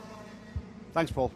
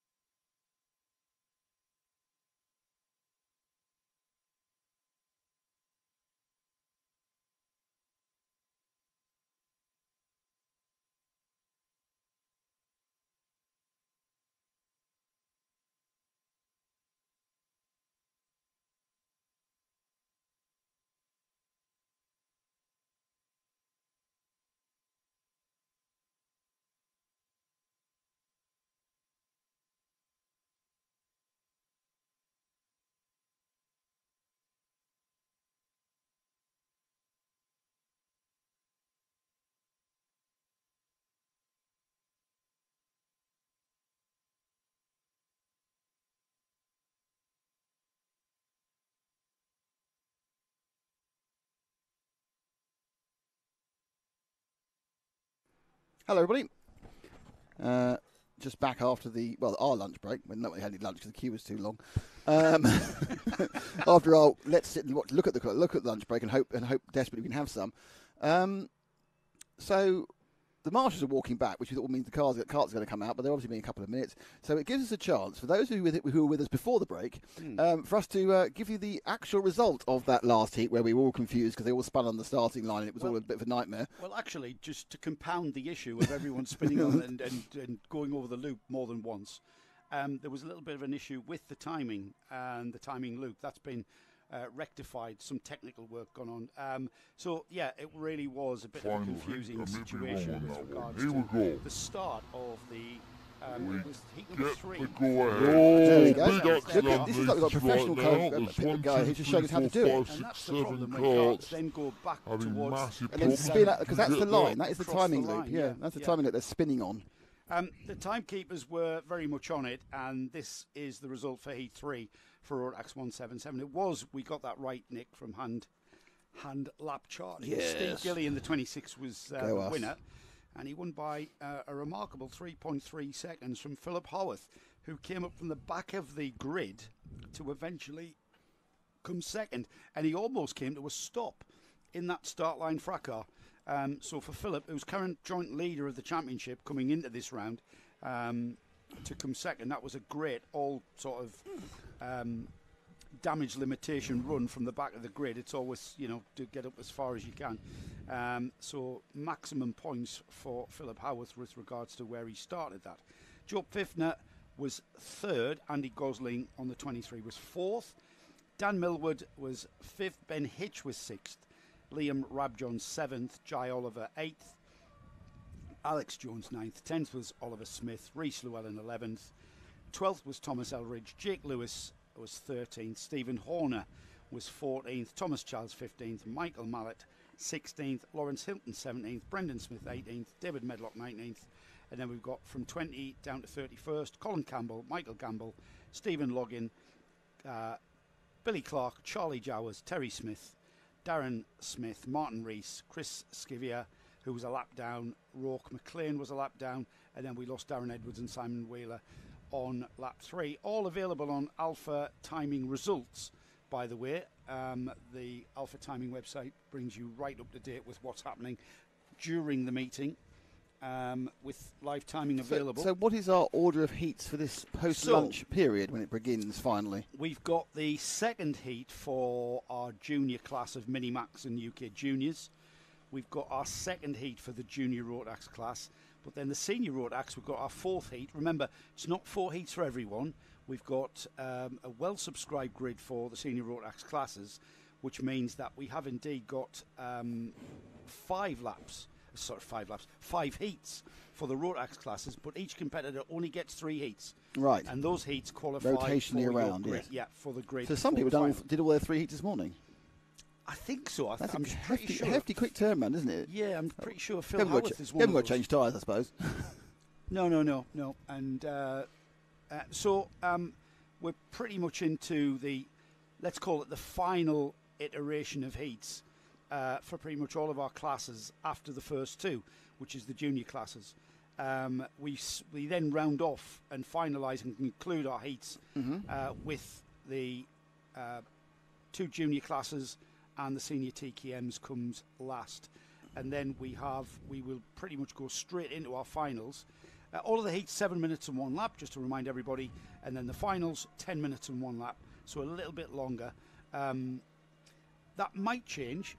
I've seen that happen in the past. If we get a lot of delays and we're behind in the programme, we can have that reduced to maybe 8 minutes, anything really. Yeah, luckily. But at the moment, it stands as 10 minutes and 1 lap for the finals. Yeah, we've been lucky so far. We've not had any incidents which required any movement on the ambulance, which is what you always want. You always want to see the ambulance not moving.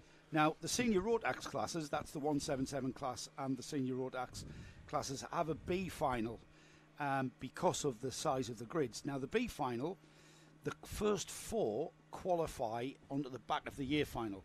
So the key position to be in that final, the final qualifier for the year final, is 4th place. So you may find, viewers, that we will kind of lock on to that 4th place battle, as that's really where it's all at with regards to the final for the 4 qualifiers getting into the A final. That's what it's all about. So after the 2 B finals to kick off that section of the event, we then move into our A finals, which there will be some magnificent trophies to present later. I've got on a this afternoon. magnificent trophy. So yes, this is round 2 of the National Kart Cup at Clay Pigeon. We next travel to up to as far north as I want to go, to Cumbria, to Rowra on the second weekend. It's the 14th and 15th, isn't it? So that we're actually live on the 15th, I think. So it's the third Sunday. Yeah, that's of the right. month. A little bit of a change from the first weekend of the month, isn't it? So we're on that one, and following Rowra, we then have theoretically the Super Cup, the NKC Super Cup at Fullbeck on the first weekend So of. what's that, Nick? That's a one-off. That's weekend. a one. It's like the event we did last year, which was in fact the not the NKC, the 100 UK Super Prix. That is it's that. So it's a Super Prix. So it's a big one for the historics with some help from the NKC. So is it a plate meeting for the Rotax classes? Not at the moment, though. I've had a conversation with Ollie that it might change. So that's a little bit up in the air about what it's exactly going to be now. It is going to be the 100 UK Super Prix. What else it incorporates is like a bit like that at the moment. Okay. Then we go to Wilton Mill. First weekend. No, we don't. Go to Wilton Mill later on. When do we go to Wilton Mill? First weekend of First weekend August. of July. July. I've missed a month, that's why. Yeah. I missed a month. So actually, and then we go to Wilton Mill, and then we go to Fullbeck for a round. But there's carts, so enough of me talking rubbish. Well, no, I mean, with the Minimax have come out. There are 7 carts. Where do we finish the season? Back to Fullbeck. Yeah, Fullbeck in early September. Then that's round 6, 6-round season. 6 round and a Super Prix. Yes. So it's Minimax. These are Rotax engined carts. I think, shall we actually, for the start of this race, concentrate on the TKM 100 Juniors, those 2 carts, and give them a little bit of time? Yes. So yeah, let's those 2 carts at the back, guys. It's 2 carts at the back who look slightly different. They've got smoky exhausts. We'll just give them a couple of laps, because otherwise they can get forgotten in these events when we look at the front. So these are these 2 carts Yeah, that we're going to look at they've are got TKM engined. The other carts in this field, the Minimax, they're basically the same engine. 1, 2, So they'll hang back, 125cc. and then they'll start their own race with the 40 and the 19. Hayden Taylor tends to be the quicker driver. Yelena Osbar-Scott. They didn't leave such a big gap this time. They were miles behind the Minimax last time. Italy, I think they ended up getting lapped, but these are in a separate class. 90 and the 40 pulling away a little bit. This is the beginning. I was chatting to the 100 UK guys, and they were saying this is the start. They hope this is the start of a much bigger class. You know, a lot of these carts are available. Obviously, they are by nature, the historic nature, a lot cheaper to purchase and run than the road taxis, because you're effectively using new old stock, aren't you? Really. Yeah, and you get a chance, engines. And you get to learn about not falling off because you can't restart your engine. So that is the lady racer. Yeah, I'm assuming Yelena's female. I think so. I think so. Yeah. Yelena Osbar-Scott, the junior TKM, junior. And there's much more compact dimensions of the TKM carts compared to the 100 UK Junior is actually the correct terminology. Yes, so they are 100 cc's. Yeah. Minimax has been led by Alex Fraser, who came into this round as the championship What we'll do leader. is we'll let Hayden go, and we'll pick up the front of the Minimax team, which are about to go into the S's now. So we just switch to the S's camera, and they just swing through there. And then take them on Ash's camera outside. There we are. So that's our leader. It's Alex Fraser. Alex Fraser, remember, had a nightmare in Heat 1 and had to retire. He's on the Lando Norris cart. That's the livery of the LN cart. He's even got the livery on his overalls, wasn't he? Yeah. Not sure what. He's given the full livery there. Louis Rees is second, Eric Smith third, Ethan Carney fourth, Reese Green fifth. Sixth is Daniel Haynes and Charlie Gillam seventh. 7-cart Minimax field in the NKC. And a bit of a place change for in the pack. 4th place. Yeah, the thing says it's Reese against Smith on the camera. I think second and third. I think we've had Green just go ahead of Carney.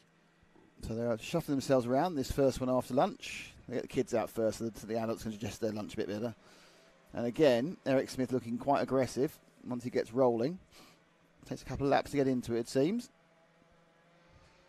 Using all of the road and more, aren't they? Just keeping that momentum up onto the start-finish. I noticed that they're using. I noticed they're using different sort of, I'd say, body shells, body kits. How much of the Rotax Mini, how much is homologated? Is it just the engine that's homologated and everything else is pretty free? I wouldn't say pretty free. There are regulation side pods that you can run and nose cones, and you have to run the nose cone kit. That is a mechanism that if you impact the front of the cart sufficiently, it will drop the nose down. That's where you get a penalty. It's kind of to police out contact driving. Back in the days when we karted, contact driving was kind of commonplace. It was, you went into a hairpin, hope for the waiting best. for the nudge up the back to just push you wide enough.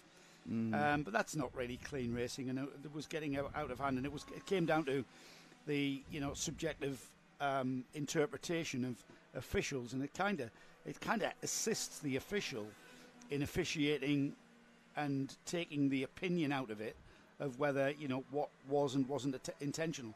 And sometimes it's unavoidable and not deliberate contact that you can fall foul of, but that's unfortunately that's just part of the game, and some you win, some you lose is the attitude that you must take. Second place is what we're watching there, Nick. All together, second, third and fourth in a train. That's what we like to see. Yeah. And fourth place, which is Reese Green, looking the most aggressive of the three of them, thinking, is he going to move there? Actually kind of forced Eric Smith to take a tighter line through Billy's blind, which has just dropped him slightly off the back of Reese, and there through goes Reese Green. Reese and Reese. So I'm using a surname and a first name, which you should never do. Yeah. So it's actually Reese and Green, and they're now together. Reese in the 47, Green in the 71. So it's Louis Reese from Reese Green. Yeah. Yeah. Across the line to complete 7 laps. Alex Fraser. And I think at this point, Reese Green's very shaping to make a move. Yeah, and there it goes. Oh, and he just, as he swept through, he kind of actually took the cornering away from the 47 of Reese, because Reese was about to be a rear wheel to front wheel contact. Coming out of Billy's Bend, I noticed that the 47 of Louis Reese, it takes that long sweeping arc into the S's, kind of create Billy's Bend into the S's as kind of one long curving arc, which you can carry a lot of momentum, but sometimes you get caught sneaking up the inside and kind of forcing the issue. Yeah, there's two lines, isn't there? There's the line when you go on your own, there's a line there's a defensive line where you've got some immediate pressure, but they've all stretched out a little bit, a couple of tenths between all of them, taking away the chance of any sort of immediate interaction. I know what I need to do. Do you want to talk for a bit? I want to do something sound-wise. Yeah, okay.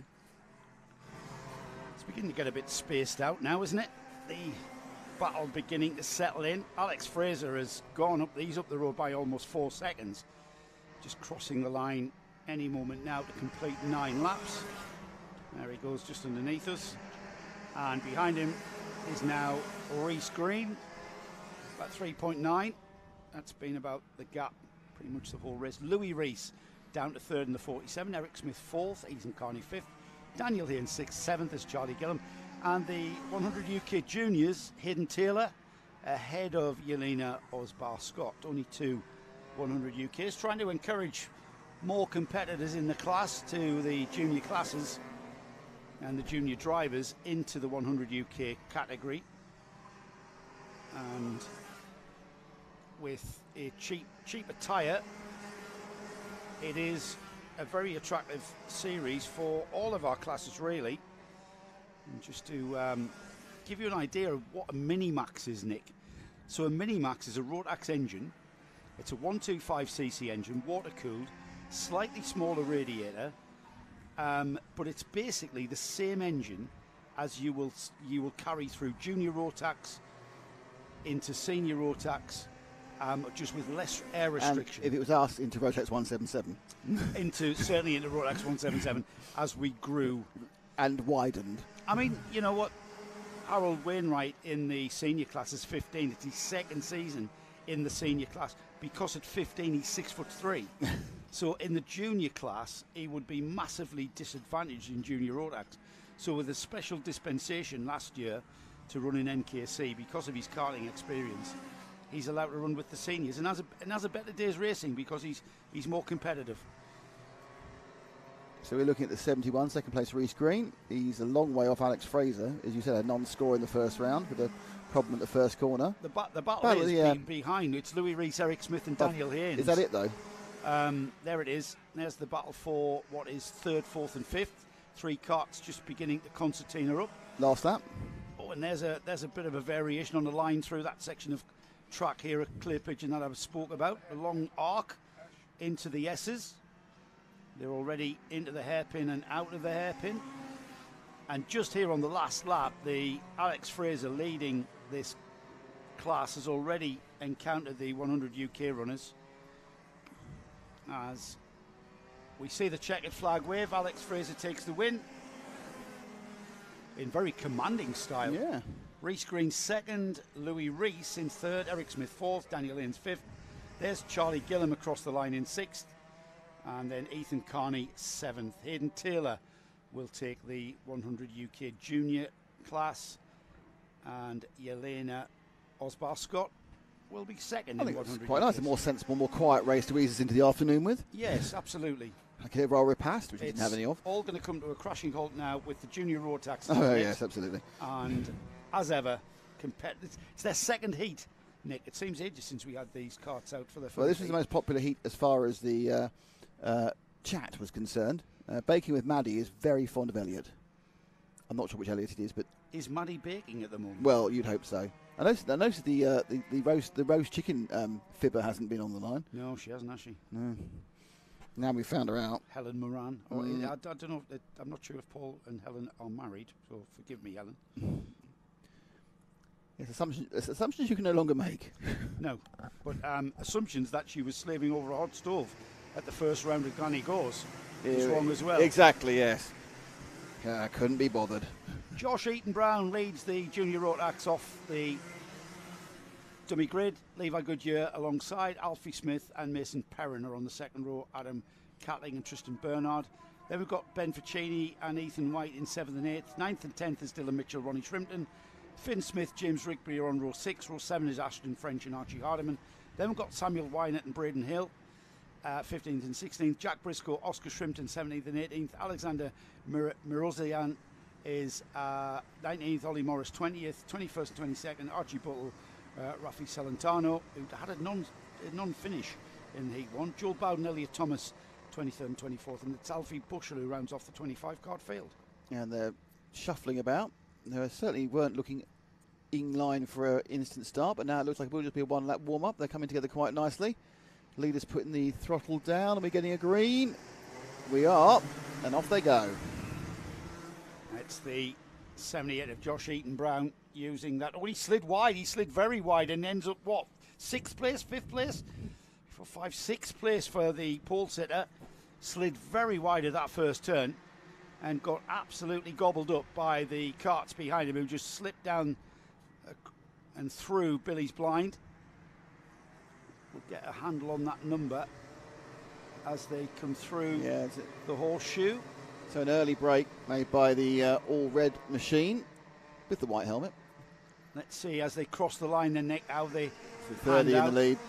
So it's Mason Perrin's made a great start. He made up a few places last time in the heat as well. Levi Goodyear second, Adam Catling third, Ronnie Shrimpton fourth, Alfie Smith fifth, and Josh Eaton Brown is indeed 6th place. Yeah, 3 places for Ethan Wyatt up into 8th, but 2 places for Mason Perrin going into the lead.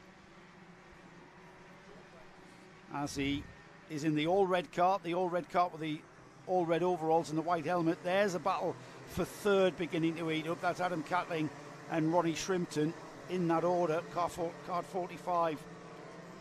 Catling, Shrimpton in the 72, and then Alfie Smith.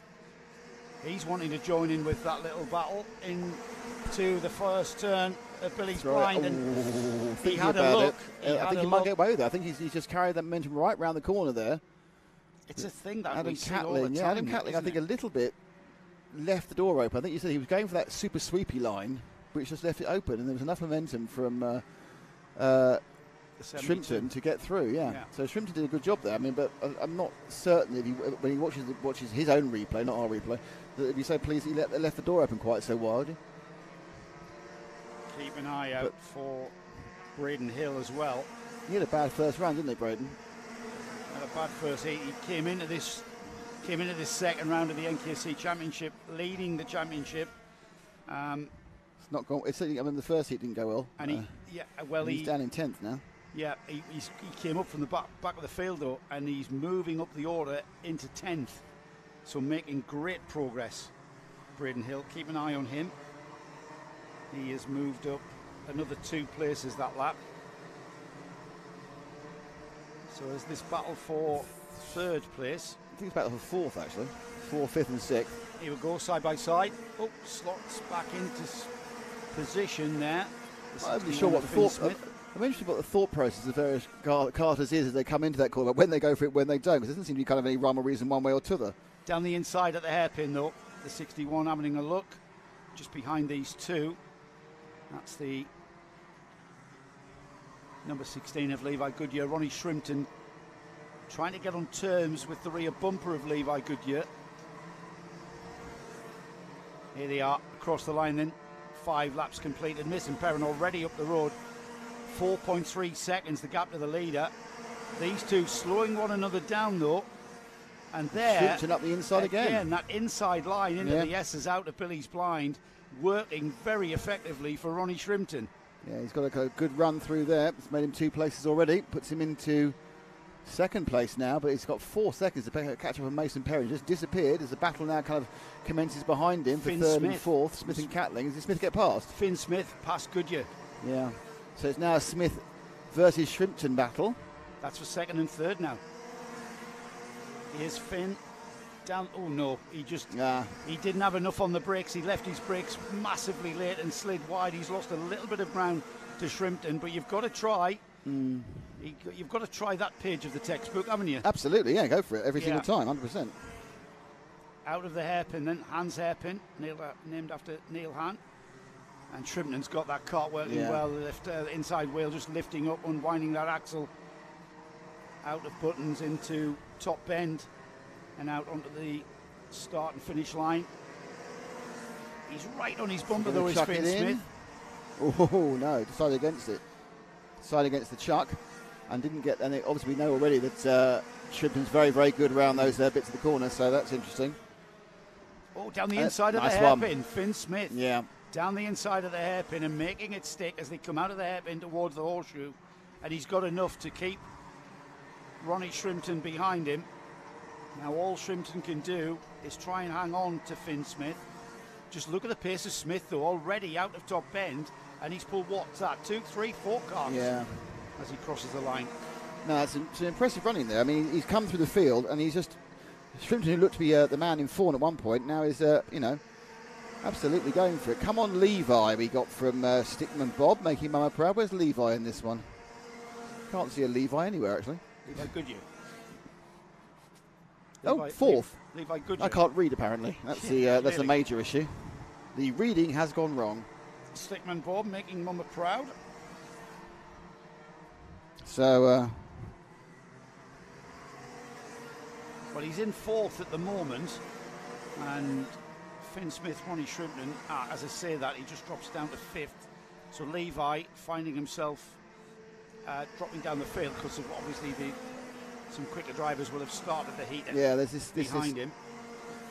There's some reasonable gappage within these heats, which is enabling some of the people to actually, a bit of space. Rather than getting involved in a fracas, they can pick off a cart by cart by cart. We're with Aston French at the moment. And then we'll drift back to Levi Goodyear and Adam Catling. So Catling's dropped quite like a stone, isn't he, really, throughout this particular heat. There's Goodyear with the orange suit. Update on Braden Hill's progress, current championship leader. Braden Hill up to 8th. That's Aston French. Sorry, that's Aston French, the orange suit. Sorry, we've picked up a black suit. Sorry, black suit with the. It's very confusing now. What's happened actually is there's been a big shuffle up. I didn't see that lap, and so basically we're now looking at the 16 of Levi Goodyear. Yeah. That is Goodyear in the white, and then behind him is the 45 of Catlin. So for a second there, we were looking at the French and Wyatt battle. Wyatt, of course, won the first round. Well, it's the cart just ahead of Goodyear. Sam Wyatt moving ahead of these 2 carts, so and now pulling out a gap. So Goodyear under pressure from Catlin. And Wyatt, if anything, moving on to the tail of Aston French. Yeah. So this one could be coming to its denouement here. I think this is the battle I'm talking about. Yeah, no, that's the Levi and Catlin battle. And Catlin getting quite close, but it's right ahead of them. If we move forward one pair of carts underneath you now, Ash, is both with orange helmets, which confused me massively. And that is the 53 and 20 battle. And that, Yeah, that was a challenge there, but some defensive driving. Great driving from these two. Ashton French, Sam Wyatt has come through the field, and the 53 of Ashton French having to drive defensively at the hairpin. It's the number 20 of Sam Wyatt behind, and Sam has moved up the order. Wheel-to-wheel action. Yellow flag again down at the... the yellow flag is because the race is over now. And he gets it by a couple of seconds. Not by very much there. We talked to Sam Wyatt yesterday, didn't we? Yeah. Right at the flag there, Sam Wyatt moving up the order. Sam, the older brother of Ethan. Ethan finishes in 23rd. But at the flag, Mason Perrin took the victory. We were all amazed that Ethan was only 12.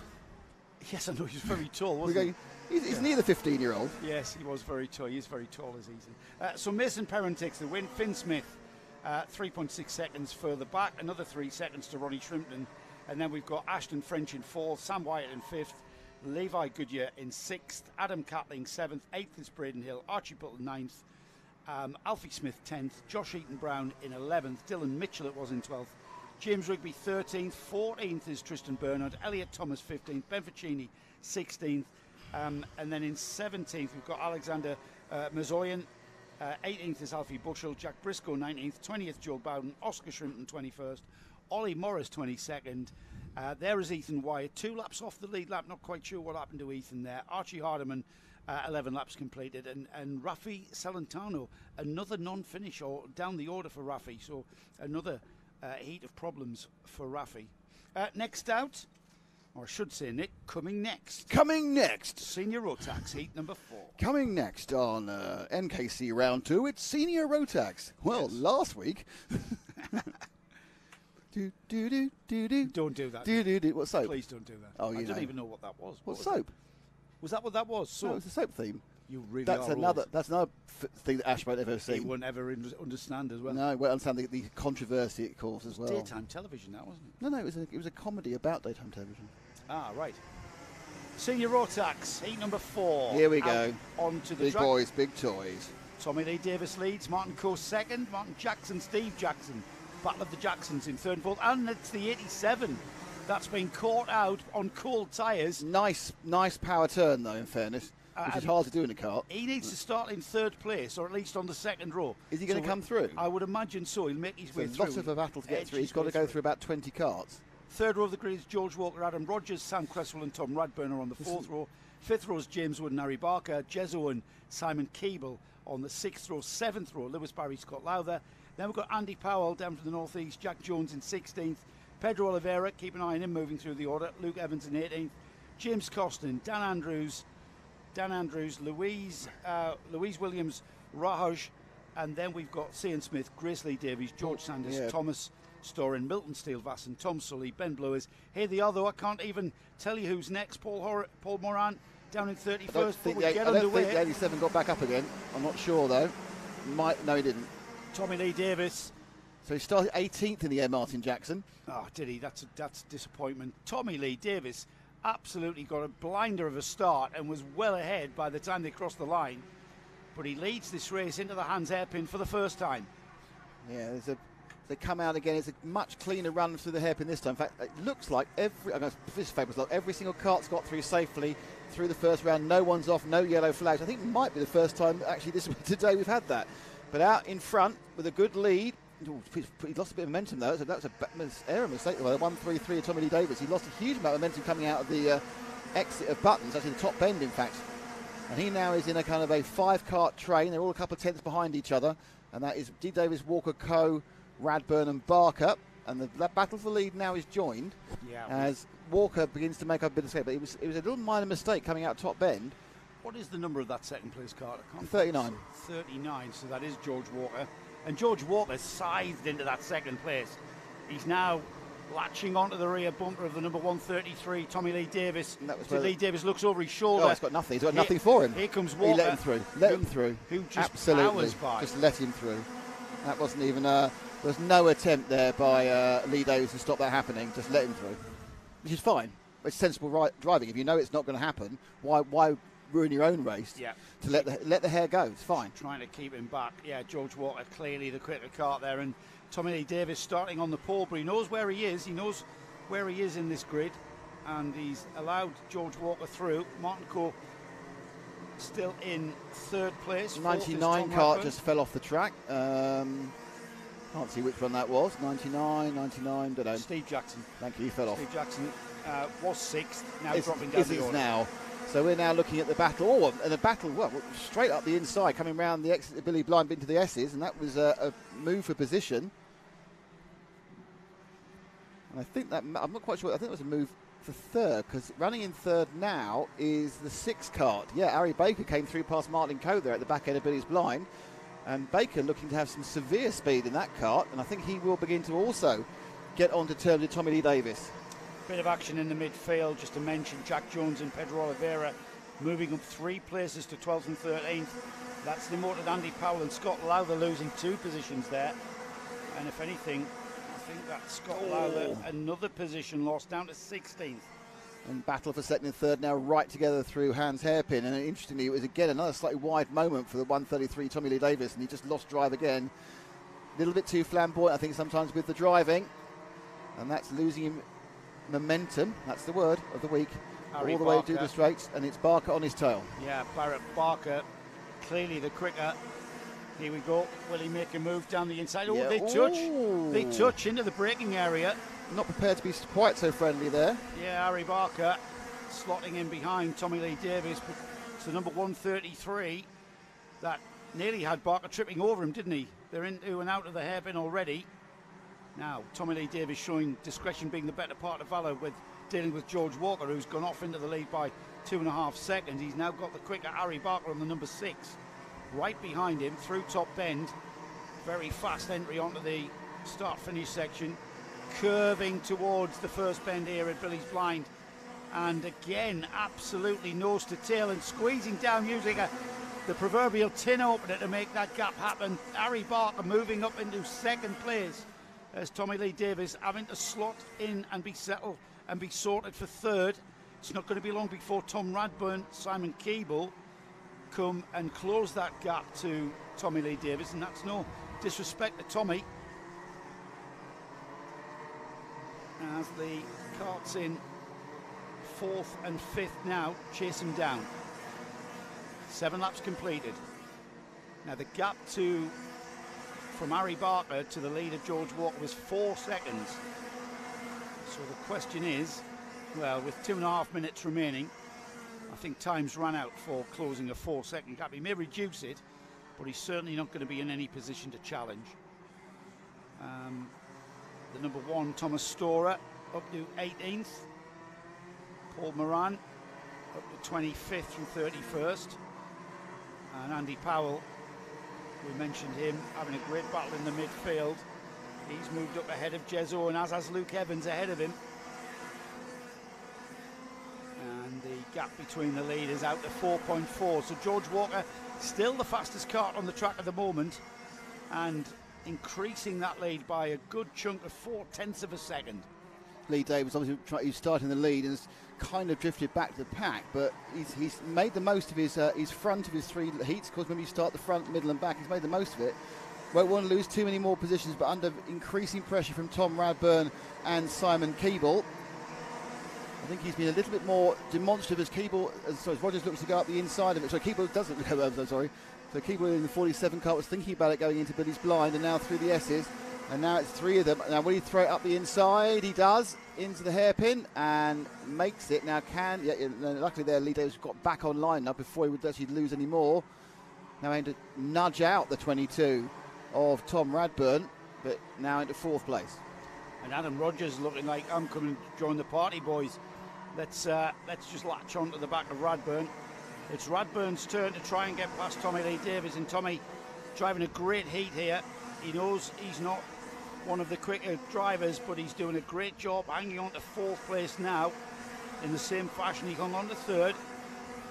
And Tom Radburn having to find a way by. Look pretty equivalent to Hans Hairpin there. Out of the hairpin and down towards the horseshoe through the double apex left-hander. Keep it tight on the exit for Buttons, the right-hander. accelerating hard, little lift, turn in and then back on the power for Top Bend. Out across the line. Can Radburn have a go at Tommy Lee Davies into turn 1? Billy's blind. The answer is yes, down the inside. And Tommy Lee Davies just slotting in behind the number 63. Next on the list is Tom Radburn. That's who Tommy Lee Davies has to keep behind him now. It's going to be 1 lap to go aboard. Next time by for George Walker. Yeah, a couple of seconds ago before the 7 minutes is up. Just wondering whether Walker's just going to cross the line. Is he going to beat it? No. So it's the last lap for everybody. As Walker goes off this monumental lead he's got, which is must be on the region now up to 6 seconds almost. Here 5.7. Keeble goes behind, he's a couple of seconds back, and then we've got this battle. Rogers now in 4th, Lee Davies in 5th, Tom Radburn is 6th, Martin Coe is 7th. Question is, will Radburn get past Lee Davies? That's the question that we're going to be certainly find the answers for by the time we get to the flag, as George Walker continues on his winning way. The battle that we are focusing on is the battle for 5th and 6th. As time is running out, George Walker checks the checkered flag. Harry Barker will take the checkered flag behind him. And Simon Keeble finishing in 3rd, Adam Rogers 4th.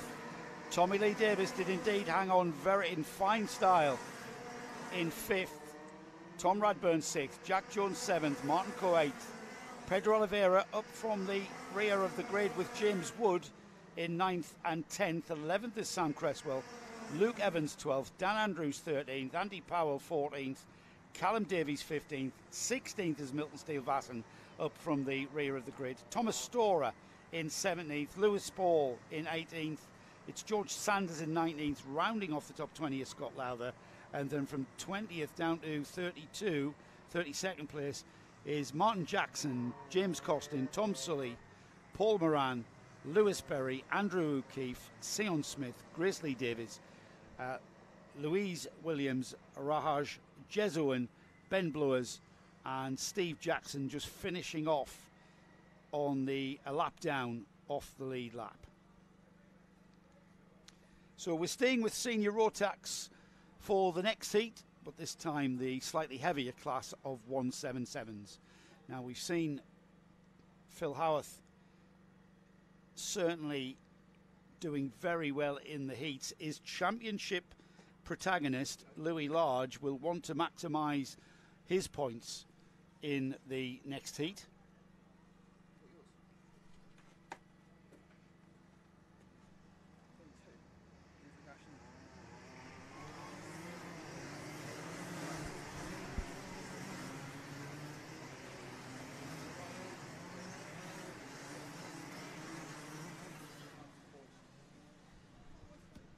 So out onto the track then, Rhys Llewellyn leads the field round with Lawrence Hilton alongside. We've then got Richard Edwards and Thomas Childs. Third row of the grid, Michael Mallett, Jonathan Harrison. Then we've got Andy Gosling, Tim Darlow, Brian McCready, Billy Clark, Jack Goodyear, Chris Sivier, Adam Hammond, Thomas Hinton, Harry Rowett, Simon Wheeler, Adrian Smith, Mike Edwards, Carl Bryan, Steve Maidment, Alex Joyner, Zach Bolton, the Zach Bolton fan club back with us no doubt. Then we've got Alex Jones, Stephen Horner, Mark Rao, Ben Hitch, Louis Large starting in 27th. Keep an eye on Louis. Richard Evans, 29th is James Yap, and then Jai Oliver in 30th. We've got a great looking grid, the number 4, bringing the field round and getting them all gathered up before they come out of Buttons towards Top Bend. And they'll come towards the start line. Patience, patience, patience. Now we go. And we are underway. The number 13 there, very, very aggressive down the inside. But off into the lead has gone Rhys Llewellyn. The Lawrence Hilton, Richard Edwards battle. We'll see how that has panned out by the time they get to the S's. I can see everybody is through. A couple of carts across the grass, causing a bit of a traffic jam as they charge down Sturmey Straight, I should say, towards the hairpin. We've got 2 off at the hairpin. 3 off at the hairpin. 3 helmets I can see. Not sure if that's any of the championship protagonists. I see Louis Large continues. The leader, though, Rhys Llewellyn, crossing the line on the number 4, tucking that cart into the left-hand side of the track. Richard Edwards in the 77. He comes through in second. Lawrence Hilton second. In third place, Then we've got Michael Mallett, Thomas Childs, Tim Darlow, Michael Mallett, Andy Gosling. The leaders, or the leader, seems to be pulling away, but that battle for second is what we're going to focus on. Loris Hilton and Thomas Childs. Here comes Llewellyn. 2 laps completed. The gap he's pulled out already out to 2.1 seconds. We've got a change for second in the form of Thomas Childs moving ahead of Lawrence Hilton as they go and chase off after the leader. Stephen Horner moving up the order, trying to find out where championship leader Louis Large is. Starting at the rear of this field, up to 19th for Louis already. Llewellyn crossing the line again. 3 laps completed. No change for second or third. Tim Darlow 4th. Andy Gosling 5th. Harry Rowett up to 6th ahead of Michael Mallett, now 7th. Chris Sivia is in 8th. 9th is Richard Edwards, and moving into the top 10 is Carl Bryant.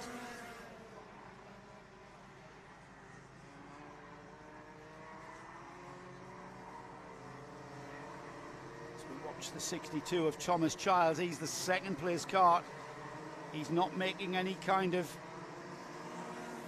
inroads into that lead, which is out to 2.5 seconds. Louis Large made no progress this race either, has he? No, he was 19th the last time I looked.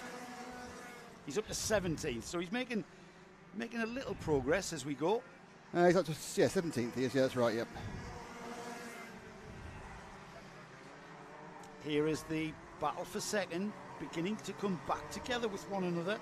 Thomas Childs and Lawrence Hilton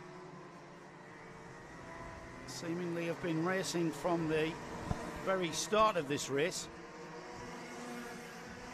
Not much in it as they come into Billy's Blind for the 6th time. 5 laps completed. Coming up to half distance now. So still plenty of racing, plenty of race time for this to develop, Nick. Yeah, they've sat. I've noticed is the pack catching them up or drifting away from them? I had to go and do some camera maintenance, so I've missed the first 3 minutes of this race. No, they pretty much got off into the lead or at the front. More great racing and a fantastic run by Reece Louis, out there by 3 seconds now. Yeah, Charles scored second. Llewellyn started on the pole and he's checked out. So you got Tom Childs. Really large in 13th now, so that's 4 in a lap he's taken. He's moving up the order, isn't he? We've lost Jack Goodyear. He's dropped down to 22nd with what looks like a problem.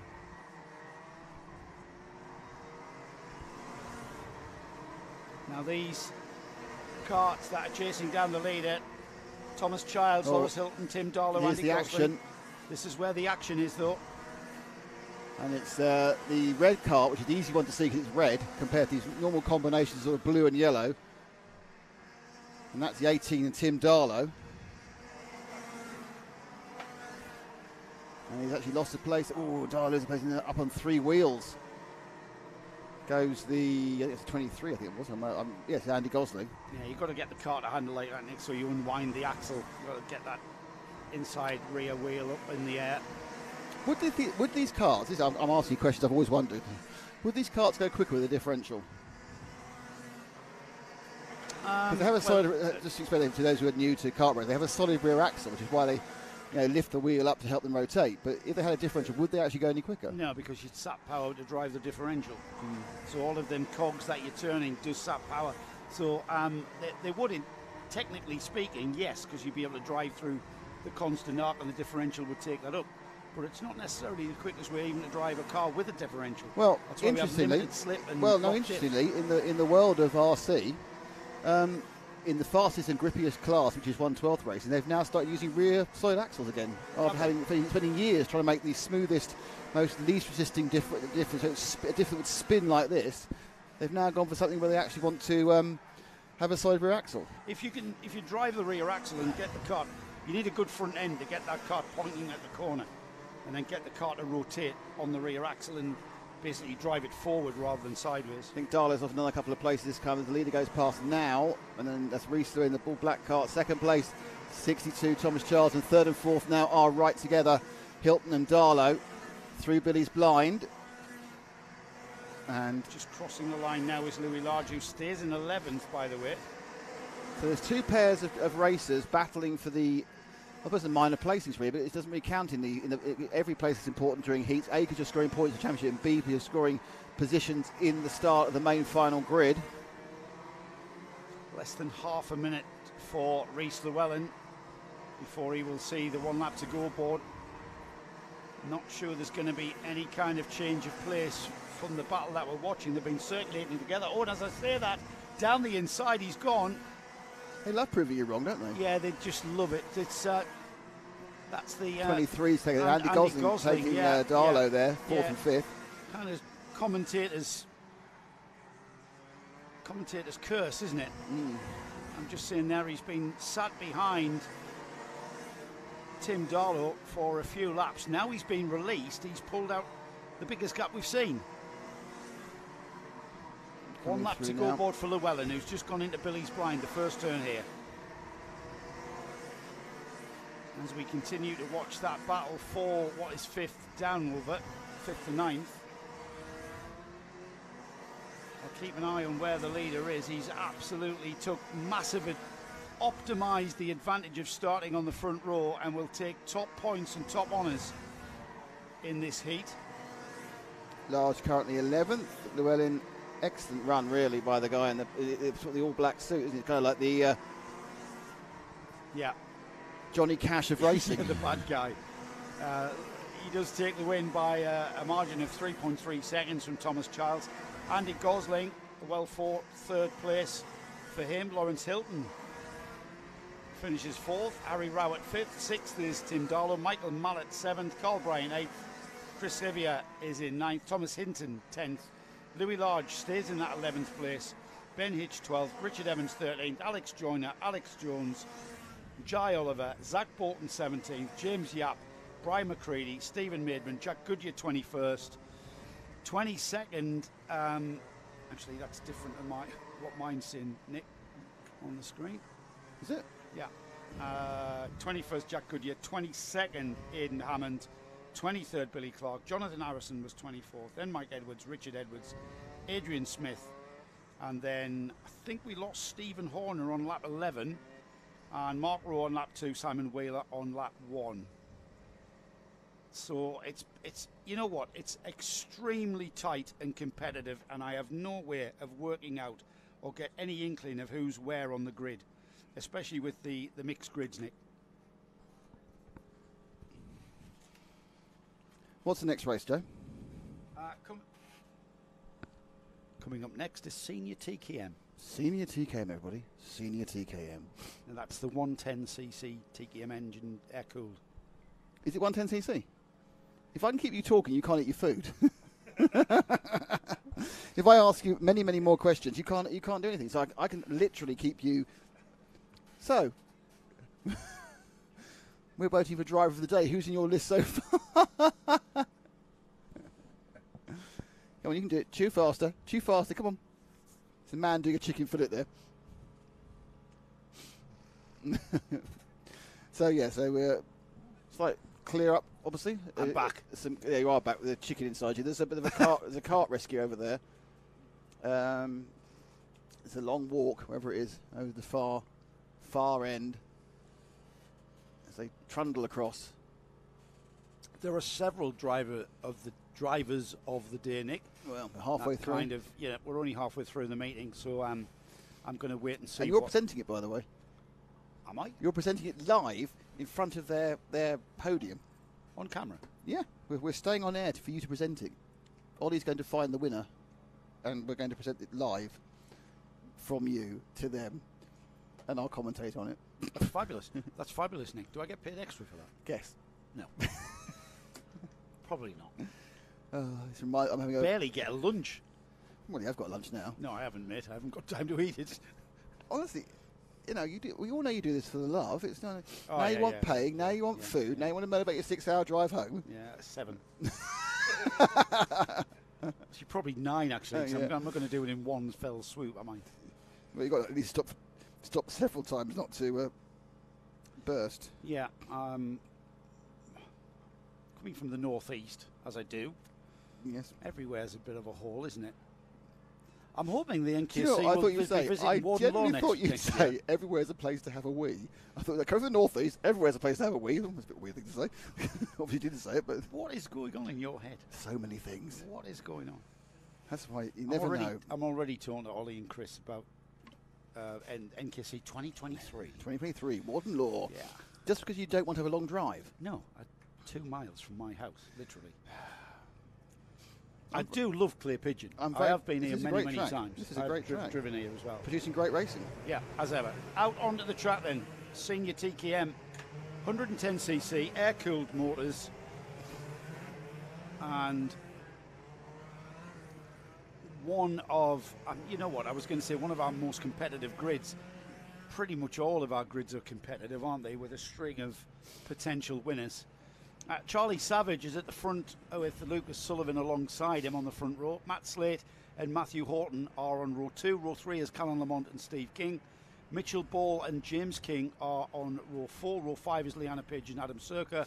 Then we've got Jason Lovett and Will Cregan, Matthew Temple, Alexander Lehman. Then we've got Ricky Wright and Jake Campbell, 15th and 16th. 17th and 18th is Liam Circa and Ollie Milner. Joseph Jack is 19th. Adam Crofts Davies is 20th. Leo Crabtree, Oliver Fathers, 21st and 22nd. Current champion Louis Bevan is on 23rd with James Hull.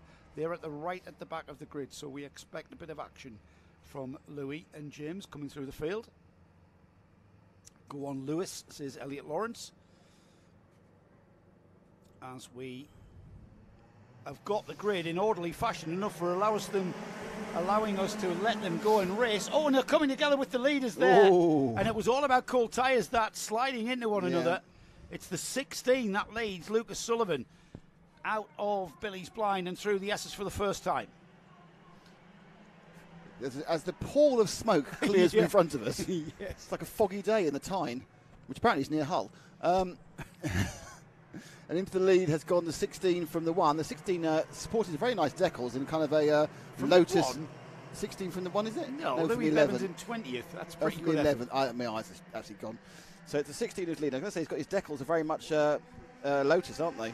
Lotus starting from the 60s. It is the 16 from the 31. I'm just a 3 out. He's got a Sullivan from Savage.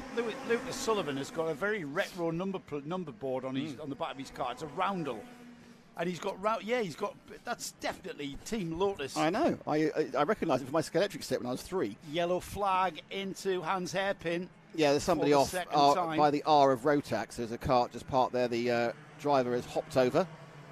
But the top 4 now, right together as they get to the top of the circuit, going up through Buttons and into the top bend.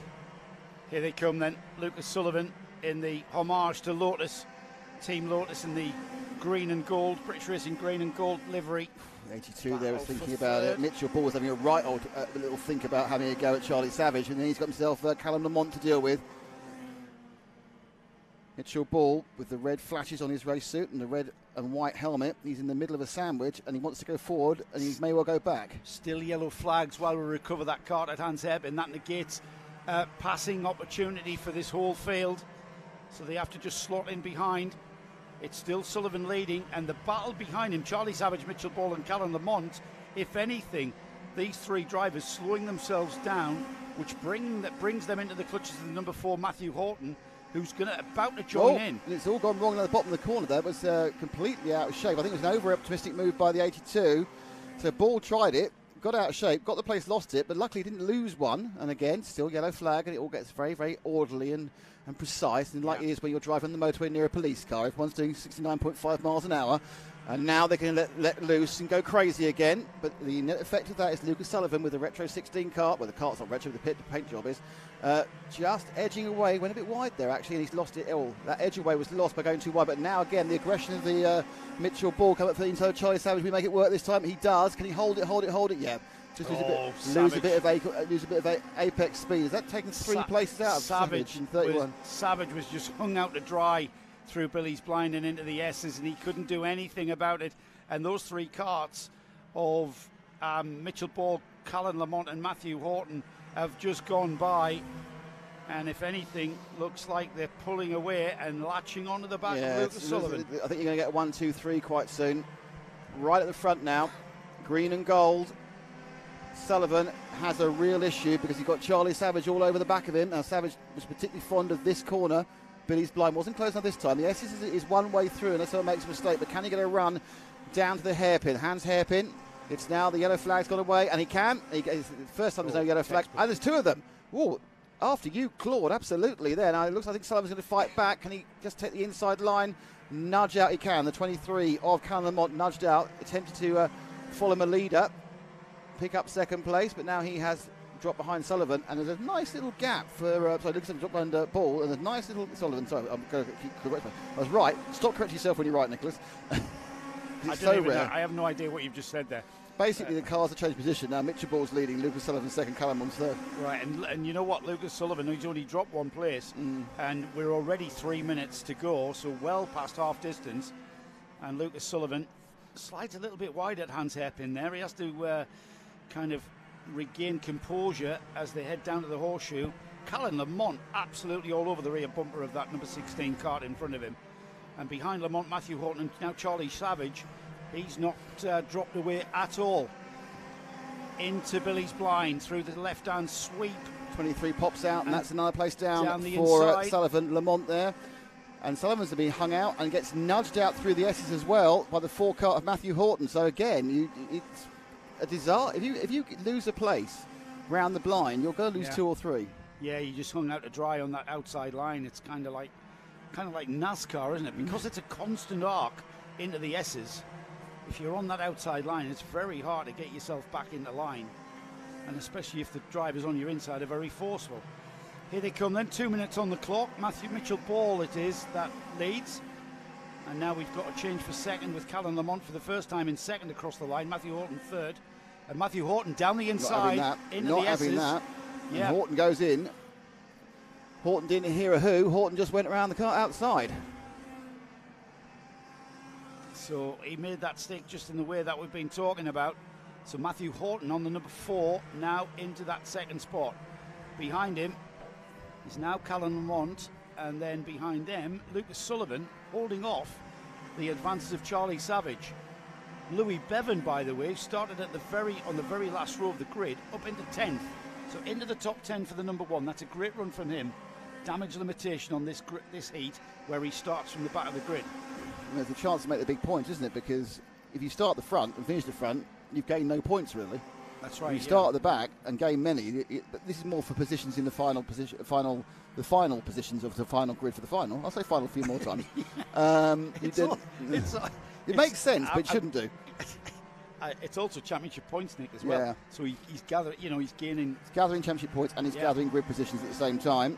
And the further up you get from your rear of the grid at the start, the better that you've done in the heats in comparison to the other fast drivers who start at the back. Still no change with Lucas Sullivan in 4th place, holding off and doing a cracking job, as we've got a change for that second place. Callan Lamont coming back, and Matthew Horton into Hans Hairpin. Very, very ordered that, wasn't it? It was just like textbook down the inside. Horton now just sits behind him. They've gone through on 16 seconds, so it'll be 1 lap to go aboard next time by for Mitchell Ball, who's already through Billy's Blind and into the S's. Horton and Lamont thinking about it. Unfortunately, I think that got taken away by the back marker who's being slowly lapped. That's the 30 cart of Steve King. He's been very sensible, but he's got a technical problem. He's just letting everyone go because obviously he just basically wants to pull off and not have to walk around the track. But that is the main track battle at the moment, is that second place run between Lamont and Horton there. 1.8 seconds behind Ball last time round. Second and third where it's all at. Last lap board for the leader, Nick, across the line now underneath us. As the number 82 continues, Mitchell Ball, a gap of 2 seconds to Callan Lamont. Matthew Horton right on his bumper though. He's going to try to squeeze by into the S's, not quite. as Lamont just hangs on to that faster outside line. He's not driving defensive at the Hans hairpin as well. He hangs on to that coming out of the hairpin. I'm not sure that was the best concept there from Horton, because he actually lost middle apex speed of the S's, and that didn't give him the run into the hairpin. But it's worked for him before, Nick, and it was just the fact that Callum Lamont had momentum around the outside. Momentum? Yeah, I've said it again. Here they come, though, across the line for the checkered flag. Mitchell Ball takes the win. Heat number 2 for senior TKM. Mitchell Ball wins. Callum Lamont second, Matthew Horton third, Lucas Sullivan fourth. Then it's Charlie Savage, Jake Campbell-Mills in 6th, 7th is Leanna Page, Leo Crabtree 8th, 9th is Matt Slade, Louis Bevan, a very fine 10th from the back, James Hull in 11th, 12th is Matthew Temple Purcell, Liam Surkar in 13th, 14th is Alexander Lehman, Jason Lovett in 15th, Oliver Father 16th, and then we've got Adam Surkar, Will Cregan, Ollie Milner, James King, Ricky Wright, Adam Croft-Davies 13th, and then Steve King we lost on lap 10, and Joseph Jacks at the very start. Another cracking race. What's up next? 100 UK for their third and final heat. So everything to be sorted now for the grid for a 100 UK. I am going to have a bite of my lunch, Nick. So talk amongst yourselves. So we've got 100 UK next, and then we've got the last of the senior road tax heats, heat number 5 for senior road tax and road tax 177. We are now in the realms of the final heats for everyone. So the heats that are coming next, Nick, are the last of the heats. Yeah.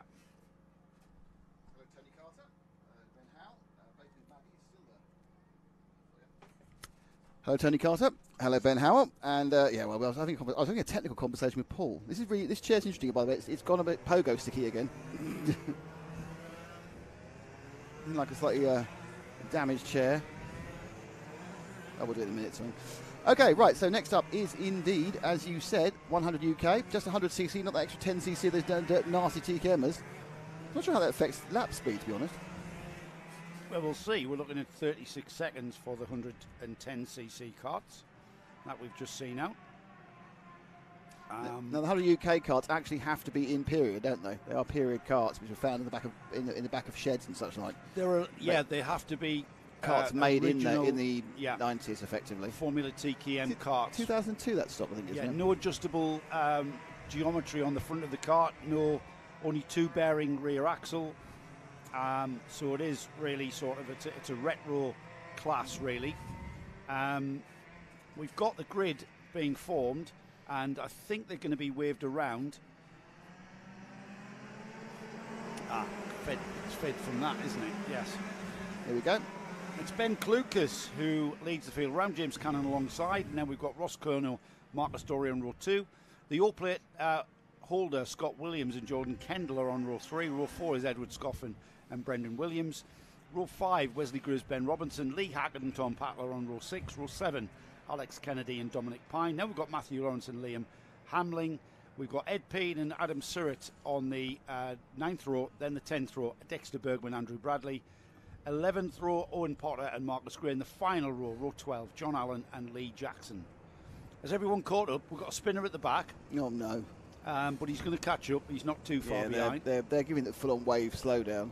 Yeah, that was the number 79. Now, where should the 79 start? John Allen. He was starting on the back row in any case, so he's no harm, no foul, I would suggest. I've warmed his tyres up slightly more. Yeah. Ben Clucas has been quick all day. He's very distinctive in that orange helmet, orange and black suit. And here they come across the line then. They're going to be given the get-go. The lights go out and we are racing. And Ben Clucas hangs on to that inside line into Billy's blind. Nobody challenging. Got a cart off on the outside, but into the S's for the first time. Clucas it is who leads. I'm not overly sure how that cart went off, but carry on. I'm not sure as well, Nick. Into Hans hairpin. Clucas down the inside just to defend a little, and that's the all-plate of Scott Williams around the outside and up into third already. Oh, and down, a little bit of a nudge there from the second place cart. That's the number 22 of Marcus Dory. This is how they started, Clucas and Dory. Williams, though, making that 3-card battle for the lead, out onto the start-finish straight for the first time. Will Oh, there it's be quite a dangerous at the yellow moment. This guy trying to start his cart. As they come round to the end, you'll see him there. He's been trying to push his car. Oh, blimey. Well, he shouldn't have been doing that, to be honest. The marshals stopped him making that second attempt to start his cart. So that was... Was he hit? He was very close. He wasn't hit, no, but it was like... I think basically he looked up, turned round from his concentration of starting that cart. I went, oh my God. As the field came through. No change at the front door while we've been dealing with that little incident. Ben Klukas, I think they full course yellowed it, didn't they? Oh, there's another accident. There's another accident over there. So we've got a lot of yellow flags out. I think that's perhaps gone now, but we've lost 2 carts over at the far side. And the yellow flags have gone from the first turn here, and Ben Klukas having to defend. 42 of Adam Sirrett is one of the carts, and the abandoned cart, I think, is maybe the 12 of Owen Potter. Yeah, Owen Potter and Sirrett have been involved in an accident. Potter not getting going again. Marcus Dorey into the lead.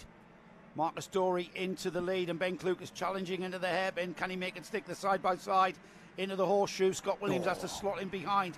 But Marcus Dorey made that stick into the S's last time by. And the 22 just edging away now from Klukas. Scott Williams and Ross Curnow. And who's that behind them?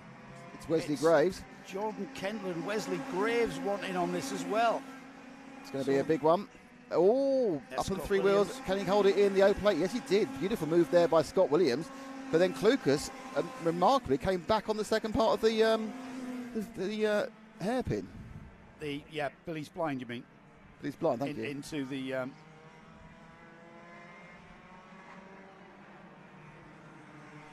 So an in and out there through Billy's blind. And as you're rightly saying, it looks like Marcus Dorey is beginning to just be getting a little bit of a gap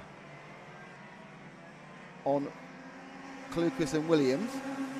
And the battle really now is more second, third, fourth and fifth.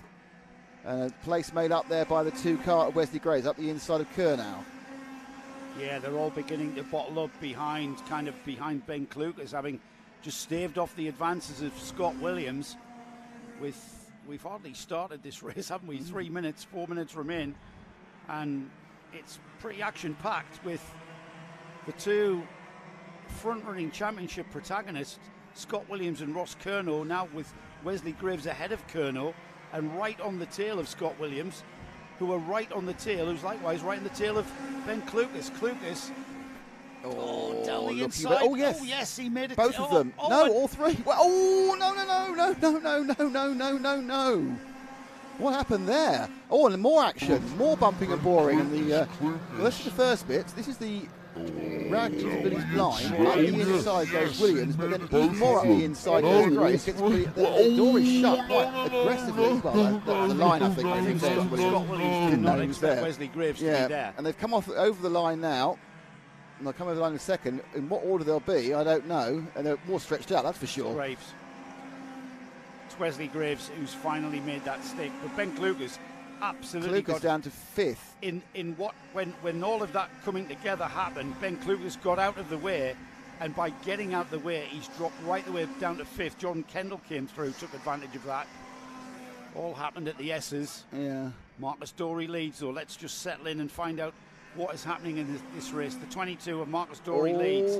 Still got carts using the grass. That's the D plate. That's the Dragon plate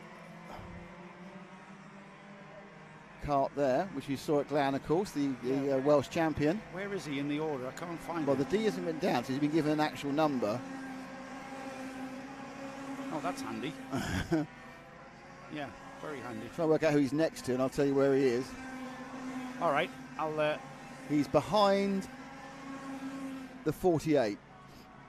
So he's 5. Lee Hackett. He's got a D plate, but he's number 5. Can you remember what the D plate is for, Nick? Yes, it's for winning the Glanny Gorse Championship. It's a Dragon plate. What was the Landau plate? No, it's a Dragon plate. Dragon plate for Glanny Gorse. Yeah. So it's the club champion. Yeah, it may be the Welsh champion. Yeah, might be actually both, but it might be the Welsh champion. I don't know. But yes, he's certainly the Welsh leader. So Dorey, Graves, Williams, Klukas and Kendall.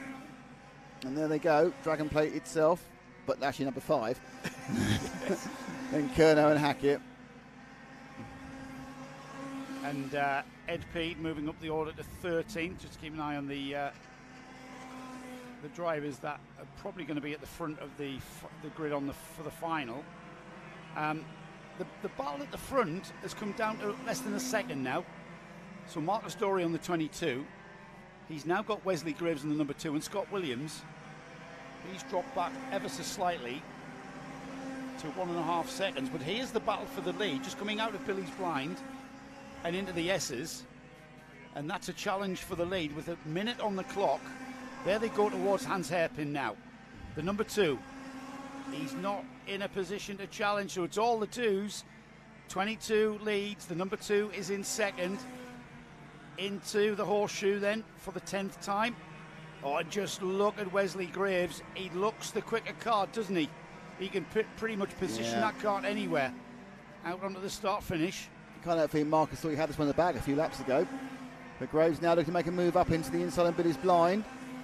There's the space. But is it all? They absolutely come together. I think they kind of took away what Dorey was going to do, which was try and do the loop around and come back and cut back. Because as he began to turn, he found a bit of cart in his way. So Dorey on the penultimate lap takes the lead. I don't think they'll get another lap. No, Wesley Graves takes the lead. It's like reading is always an issue. So Graves takes the lead. Dorey in second, and 6 seconds to go. They won't get another lap. So it's one more to go at this point. He's got a slightly better pace as Graves, and he's got enough pace to keep Dorey behind him. Well, 1 lap to go board. Last lap board being shown by the start line official. Now, Dorey's one hope is this back marker will get in the way, but I think they're just a bit too far ahead. It's all about timing with the back marker. Ooh, here they go towards the hairpin, the back marker sees them there. And Williams just down the inside there, nice and neat. Even worked against. Look at the way Williams is driving that cart. Look at the very little response, very little inputs on the steering wheel. Hardly any inputs on the steering wheel through these turns. From sorry, not Williams. Wesley Graves in the number 2. Happens to us all at this age, isn't it? Yeah, absolutely. Checkered flag then for the winner, who is indeed the number 2, Wesley Graves. Marcus Dorey second. Scott Williams, who confused me there, was in third. Ben Clucas. Everyone confuses all the time. In fourth on the number 84. Jordan Kendall fifth. Sixth was Ross Colonel. Lee Hackett was 7th. Ben Robinson across the line in 8th. 9th is Brendan Williams. Ed Peat rounding off the top 10. 11th, Matthew Lawrence. Dexter Bergman, 12th. 13th, Alex Kennedy. Then we've got Lee Jackson, Tom Pattle, and Andrew Bradley in 16th. Marcus Gray, 17th. John Allen, Dominic Pine, James Cannon were the last of our finishers. We lost Adam Sirrett on lap 3. Owen Potter went out on the first lap, and Edward Scoffin and Liam Hamling on the opening lap.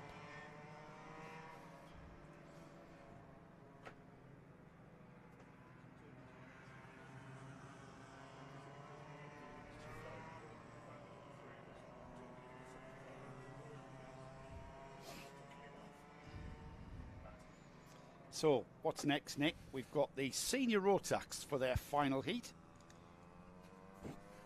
Excellent. Sun's still out. Temperature may even reach 10 degrees by now, you know. 10? A bit more of that chicken fillets going in you, isn't it? The last bit of chicken fillet. It's very exciting for you. I'm going to fill my chicken fillet. How's the Zach Bolton fan club doing? They've been posting a bit.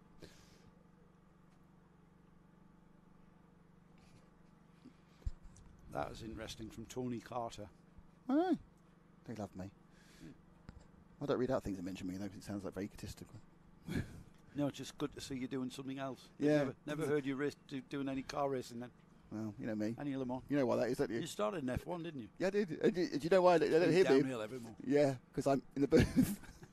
Yeah, you are. Oh dear. It's nice. Thank you for that. Oh, and the backup as well. Okay, so the next one up is Joe chews his food. Nearly there. Go on, keep going. Oh, I've been tapped on the shoulder. So it's senior Rotax next for their final heat. Such as the size of the grid, we've had to have 5 heats for our Rotax classes, sorting out the grid for the final. Senior Rotax classes have a B final, by the way. That will be the first of our finals to kick things off, and the first 4 finishers will qualify through to the final. I was talking to Paul Moran about Gleneagles, where he qualified through from the B final. And it's very physical on these karts. And Gleneagles is a very, very fast track. And he basically had time. He was told, oh, you've qualified for the final. Throw some fuel in. Never even moved. Went straight out of the collecting area onto the dummy grid for the A final. Threw some fuel in, and he was back out within moments. Much to his body's chagrin. He was like, oh my God, I've got to do it all again. I'm telling you, with the sweat box in here, isn't it now? It's lovely. I shouldn't say that with the boys out there, but I'm going to have it open the door. Yeah. Oh, really? Yeah. No, I like it, Snuggy. I'll give you a hug then. You're boiling. I can feel your jet. I know, it's lovely, man. This isn't a sauna, it's a race meeting. Nathan Hope leads the field round. Thomas Storr alongside. Then we've got Jamie Hardy, Grace Lee Davies. Andy Powell is starting from his front row position on the grid. Tom Sully alongside in sixth. Patrick Williams-Rojas and Ben Blewers. Then we've got Jodine Newman, Jodie Fox, Ben Harper, Toby Case, Tom Radburn, James Wood starts in the middle, Lewis Ball, then Dylan Tate and Paul Moran starting in 17th, Miles Barthorpe starting in 18th, and then we've got Riley Boyne and Tommy Lee Davies. I haven't got time to give you all the 33 kart field. And we're away. As we are about to get away. The go-around man did not wave his green and yellow flag, and they file into Billy's blind, and the loser there as the kart is drifting around the outside and dropped several positions. See who it was. It is the 17 kart, or the 117 kart. I think it's Ben Blowers who lost a bit of places there. Well, the leader is very much current reigning NKC champion Thomas Storer, who took full advantage of being on the front row of the grid. And off he goes into the lead. Behind him, though, that's where the battle is, behind that number one. Coming onto the start-finish straight, there's the battle for second. They're all going to concertina up. Thomas Storer leads, Nathan Hope second, Jamie Hardy third, Andy Powell up to fourth. Grace Lee Davies is in fifth. Then Patrick Williams-Rojas is in sixth, Tom Sully seventh. Dropping down the order, like you said, Nick, but it was indeed Ben Blowers on the number 17. Yeah, interesting. One of the ones to watch, Pedro Oliveira, down in 22nd. He seems to have had a couple of lower end of the middle starts, you know what I mean? His middle was back middle, his back was back. We're not seeing him be able to force his way through. Mayweather, but of course it's slightly different to make quick progress than it was at Glan a few weeks ago. But certainly making quick progress in the lead is Thomas Storer. And then you've got Hope, Hardy and Powell, second, third and fourth. And then you've got a massive battle for the kind of 5th, 6th, 7th and 8th, and that's going to end in tears, I think, out of Billy's blind. They got away with it. Every chance. It all sorts itself out by the time they get to the S's. Yeah. It's the battle for the about the 6th to down to 10th. Yeah, it's third. Tom Radburn right in the middle of that lot. They are basically that train is catching up the inside. Oh, that's Powell, 19. There's a kind of a block pass and Jamie Hardy, and he picks up third. But what's going to happen now is that is now a constant snake of carts from 3, 4, 5, 6, 7, 8, 9, 10, 11, 12, 13, 14, 15, 16, 17, 18, 19. Basically, the entire field after the first through is in a snake. Thomas Storer still leads. He's got a gap of 3.6 seconds and Nathan Hope. Then we've got Andy Powell just clinching that third place. Behind Andy is Jamie Hardy, and then we've got pretty much the whole of the Rotax field just ganging up behind Jamie Hardy. So they'll be picking their moment and picking that position off. So Andy Powell very shortly will be yellow the flag company of pretty much the whole field. Yellow flag flying at Neil. Not sure why. I can't see a cart off. A cart had gone off, but was struggling to get back on again. So they carry on going. This massive, apart from our leader, who's 4 seconds ahead, then is the leader, and then the field as they sweep round. You've got Andy Powell, I think, catching Nathan Hope in second. If you watch it now on this low cam, look at this cart. Bang, bang, bang, bang, bang, bang, bang, bang, bang. It's the first we've had this where there's been nothing. The entire field is literally together apart from the leader. Fabulous. Fabulous. That is pure Rotax Max karting there as Andy Powell chasing down the lad down from the northeast. He's got as long a drive home as I have. Oh, gosh, stop it. I'm sorry, I've mentioned that again. You just have food, Andy, honestly. A regular at Warden Law, my home track. He's currently third, but he's about to be joined by Tom Sully, that bright yellow liveried cart, number 46. He's got momentum out of the pack and has closed the gap down the inside. Straight away, that momentum, he didn't even stifle that momentum. He continued the momentum, passing carts in front of him. And that's pretty much what you've got to do. Once you start getting bogged down behind people, you start losing time. So Andy Powell down to fourth, Tom Sully up to third. Yeah, Sully now has Nathan Hope in his sights. Probably won't be able to make a move into Billy's blind this time, but we're looking probably for a hairpin move next lap. So he needs to keep the momentum up through the S's, not lose it by matching the speed of Hope ahead of him, and now look to the inside and up the inside with some very controlled braking. He's very good on the brakes, just lifting the inside rear wheel there as he turned into the hairpin. He's got that kart handling superbly as Tom Sully. He'll be one to watch. And Andy Powell moving through, the number 11 of Nathan Hope, completely lost all of that speed into and out of the horseshoe, and that's allowed Powell up. So Nathan Hope down to 4th, Andy Powell back up into 3rd, the position he had earlier. The problem for Sully is that he's 7.5 seconds behind the leader. So in that 4 minutes to get there, he's lost 7.5 seconds on Storer, who's actually just Thomas leaping Storer, away from the field. There's a reason he's carrying the number 1, Nick, and that's because he's very, very quick, and he won this championship in 2021. He carries that number 1 into 22. And as expected with Tom Sully just having to make his way through the field, he eventually gets with some clean air in front of him with 2 minutes remaining. Closing down Thomas, if anything, Tom Sully dropping more time to the leader, Thomas Storer. Yeah, Storer's super quick. It's 8.1. Yeah, it's great performance by Storer. He's super fast. And the rest of them are kind of, oof. Oh, and that's the number 11. Give him a little bit of a shove. Yeah. And Nathan Hope. Patrick Williams-Rajaj coming up onto the rear bumper of the number 11. So Nathan Hope now, he's dealt with people challenging him pretty much the whole of this heat. Now he's got the company of the number 94 right on his tail across the line. Into Billy's blind. Can Raj go down the inside? No, he doesn't. He slots back in. Coming out of the S's. If Raj has got the momentum, no, he slots to the left. As a peak down the inside, but not really a challenge, I would say. Thought about it, changed his mind.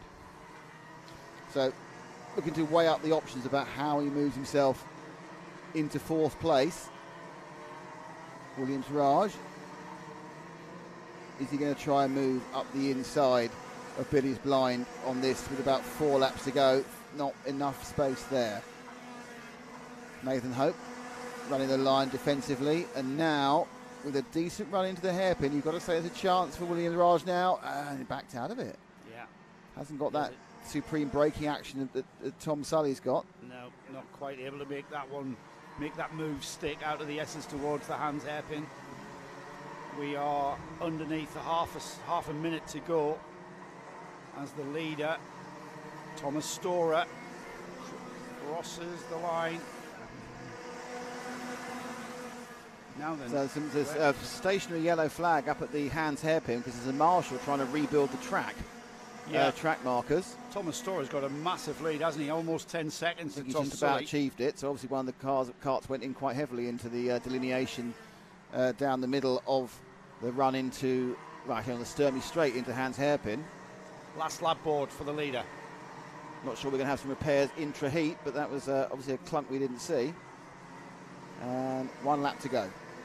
Great drive from Tom Sully, an equally great drive from Andy Powell, who has hung on to that 3rd place in fine style and has not let Sully get out of his sight by any great margin. Continues to follow him round. Thomas Storer already coming towards the end of his final lap. Here he comes now to take the checkered flag. So Storer underneath us takes the checkered flag. Behind him, though, this is where the battle's still raging on. Tom Sully will come through in 2nd. I think as ever, there's been a lot of stories going on in the pack. There is, down the field, I can see out the window. Andy Powell 3rd, Nathan Hope 4th, Patrick Williams-Rajaj in 5th, Jamie Hardy 6th, Ben Harper through in 7th. It's sorted itself out. Miles Barthorpe in 8th, Pedro Oliveira both in of those 9th. guys have gained a lot of positions. Miles Barthorpe and Pedro Oliveira. Both of them, yeah. Yeah, they have. Gained a lot. Really, mitigated their points loss with starting near the back.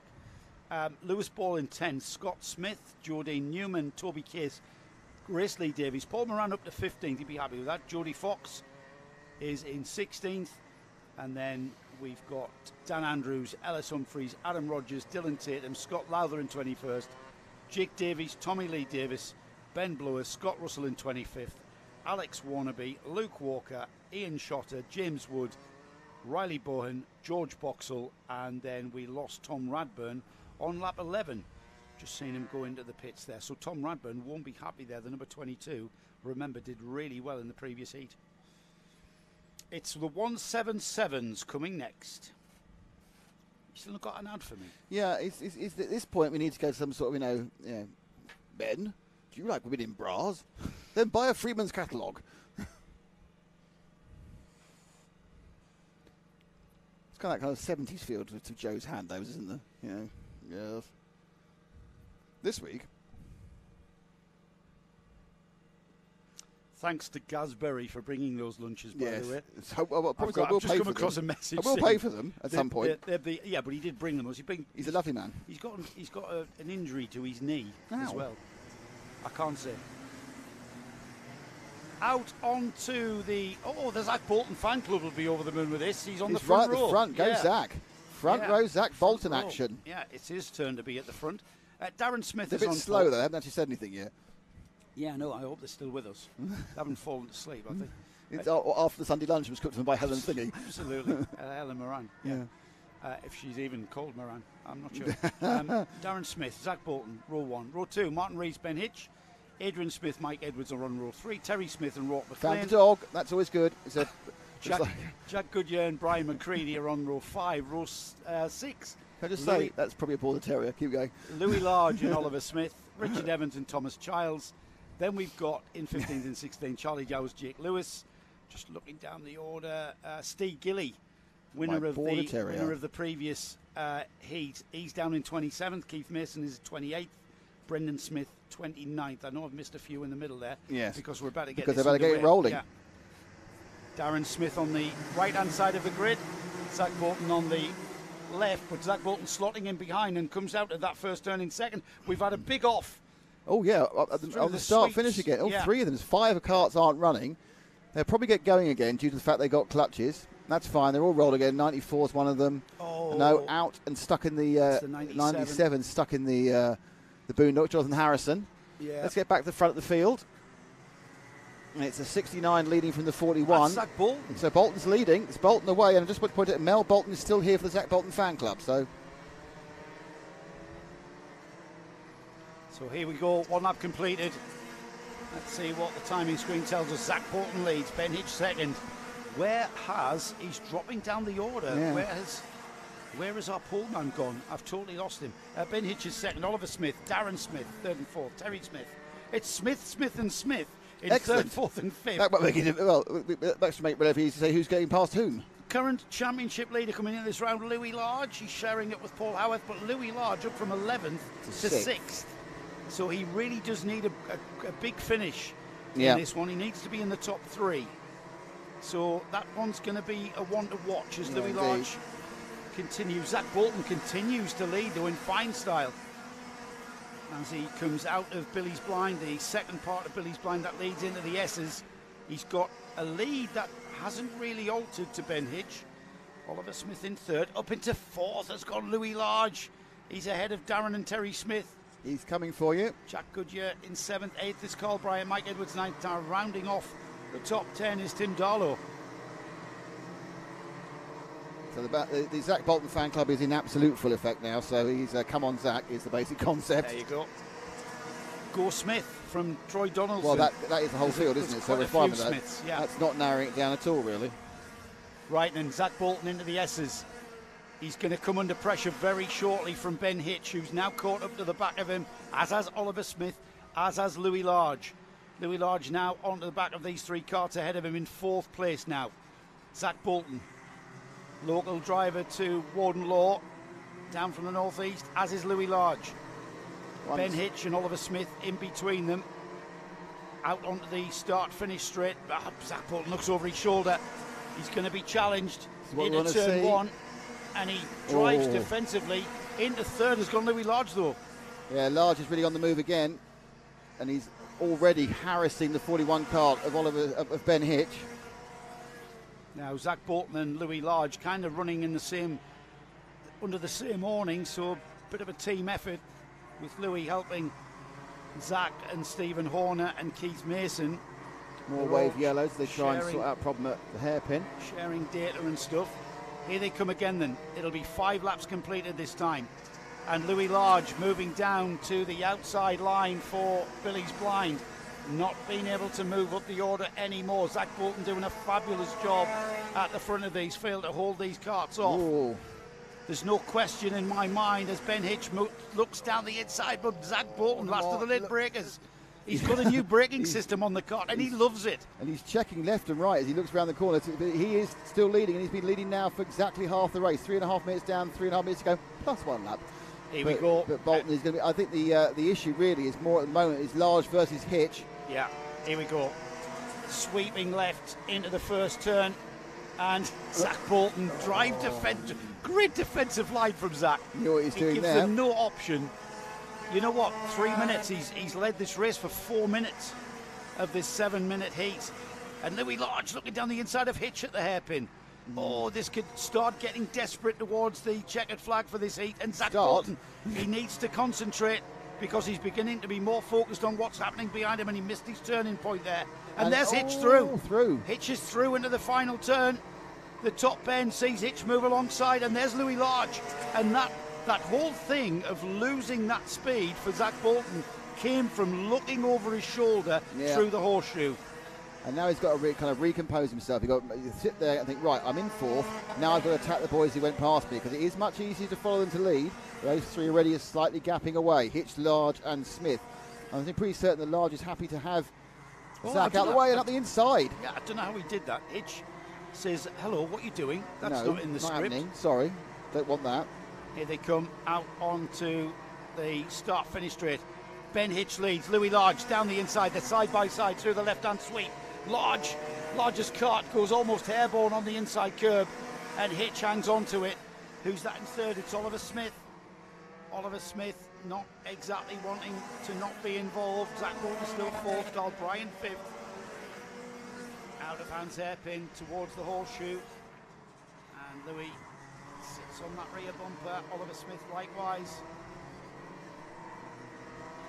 Zach Bolton still in 4th. Here they come again then. 9 laps completed. Louis this time sits a little bit back off him. Not that much speed difference though to make a challenge. The Hitch continues to lead. This is a great battle for the senior Rotax 177s. They really have got a competitive field of competitors in this class. Into the horseshoe then for the 10th time. Still a minute on the board. So 1 minute and 1 lap to go. Into top bend. Very, very fast. Using all the curve on the outside. Across the line. Can Louis Large? Nope, he sits behind him. You know what? We've seen Louis Large do this many, many times, where he just sits there looking for his moment. Is it now? Is it now? Looks like it. It is indeed. He's made it stick, hasn't he? Down the inside, looks over his shoulder.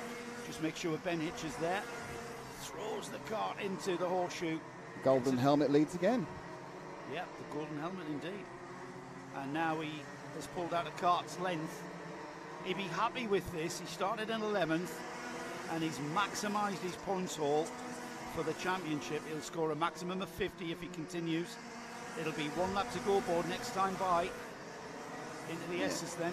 Louis looking very, very composed. Zach Bolton's kind of made 5th his own after kind of having that one bad corner, which lost him, 3 or 4 places in a row. Hitch has to give best to Large, and then actually Carl Bryan's got past Oliver Smith. Carl Bryan on the number 2, getting past Oliver Smith that last lap when we were focused on Louis Large. Now, interestingly, Steve Gillies, who won, of course, the race before lunch, has scored as 26 minus 2 laps, which almost certainly means he's got transponder problems again, so couldn't say he knows where he really is. Yeah, that's interesting, Nick. Good point. Final lap for Louis Large, comes out onto the Sturmey straight into the Neil Han hairpin. Out of that for the final time, on into the horseshoe, and he came through from 11th, didn't he? That distinctive golden helmet of Louis Large just turns into the top bend for the final time, and down towards the checkered flag will be a welcome sight for Louis. Maximum point score in his 3rd and final heat. As they cross the line then, Louis Large takes the win, Ben Hitch second, Carl Bryan third, Oliver Smith fourth, Zach Bolton, he's got to be happy with that. That's a great result for Zach. Tim Darlow sixth, Richard Evans seventh, Jack Goodyear eighth, ninth is Terry Smith, Alex Thomas 10th, and then we've got Darren Smith, Charlie Jowers, Adrian Smith, Jake Lewis, Alex Jones in 15th, Keith Mason through in 16th, Brendan Smith, Joe Fifner, Thomas Childs, Mike Edwards rounding off the top 20, and then Colin Campbell, Steve Logan, Brian McCready, Rourke McLean, Darren Edwards. The 26 of Steve Gilly showing 9 laps completed from 13, so that's 4 laps off the lead lap. A further 9 laps off the lead lap, Thomas Eldridge, Jonathan Harrison we lost on lap 1, and Martin Rees we lost on the opening lap. 3 more heats remaining before we get on to the finals for round 2 of the Navos NKC 2022. The Zach Bolton fan club is very chuffed with him. So. Yeah, you should be very proud of Zach Bolton because he actually led for 4 minutes of a 7-lap heat. I think he led more than 4 minutes of a 7-lap heat. It's got chilly again, hasn't it? Not really, no. Yeah, it does. I don't think you can say it's got chilly on air when the boys are suffering so badly out there. I'm just back from Sebring in Italy, remember? Right, yeah. So I've got thin blood. Well, did I mention I've been let's see how much sympathy that garners on any position round here. Yeah, Paul's about to do the same thing I've done, which is walk out with his headset on. No, he's cooling himself down in some weird way. Are you warm, Paul? Oh, he's stretching his legs. I thought he was did some weird country dancing. I thought, well, bit of I've come down to the West Country and now I'm going to dance like I've never danced before. We should maybe televise that. I think that's the last thing we should do. What's next? Well, we've got our junior classes next. We've got Minimax and 100 UK Junior. Remember, we've got 7 Minimax carts and 2 in the 100 UK class. We then go into Junior Rotax for their final heat, and then the Senior TKM. Right, just so Matt Guppy is pointing out, he's wearing 2 it's our cameraman on the far end of the track. He's wearing 2 T-shirts, a hoodie and 2 coats. Well done. Well done. It'll never be as bad as Frank at the first Warden Law meeting, where he absolutely 100% demanded danger pay because he was frozen by the North Sea, and and he wasn't happy about that at all. But he didn't get anything. That was February. That was a terrible day. That was February. We ran to it was in Mizzle most as well. I knew it can sometimes be like that in July. So well, so near to Hull. That's why. Guaranteed. So near to Hull. Don't know how you said that. Minimax, Charlie Gillam on the pole position, Eric Smith alongside, Reese Green third, Ethan Carney fourth, current championship leader Alex Fraser fifth. He did take the previous heat in fine style. Louis Reese in sixth. Then we've got Daniel Haynes in seventh, and then we've got Yelena Osbar Scott, the first of the UK juniors, with Hayden Taylor alongside. They're away. And straight into the lead goes Eric Smith. And a packed grid. Keep an eye on Alex Fraser. He really was the fastest car in the previous heat, and with such a short field, not quite sure where he is in that pack. Getting very busy towards the Hans hairpin. Very busy, and they're slowing him down because it was a full stop. Ah, right, okay. Didn't look like a full start to me. We got excited, didn't we? Didn't look like a full. No. I can only see they're in the wrong order, given the shuffling that's going on now. Right. They've got very good. This could be another lap before they work out what the hell's going on. The TKM boys have caught a boy and girl have caught them up. Yeah. It's Yelena who's ahead of Hayden in this one. Now they're back in order again, hopefully the correct order. Right, here we go again. Let's give this another try. Let's these youngsters get their grid in order. They look pretty much in orderly fashion, and the 100 UK juniors are behind them. Here we go again. The number 95 loses out to the 21 of Eric Smith, who leads into Billy's Blind for the first time. Out of Billy's Blind towards the S's, Eric Smith very much in charge at the head of that field. Yeah, it's looking wobble under braking for the 21, which is surprising. They had 2 laps to warm the tyres, but he just over-braked, just put a little bit of steering angle in the car. Realistically, I don't want to do both at the same time. And the 100 UK juniors staying with the Minimax pack, certainly through the twisty bits here at Clay Pigeon. We'll see the Minimax stretch their legs on the straight and probably break away from the TKM engined runners. We've got somebody peeling off. Who was that? Somebody peeling off into the pits. It looks like it's Reese Green, I'm afraid. So if you're a Reese Green fan, he's had a problem. Yeah, Reece Green. So he'll be starting towards the back of the final because 0 points in this particular race. We've got Daniel Haynes as well, fell behind the 100 UK runners. Daniel Haynes, one of our front-running protagonists. Has there been a coming together between those two, do you think? There may well have been. I didn't really see that. I was watching them out on track rather than on screen when we were. So our leader has a comfortable lead, and that is 21 of Eric Smith. He's getting waved on from the balcony of the clubhouse. Oh, the great smell of two-stroke. Thank goodness for the TKMs. Number 55 of Alex Fraser, I notice, is on a Lando Norris kart. As the rest of the field go through the S's. And Alex Fraser not really closing that gap in any real sort of quick fashion. The gap just under a second last time by. And here comes Eric Smith on the number 21. Yeah, the 40 kart, which is Hayden Taylor in the TKM cars, the 100 UK Junior kart. He's noticeably, in fact, so is Yelena. They've both been notably getting closer to the pace over the course of the day. This is their first outing, so they're learning the karts, they're learning the circuit and everything else at the same time. Well, and they were easily lapped in the first heat, and now they're, well, actually, Lane's made a mistake, but prior to that, they weren't very far behind after 3 minutes. Well, Eric Smith doing a cracking job at the front of this field. Now, considering at Glan he goes, he had a 23rd, a 20th, a 20th, and a 21st. But don't forget they're running with a different class at the same time. All right, but so actually, he was 6th, 4th, and that's But he was last. He was last in virtually. Yeah. He was last of the group in the first round in virtually all of them, or least first, perhaps we should say. He finished just ahead of Daniel Haynes. Yeah, but this is this is what happens to young lads and young people. Sorry, they do suddenly begin. They have these absolutely vertical hockey stick improvement, and just whoosh, and off it goes. Yeah. And this is Eric Smith. Perhaps I don't know. Perhaps he's local to this area. He's been to this track before. Glan is if you've not been there before, don't forget it's got more elevation change than any other kart circuit in Britain. It's a big, fast, bravery circuit, and you're doing some weird things on the bumps as well. This is, I suppose you could call this, if you imagine a kart circuit, this is much more, I'm sure, what's in people's minds. It's a nice stretch of tarmac. It's quite flow, and there's an accident behind there. Who's lost it, facing the wrong way in the main straight? What happened there? I think that's Alex Fraser. Have we got that again? Yeah, Alex Fraser.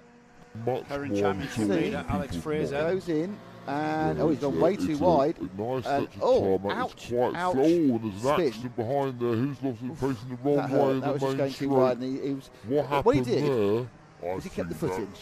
He kept the foot in when perhaps he shouldn't have done. That's a really, really bumpy exit curbing of the S's, isn't it? He really did get a bit airborne there and ended up on the grass, and it's dropped him down the order to 6th. Behind, just ahead of Hayden Taylor with 100 TKM Junior.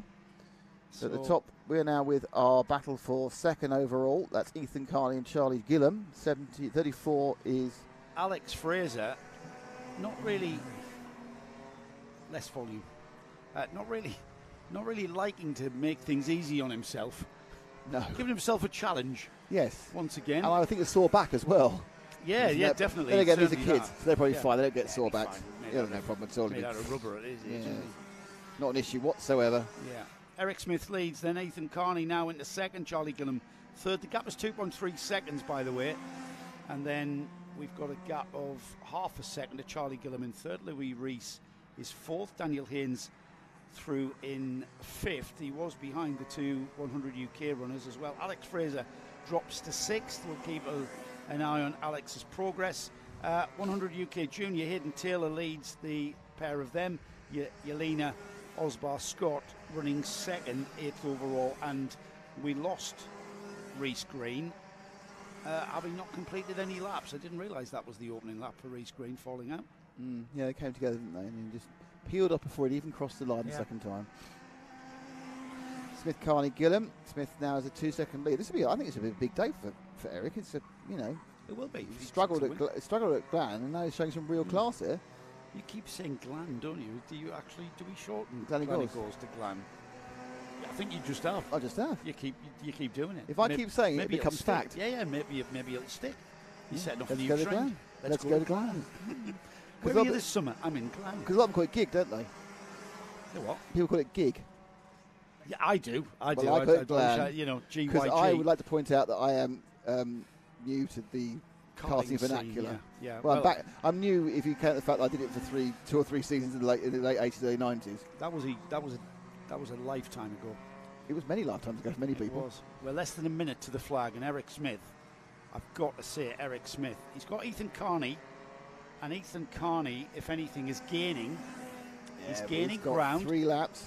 The gap was 1.7 seconds. Here he comes. Don't spoil his day, Ethan. It's 1.4. And there's a back marker, which I assume is Yelena. Yeah, it's Yelena. She will or see is that. she gonna? Oh no, there was confusion there going. Standing there. A little bit of confusion. That was no one's fault. Just one of those things. He's looking at her like, what on earth are you doing there? But realistically, she didn't do anything wrong. You didn't do anything right. It's just one of those things. Confusion coming into a braking zone. You can see beautifully illustrated how much smaller TKM karts are than road taxis, even though these are the mini versions of both. Yeah, that's a great example there. The wider track of the Rotax karts. 1.5 seconds has dropped down to 1 second. So 4 tenths, 2 laps off. 2 laps to go. Can Eric keep it together? This is going to be a big moment for him, winning his first heat in the NKC. Ethan Carney is absolutely ragging that number 34 around. He's sliding through the first part of the S. He's closer, but is he close enough? He's only got a lap and 4 corners. He can see the number 21 ahead of him, Carney. I'm going to say now I think Eric's going to be okay, but it's going to be close towards the end. It's just drawing him in. Here we go. Final turn to start the final lap. But it needs to be less than half a second. What is it? 8 tenths. 8 tenths. He's going to need a mistake now from Eric. Eric just needs to keep the kart, as I say, on the line, in the line, not do anything silly. Into the hand, hairpin for the final time then. And just look at that gap closing up towards the final stages. Not just this lap, Nick, Eric's but this tightening heat. up. Yeah. You're in the lead, he's slightly tightened up, but I think he's going to be okay because at this point there's no way past unless it's a major mistake. So just don't go too wide out this final corner. Go top bend just to go between this Eric Smith's first victory in the NKC this season. Foot down, and away he goes. Well done, Eric Smith, with a great win in the final heat for Minimax. Ethan Carney second, Charlie Gillam third, Louis Rees in fourth, Daniel Haynes in fifth, the recovering Alex Fraser in sixth. And it will be Hayden Taylor who takes the 100 UK Junior win, with Yelena Osbar-Scott finishing behind. And 8th overall. Reece Green, as we mentioned, we lost on the opening lap. We are now into the Junior Rotax final heat, heat number 3, third and final heat for Junior Rotax, coming next. Hello, would like some double glazing? Well, hey, maybe we should, big thanks to the sponsors and the supporters of the NKC, Navos, Alfano, Edwards Motorsport, A47 Self-Storage, and RG Racing. Talking about Alfano are awarding a free one of their Alfano 6s they're on now, the GPS locating devices, to the driver of the day. And the driver of the day will be selected by that luminary, is us. So we will select driver of the day based on who we think's based on a lot of things. Anything really, yeah. Not necessarily how well you've done, but how you've reacted to adversity. Driver of the day is not the fastest necessarily. No. It's not the best necessarily. It's the person who's impressed us the most over the course of the day. Yeah. I've got an idea. You've got one in your mind, or more dogs. I've got one more in mind. The Alsatian puppy's missing, unfortunately. The Alsatian puppy, which... now, what sort of dog is that one in the front there? It's a Scottish Highland Terrier. Yeah. That looks like a Lab or something. That's a doodle something. Is that a doodle something? It could be anything. Yeah. It's a doodle something, I think that. Oh, it looks like a doodle with a Highland Terrier. Well, who knows? Perhaps that's what they did. A high dude. High dude. Onto the track then. Or a hoodie. Back to reality. Back to life. I'm going to quickly give you the grid rundown, mate. Elliot Thomas, Ollie Morris on the front row, James Rigby, Finn Smith. Oh, facing the wrong way straight away for the 19 kart there. Then we've got on the third row, Ronnie Shrimpton, Joel Bowden. Fourth row, Dylan Mitchell, Oscar Shrimpton. Fifth row, Archie Butler and Ethan Wyatt. Sixth row, Jack Briscoe, Ben Ficini. Then we've got Rafi Salentano. I hope Rafi's look changes for this third and final heat. Braden Hill, remember, current championship leader or leading the championship into this round. Tristan Bernhard and Adam Caitling. Then we've got Alfie Smith and Alexander Mirazan, I should say. Mason Perrin, Samuel Wyatt, Levi Goodyear, Ashton French. There they go. And we've got the number 46 we've lost. There's a yellow flag going through the S's, so they're going to have to be careful going through here. We lost one of the drivers, so they've got to go through in line astern through the S's. Oh, and there's a bumping and boring as people aren't realising that you have to take it as carefully as possible. And there's an issue there with a couple of the carts about whether they just slotted in line or whether an advantage was gained. 24 Alfie Smith, I think, perhaps not, might incur the wrath. But it is the 46 is not started with his right cart and Valentino Rossi number, but here come the first two, have broken away from the rest of the pack. Across they go, the 37 Elliot Thomas and the 61 of Finn Smith. Smith not making a move into Billy's blind this time, and again still yellow flags through the S's, so that's it, just keep it calm. And now sprinting down Sturmey straight into Hans Hairpin, looking at the inside, and that's the 61 cart ahead of Smith. And now what can Thomas do? He's been pushed back to second. Shrimpton is in third, about a second and a half back. So Elliot Thomas there got past. He's already gapping. So Elliot looking particularly good in the 37 in this final heat of Junior Rotax. Card 46 is Raffi Celentano. Ah. So more problems for the number 46 of Celentano. I think he's had 3 non-starts, you know. It's not going well, is it? No. He isn't looking too discouraged in front of us. He seems to have, he's developed the kind of the off. He threw his gloves, brilliant. That is, I think throwing gloves is one of the great professional illustrations of irritation. Be you a motorcycle rider or a racing driver, I'm going to throw my gloves down. You're absolutely sick as a chip, poor kid. Sick as a chip? Yeah. Interesting. Finn Smith leads by quite considerable margin. Yeah, it's for lap 2. First 3 of the big battle now is 4th, 5th, 6th, 7th, 8th, 9th, 10th, 11th, 12th, and everybody else. 1.5 seconds, Finn Smith from Elliot Thomas. Ronnie Shrimpton through in third, then Joel Bowden. Archie Buttle up into 5th. It's Buttle we're seeing now going to 4th. 2 places. Jim's got another one now up the inside of the 13 of Joel Bowden. They came round the backside, the second half of Billy's blind into the hairpin now. Actually, no real movements here. They kind of actually got back into single file. So breaking away is the 22 of Buttle. So we're going to have the top 4 easing away from the rest of the pack. And the big battle now is led by the orange helmeted machine. So it's like actually the top 6 and 7 are stretching. It's interesting. We're getting a real elasticity of this one, aren't we? They're pulling away. I tell you what, Samuel Wyatt has moved up into 6th place, moved up 3 places ahead of James Rigby, Dylan Mitchell. Bevaccini has gone with him. Ethan Wyatt, though, his brother, Ethan's the younger one. I don't know, you talk to them. Ethan's the younger one. As I don't know if I can. He's dropped down the order he's dropped 6 places down to 13th. Oh, that's the real wobble there for the blue cart. So that was the 13 cart. Just got a right kind of wobbly tank snapper on coming out through top bend and slipped right on.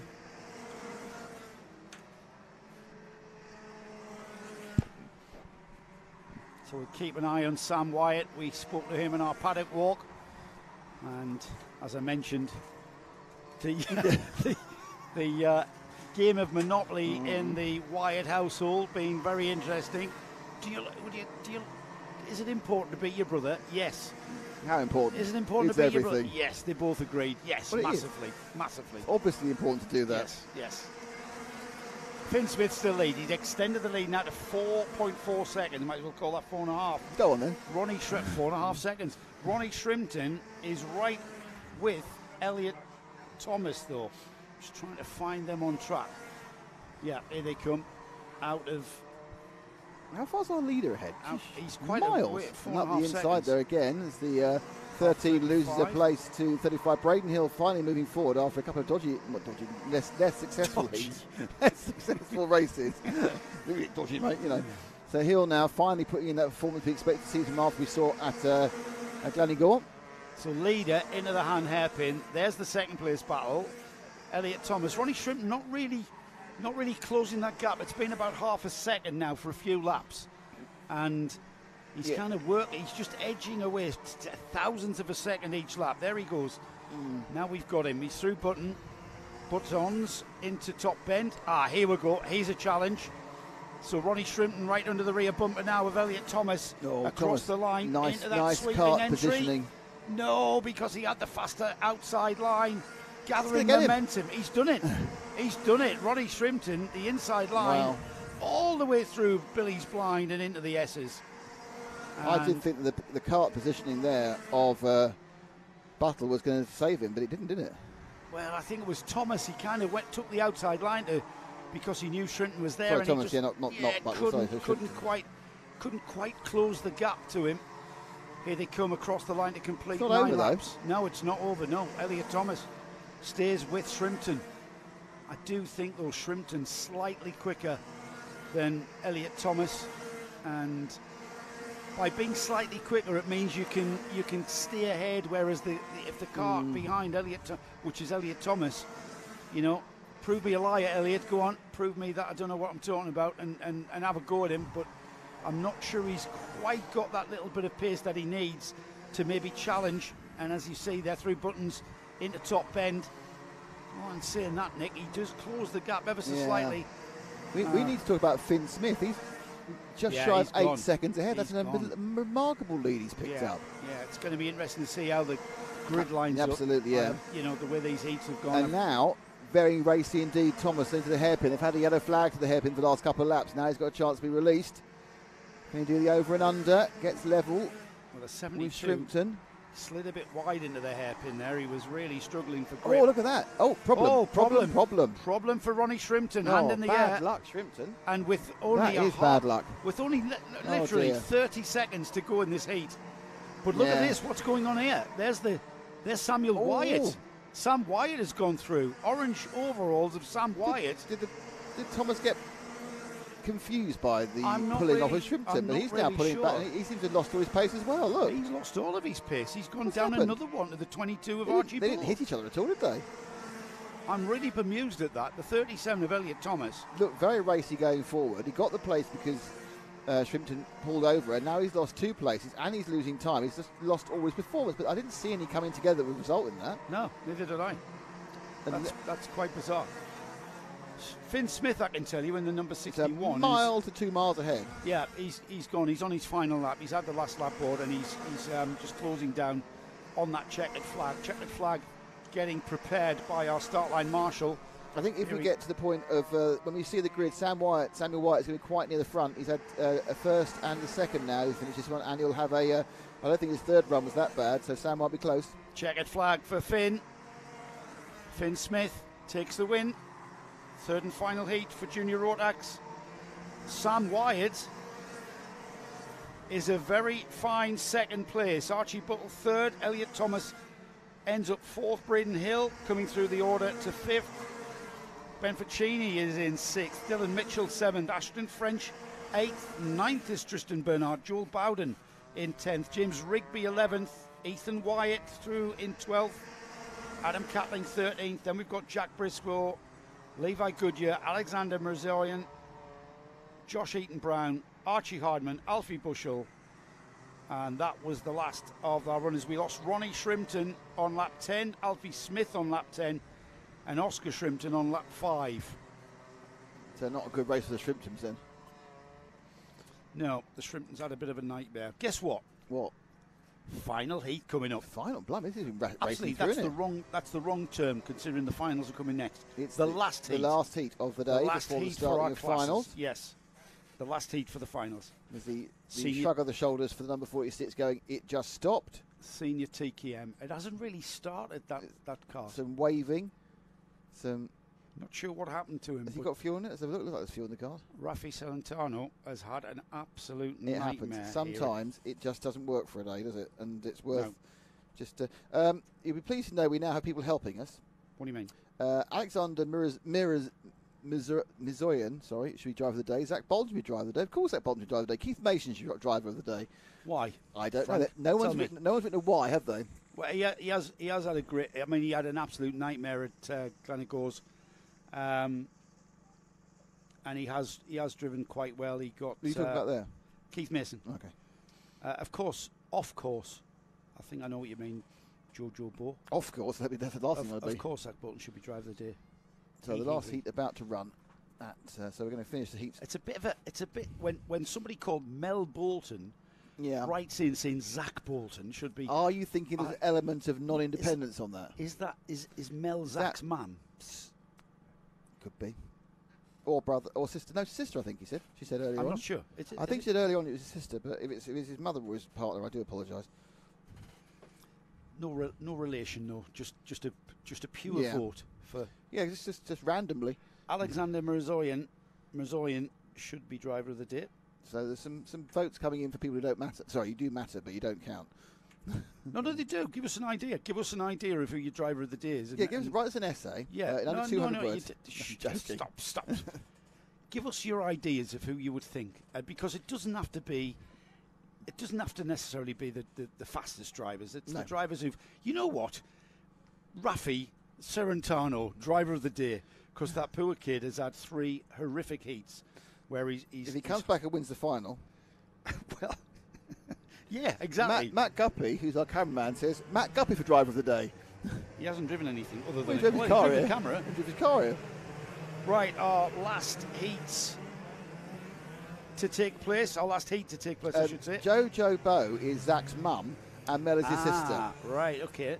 Well done, James. 18 Rigby Racing. That was just a well done, rather than I think he should be driver of the day. Right then, the grid for the final senior TKM heat.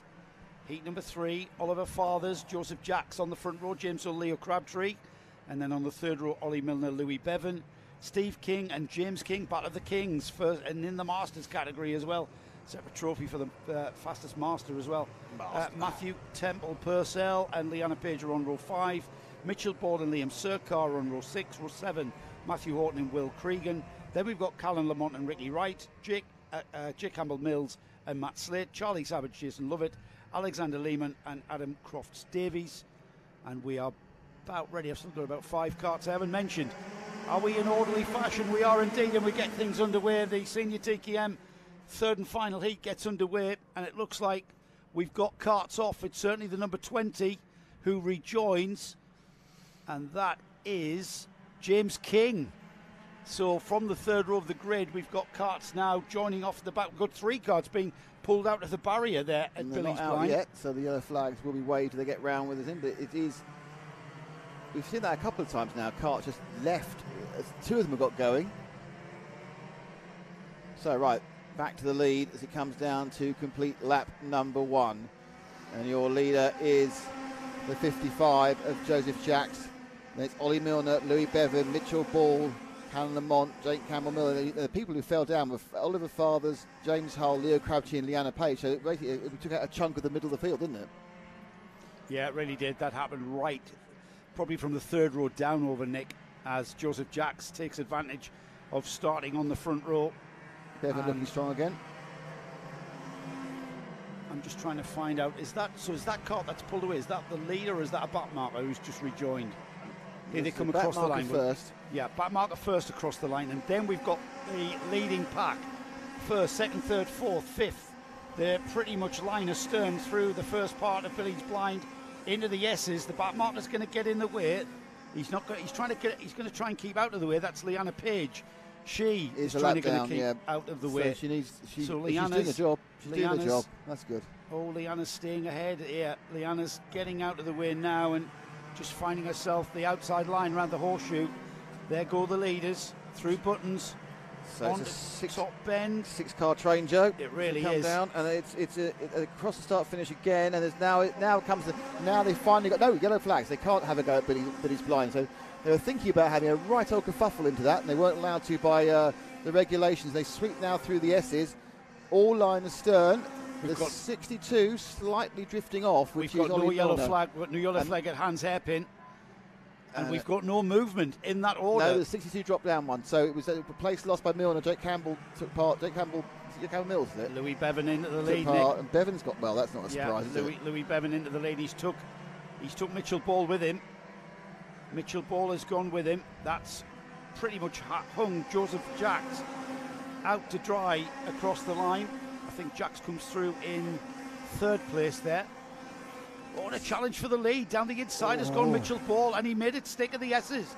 Out onto the Sturmey Straight, down towards the Han Hairpin, and it's definitely Mitchell Ball leading now from Louis Bevan in second. We've still got Joseph Jacks hanging on to that third place and keeping everybody back. However, that might have changed by the time they got back towards Buttons. So it is a battle for the first two, though. I'm absolutely certain that Louis Bevan was very surprised to see the lead lose the lead to Mitchell Ball, who threw it up the inside, the S's, and the yellow flags have gone now from Billy's blind. So everyone can stop behaving like idiots again. It's fine. It's official. You can throw it any way you want to. Yeah, and nobody. and a loss of momentum there by Ball, but Jacks was so close he had to check up as well. If he'd been a bit oddly, if he'd been further back, he would have had a chance for a run there, but he had to check up. You mean Bevan? Paul, Bevan. Yes, Bevan. Who do I say? You said Jacks. Oh, it's my brain. So Bevan was only a go. So the second place man. You just confused me, that's all. I confused most people and myself, mainly. But yeah, so it was interesting because Ball made the mistake, lost a bit of momentum, but Bevan was so close he had to check up as well. Yeah. And therefore he couldn't take the advantage of the extra speed he would have gained down the straight. The net effect is it's actually put those two close to the rest of the pack. We're past half distance in this final heat. Really? Blimey, okay. Yeah. It's gone quickly, hasn't it? This is a great battle at the move front. there. I think we've had a change in the second pack. There's a little bit of argy-bargy there between Joseph Jacks, Callan Lamont and Jake Campbell-Mills. I'm not sure they've gone back in that section of carts behind. It's all getting a little bit unnecessary. Last heat of the day. And if anything, Mitchell Ball has given himself a bit of a breather out of top bend onto the start-finish straight to complete what would be 7 laps. And that's the biggest gap we've seen. It's about 3/10. Let's drop back to the next set of carts, who are currently 3rd, 4th, 5th and 6th. In fact, even 3rd place, Callan Lamont seems to be going a bit better. Yeah, but the rest of them it's a good scrap, Nick. We're now getting and let's still think about it on but the back cart there, which I think has Jacques been demoted to the back of this entire pack? Yeah. He's probably quite sore about that. So Jacques now is having a little bit of a go at Ollie Milner. Lost some time there through the horseshoe. But it's one of those races, it's been crazy. Now it's got a calm period where we're all far enough apart not to be bothering each other, but I'm sure they'll give it a go in a second. Yeah, well, we're inside of the final 2 minutes, so we're not far from the and great, some grids for the final. Yeah, you see, it's going well, isn't it? Getting all the information you want, because we are literally above the timekeepers this time. We were miles away last time. Yeah, that's true. This is a great battle. Callan Lamont, Jake Campbell-Mills, Ollie Milner and Joseph Jacks. I'm not sure whether Jacks has been kind of slightly dropped off the back of he that. had a problem. He had a little problem at the horseshoe a couple of laps. It just seems to be just a lack of the right line more than anything else. Across the line then, 9 laps complete for Mitchell Ball. Louis Bevan completes his 9th lap. 6/10 is the gap between first and second, and then we've got a gap of about 1.3 before we get this charging pack of carts. 3 carts chasing big the accident leader at down. the S's. Sorry, just looked up and I saw a huge accident in the S's. The cart's lost some of its bodywork. Its bodywork on the track now. That's a front fairing. You can see the fairing in the right hand bottom right of your screen there. So that's all gone very confused. That will be a while to get cleared up. The yellow flags will stay out. That's this cart coming through, looking very retro without very, the front very fairing. troublesome, and that is the 30. That's a 30 cart, I think. 31 cart. 31 is Charlie Savage. And he was savaged by the rest of the pack there. Looks a bit winded as well, Nick. Yeah, hopefully he's all right. That was a massive misunderstanding there. Means there's yellow flags through the S's, but they're nowhere near the S's, our leaders at the moment. They are coming round the horseshoe. Yeah, that bit of debris, that plastic fairing will be retrieved by the marshal there, who's been very, very busy helping push carts around. There's a little bit of plastic still left. He'll manage to get onto the track, and off it he kicks it off.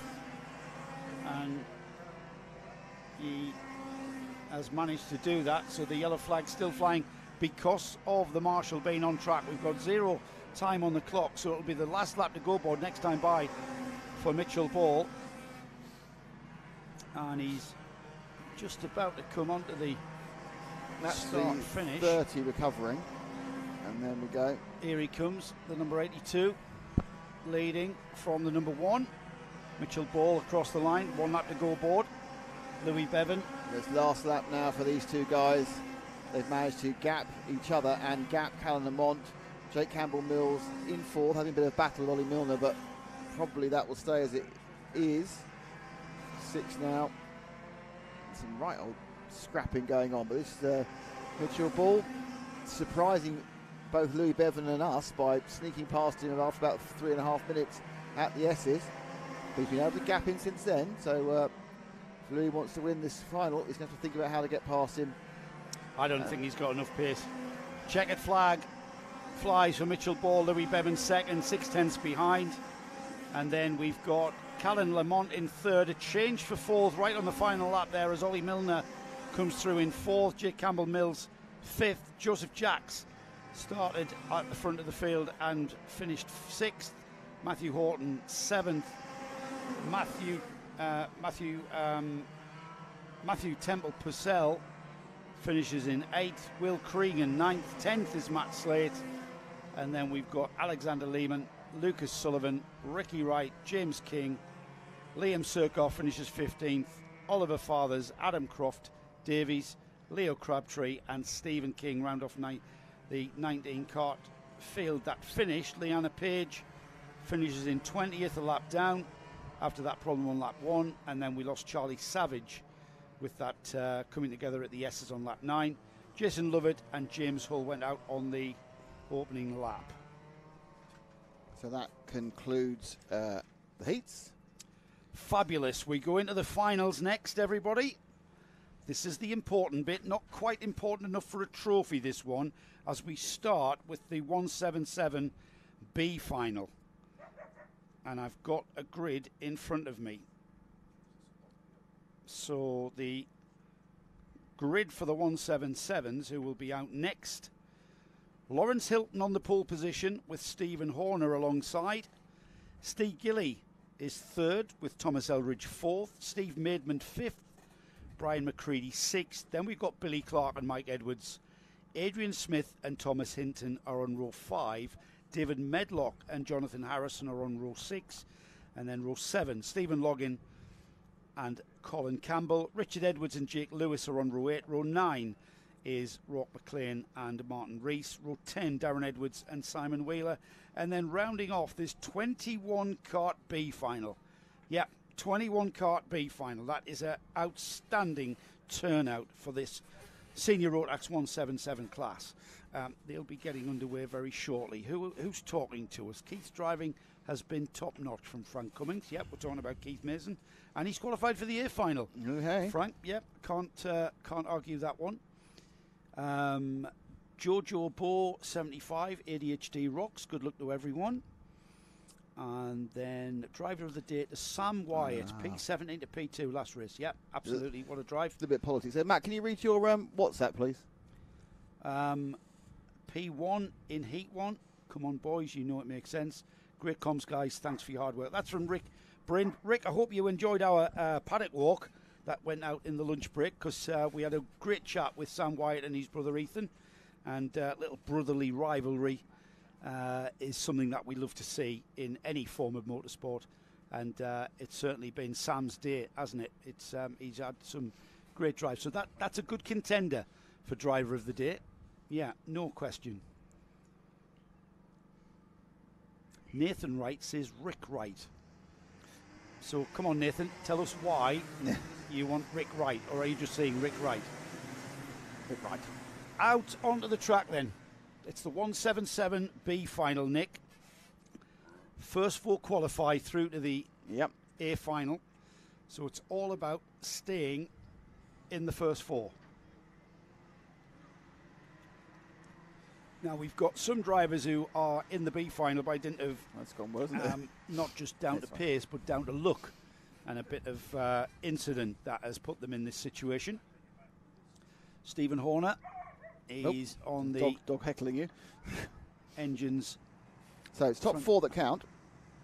Engines from HRS, Nigel Horner, one of the renowned Rotax engine builders in the UK.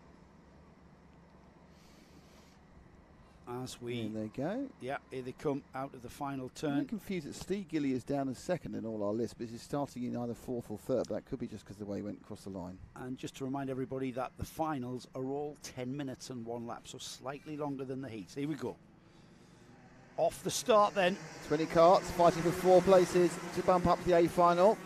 And immediately Steve Gilly. Oh, what's happened to Stephen Horner? He was It's all he gone was horribly just wrong. nowhere to go there, and he ends up off the track and out of this B final. Dear, oh dear, what happened there then?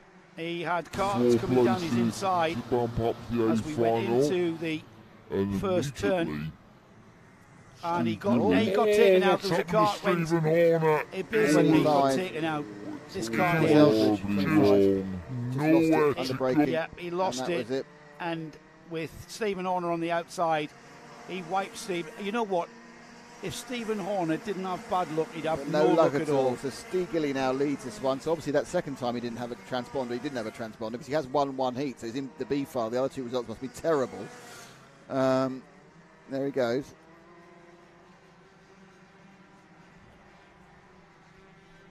Into the horseshoe then. Steve Gilly leads. Lawrence Hilton, who started on the pole, he slots in behind. Thomas Hinton, Billy Clark. Billy Clark's in the last qualifying position in fourth, and he's got a bit of a lonely fourth place as Billy Clark. Brian McCready 7/10 back previous lap, but and now he's you're right. That's way off. 1.3 seconds. Yeah, so Billy Clark looking relatively safe. Remember though, longer heats, and you know what? If you end up in a B final, Nick, remember 2 sets of tyres for the whole season. You're putting another 10 minutes of running on those tyres that you're going to carry forward. I think at this point that's the least your worries. The biggest your worry is how you end up in the B final. But now you've got that through, and the key point is to make those top four, then worry about everything later. But it's a good point though. Obviously there is an element of the tyre where it's very, very good, isn't it, to start with, and then it will plateau for a long time. And apparently, they do, and then they'll drop, and off a cliff. And you have to kind of make sure you get nowhere near the cliff. They're obviously confident that you can run 3 whole meetings on a set. They wouldn't set that rule. Yeah, because I don't think that's new for this season, is it? I think that's been a feature. I think it's one of the with features. the I think one of the features of success, and why they've had 190 something entries today. So another lap down for Steve Gilly with 4 laps completed. Lawrence Hilton in second, Thomas Hinton in third. First of the Masters in the B final, Billy Clark in fourth, and that gap to fifth has now gone out to 1.7 seconds. So he's extending that final qualifying place in fourth.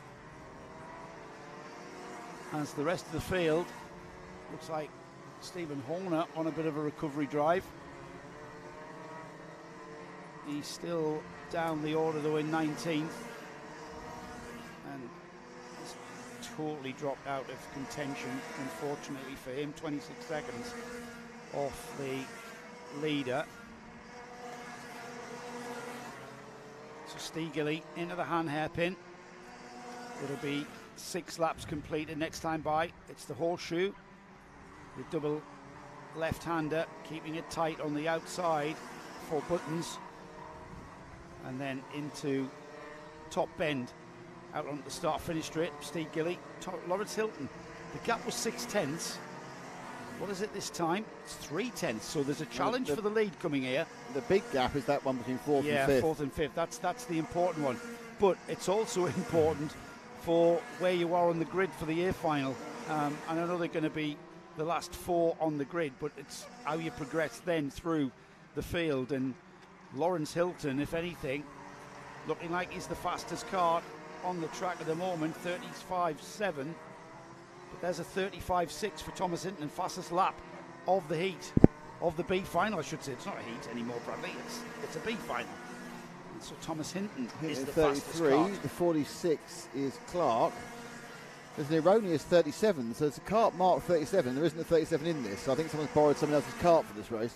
You can't do that. Well, 37 is very heavily right behind the 84. Oh, yes, behind the 84. And he's not on any of our screens. So where's the 84? Oh no, 37's a lap down.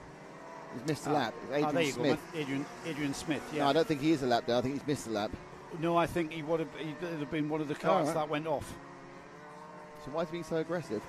Because we haven't lost anybody. There's nobody called it a day. Okay.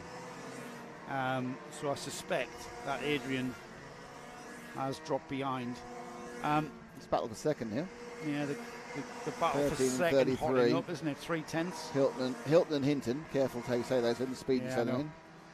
And then fourth place is on his own, and fifth place has been harried by a guy a lap down. So the 46 of Billy Clark is the final bump up now. It's 4 minutes 40 to go. He's important, but he's just on his own. There he is in the background. Yeah, he's got a huge gap, hasn't he? Brian McCready is the cart. 2.5 seconds is the gap now, and it keeps extending. And McCready is potentially, you know, the last of the qualifiers, but he cannot get on terms with Billy Clark. It's Hilton and Hinton for second and third. Steve Gilly is out in front. He's not gone away. It's only 0.8 of a second, so that, you know what, that's only a small mistake. Missing a braking point is all that it will take for Steve Gilly to then drop back into the clutches of Lawrence Hilton. But despite Gilly being in this B final, he did win one of the heats. And he won it going away from the lead, and he's just had 2 awful results outside that. Yeah, he must have. Surprising. You think with a 50-point maximum, you have to be guaranteed in whatever happened. I think he's had a couple of retirements outside that. He is about to be challenged, I think, from Lawrence Hilton. 0.4 of a second. Oh, more lappery. I think that's a back marker. Just doing a great job getting out the way. Now these drivers will know that they are in a qualifying position, and whether or not they want to push and just use up those tyres by challenging the karts around them to improve on their grid position is remains to be seen. We'll see if that's the case. So currently Steve Gilly, Lawrence Hilton, Thomas Hinton and Billy Clark are the qualifiers through to the A final. We are into the final 3 minutes of this 10-minute heat. So it's 3 more minutes and 1 lap for these drivers. Stephen Horner moving up the order now to 16th after that horrific turn of luck at the first turn. Nope. That's the back marker. Another again. back marker, yeah. But look how they've closed up. Look how Steve Gilly now 1, 2 and has 3, all together. Lawrence Hilton on his bumper and Thomas Hinton on Hilton's bumper almost. Billy Clark, the final bump-up man, is nearly 3 seconds ahead of the fifth-place man, Brian McCready. So no real drama in that one, that's for sure. 1, 2 and 3, though, nailed together coming into Billy's blind. Not quite close enough to make any manoeuvres. And in many ways, do you want to throw it up the inside and risk an incident and risk an accident when you are bumping up? Well, this is what I mean. I mean, you know, these 4 drivers, these 3 now, that are kind of coming together and are going to be presented with an opportunity potentially of, you know, overtaking the kart in front. They're not being held up. They are driving pretty hard to stay where they are. But the fact is, all 3 of these that we're watching now are qualified through to the A final. And they'll be joining each other on the back of the grid. Yeah, and there's still 90 seconds of racing left, so 3 laps, 4 laps. The more they push, the more they're eating into the life of their tyres. You see them sliding the kart there. That's really, when you do that, you are taking off rubber. And here they come together now in a challenge for that second place, beginning to develop. Thomas Hinton, hinting and Hilton challenging for that second place of Hilton. Yes. Yeah, I had to slow down there to see all that. You did well, though. Yeah. Steve Gilly, that's allowed Gilly a bit of a breather, hasn't it? Inside the final minute then. And Steve Gilly beginning to edge away. That's 4/10 from having Lawrence Hilton right on his bumper. Lawrence Hilton sort of fending off the advance of Thomas Hinton has now allowed Gilly a bit of a breather back. So it's going to be a couple of laps before we see Hilton right on the tail of him. Billy Clark even more safe in the final bump-up place, 3.5 seconds ahead of Brian McCready. So that's not going to be, unless he makes a horrendous mistake on these last couple of laps, it's not going to be an issue. So 2 laps to go. Yeah, it's going to be the last lap board next time by, isn't it? And these 3 really just have to... I'm not sure they're trying to overtake each other at the moment. I'm not sure whether they are. I mean, he's driving defensively, is Steve Gilly. He looked over his shoulder there. And, you know, he's driving down the inside into the horseshoe. So, just being removed. I think Out Hilton of is. the path of. I think Hilton is thinking about it. I think he's thinking about having a little bit of an edge at the at them. But if Steve makes a mistake, Hilton will take it up. But I don't think he's going to make a throw it up the inside move. No, he'd be silly risky. too. He'd be silly too. So it's Gilly from Hilton from Hinton. Billy Clark are your 4 bump ups on the last lap. Going into the hairpin for the final time. Driving defensively though, and then moving out to the last second into the braking area. He should be fine now. This should be the 3 ordered. Unless someone makes a horrible mistake exiting top bend. Through buttons for the final time, into top bend, and it'll be Steve Gilly qualifying into the air final. Lawrence Hilton will go with him. Thomas Hinton crosses the line to be the 3rd qualifier. And a very, very lonely race with Billy Clark, yeah, but he does get a bump up. Billy Clark, final qualifier. The rest of the field. Oh, and a big massive off. accident. Ouch, how'd Not that really happen? sure what went on there. You got replay of that? Wasn't it on the camera? I'm trying to see what the number on that card He's is. come off into there. I'm trying to see what the Is it card 17? is. Just came across there. 97? Massive We might miss accident. this. No. Ouch, how'd that I'm happen? quite sure Sure, what on earth what happened. went on Was it there? already happened? Replay that. It's already happened there. Yeah. Wasn't it on the cameras? I'm trying to see. So who is it? That must have hurt, and I've no idea how that Is happened. it Steve Maidment? Wow. It's got a 7 in the number. We just can't quite see. So could be. Jonathan Harrison's 97? Is it 97? I'm Jonathan not Harrison? surprised he's winded. It's 37, I think. Adrian Smith, who was coming back through from losing the lap in the first place. Yeah. 37, yeah, thanks to Matt there. That was Adrian Smith. That was a nasty, nasty accident. I think he's in the He's cart, winded. but I think He's he's in the winded. cart. Is he in the cart for a reason, or is he just not? Is he just? I think they might want to have a little look at him. I'm not sure. Yeah, he's definitely winded. That's a paramedic walking over to see him. Who we had breakfast with. We had breakfast with. Yeah. He's up. He's fine. He's conscious, but that would have been a big thump and a big shock. Well, you're flat out there, aren't you? Top bend. You come out of top bend almost at optimum speed, and then you carry that optimum speed through that sweeping left. And I'm not really sure what happened there, but instead of sweeping left towards the first turn here at Clay Pigeon, he's gone straight on and kind of just went into the barriers. Happy to say it, he's out of the cart. He's got his breath back. And all smiles there from the Chief Medical I think Officer. you're absolutely right, Joe. He was winded, and that's a really uncomfortable thing. And you actually do need, when you've been properly winded like that, you need to sit Yeah. down, not move, just Yeah. get the breathing automatic again, because you kind of cough for breath, don't you, to try and get it going. Yeah, you just basically, it pushes all the air out of your lungs, so you've got to re-inflate your lungs. It's like, you know, it was a big hit, Nick. It was We a heard big it, looked hit. up, yeah. I mean, it's the last race of the day, so at least for him, not for us. So he'll be able to fix his car, but it's looking like there's some damage there on the machine. The nose. He's got in nose first in rotation, I think, hasn't he? Looking at the damage on the front of the cart. Yeah, he went in. He just went in, straight in, unabated, and didn't seem to change direction from what I saw. So that concludes the B final for the 177s. We've got 4 qualifiers through. Steve Gilly, Lawrence Hilton, Thomas Hinton, and Billy Clark will start on the final 2 rows of the grid in the A final. And I'm happy to report that Adrian Smith is walking back from the point of impact. He looks okay, though. I guess he'll have a little bit of soreness He tomorrow. looks fine. He absolutely is fine there. He's a big lad. Well, he's 177. Yeah, he's a big lad, and he's big. He looks big and tough. Yeah. So I think, you know, he'll have taken that in his stride. Well, to the point where I think it would have gone out. He definitely went out. He definitely was winded. So that means there needs to be a little bit of tyre management, tyre barrier repair. That gives us time to talk about our 25-card B final. B final? B No, final. B final. 25 carts in the B final for our senior Rotax. Again, 4 qualifiers through to the A final. We've got Lewis Ball on the pole position from James Costin alongside.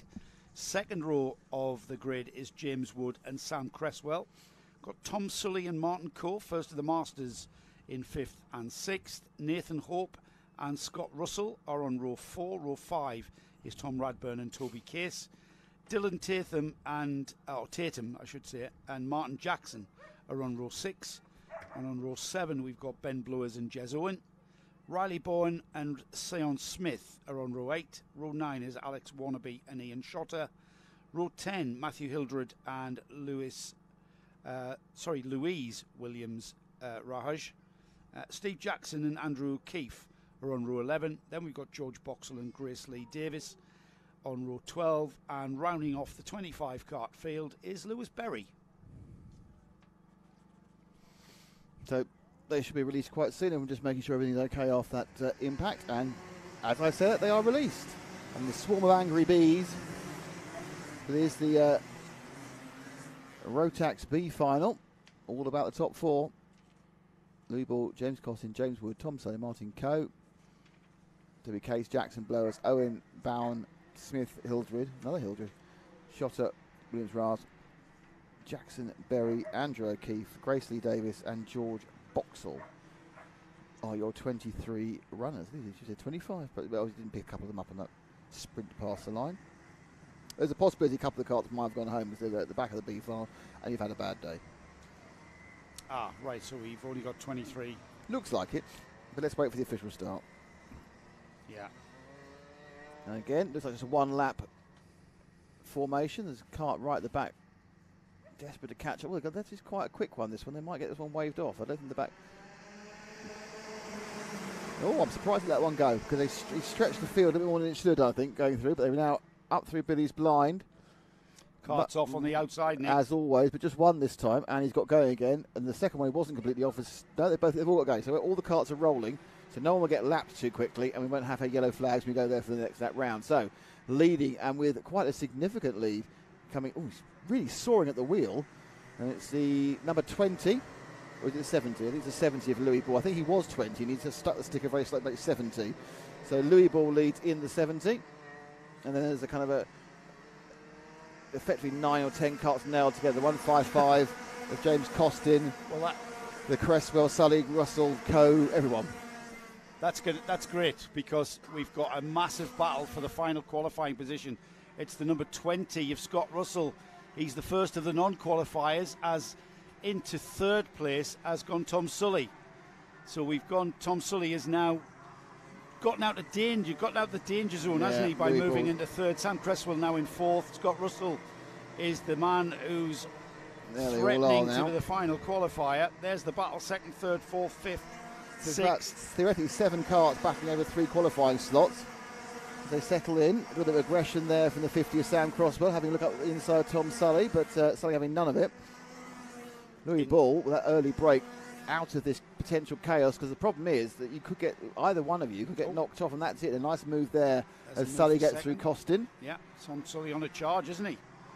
Probably upset he's in the B final.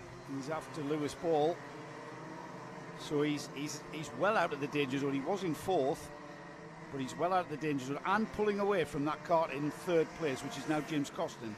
Across the line then. Green-nosed cart is Sam Cresswell, and that's the next one. He's currently in the bubble, and behind him it's Scott Russell, who's not in the bubble because he's not in there. And Costin now looking to move forward as well. So, sorry, Cresswell looking to move forward. So Costin under a bit of pressure here because he's drifting backwards.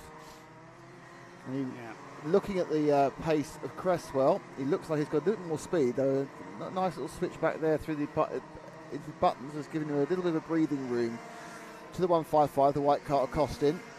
Now Cresswell, he's got a little bit, he's got a couple of extra miles now down the straight, hasn't he? He used that to his advantage. He's going to go into the S's. Oh, and he just lost a bit coming in the entrance of the S's. I don't think he's going to get a chance. He may try and drive up the inside. He's thinking about it, but the very, very good defensive line there taken by Costin. So none shall pass. And now trying the outside route. Got the over and under.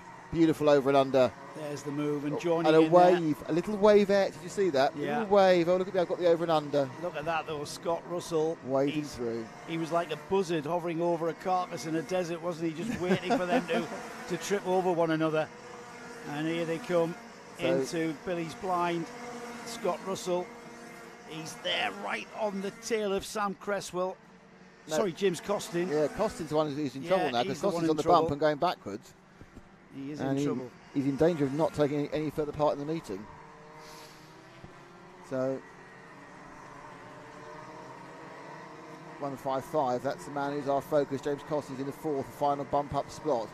He was second, but he's slowly been shuffled back and Got a bit of a breather there, back, hasn't he? Coming out of top bend. Just got a bit more space. Yeah.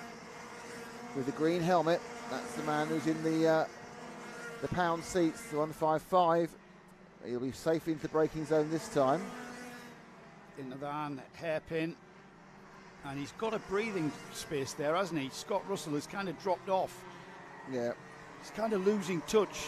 What I mean by that is he's not, even if James Costin makes a slight mistake, he's just not quite close enough to maybe capitalise fully on it. It's going to close the gap.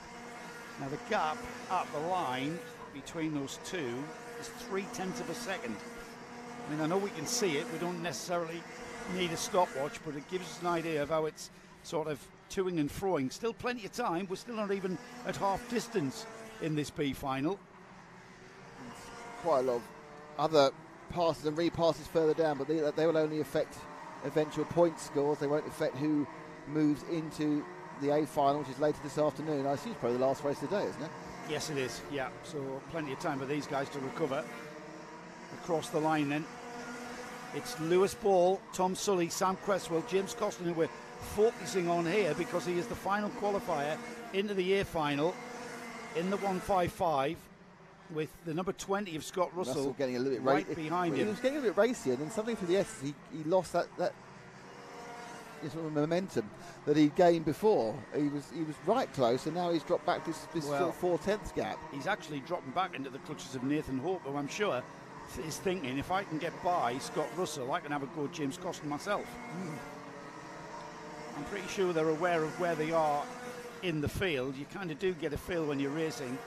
You can see the carts ahead of you, and you have done from the start, and you kind of do get a feel where you are. They'll know where they need to be as fourth, and they'll know they're in fifth and sixth. It gets more difficult when you're at 11th or 12th, but at that point, you're pretty sure where you are, and that is the biggest gap that James Costin has had over Scott Russell for some time.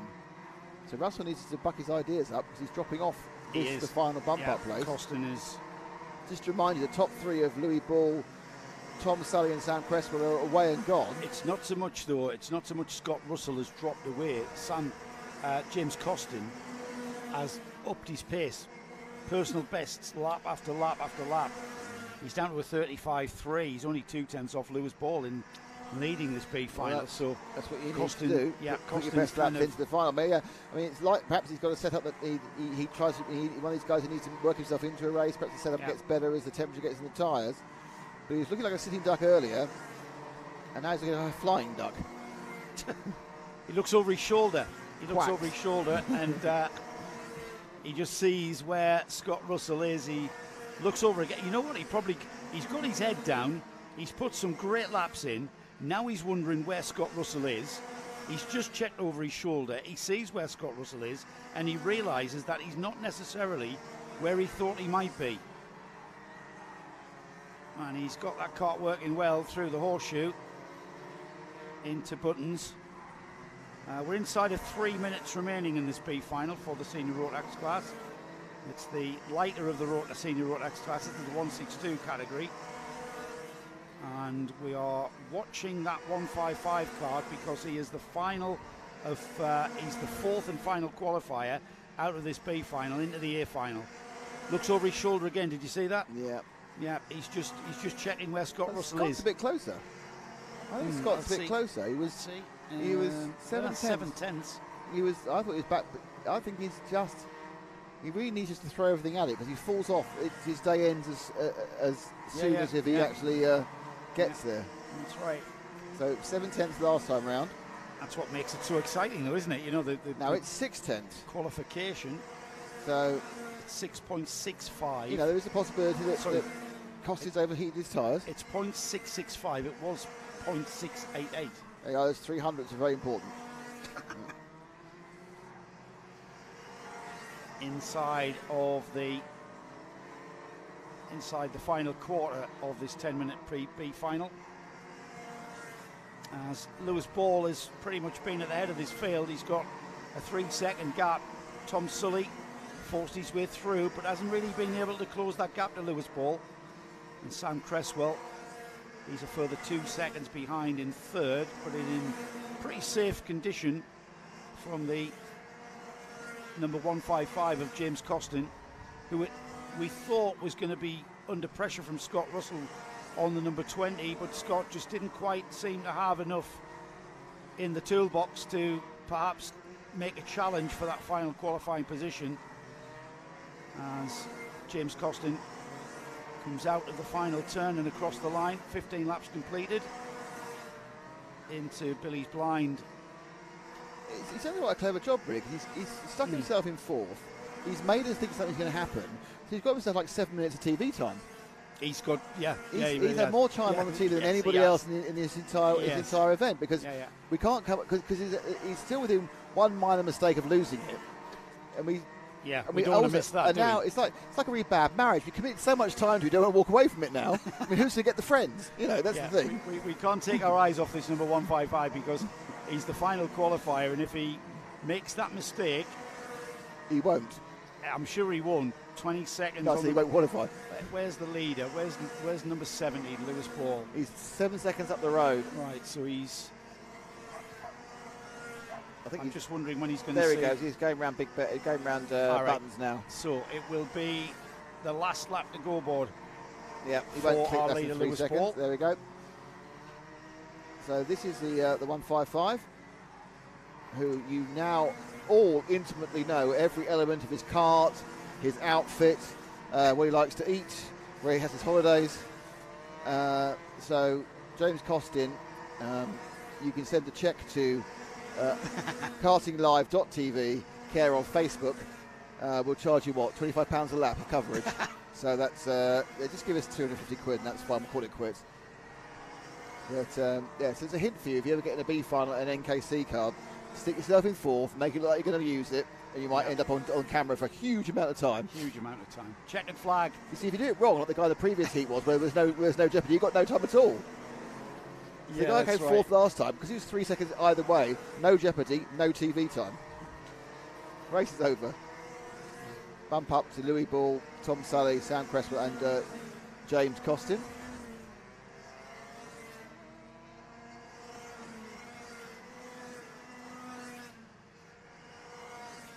Just been handed paper, Nick. Blimey. More grids coming off the printer. So we've got the first real final coming up. We've got the first final, which you will win a trophy for, and that's Minimax and our 100 UK Juniors. Yeah, that's coming next. So, did you clarify to the viewers who has qualified there, Nick? Who's qualified from the? Yes, I did. Yes, you did. Okay, yes, that's fine. That's something. That's a basic. I can do that because that transfers well from RC. How's the nominations for Driver of the Day going? It's just basically people who know people. Chris Graves is going to be nominating Wes Graves. Yeah. We got this. Nathan Wright did tell us why Rick Wright should be nominated. All right, it's only his 8th ever competitive race in karting. Oh, really? And ever done the odd corporate race with mates. I see he has friends. Right, I thought I'd make him more kind of friendly with mates. Well, I mean, that's a good contender, really, and he's 8th ever. I think we've got a contender in the next race. Have we? Yeah, I think that's a contender.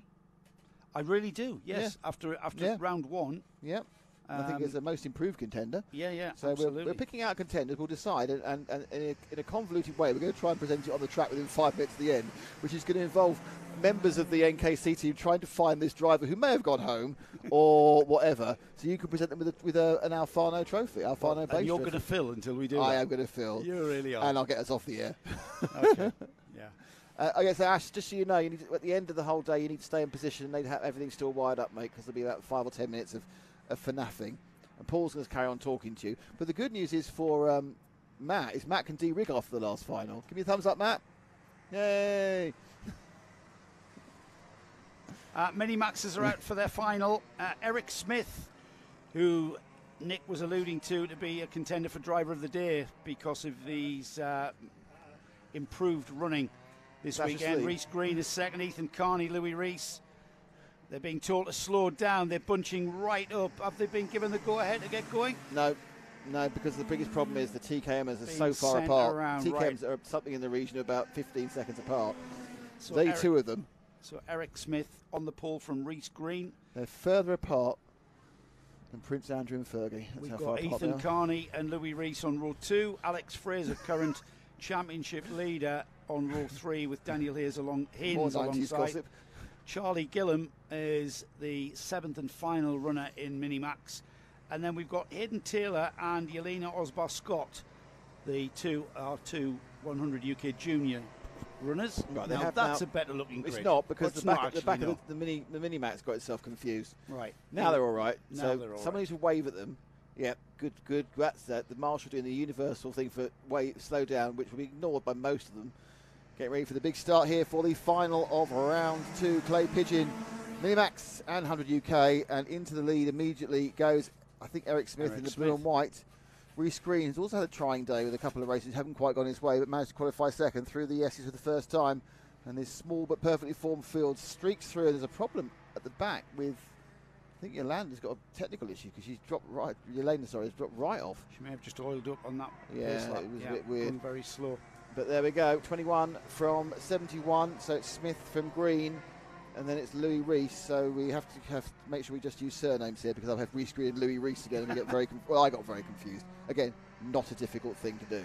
So across the line then, one lap completed. It's Smith, Green, Reese, Fraser, Carney, Haynes, Gillam, Hayden Taylor, the first of the 100 UK juniors, and Yelena Osbar-Scott.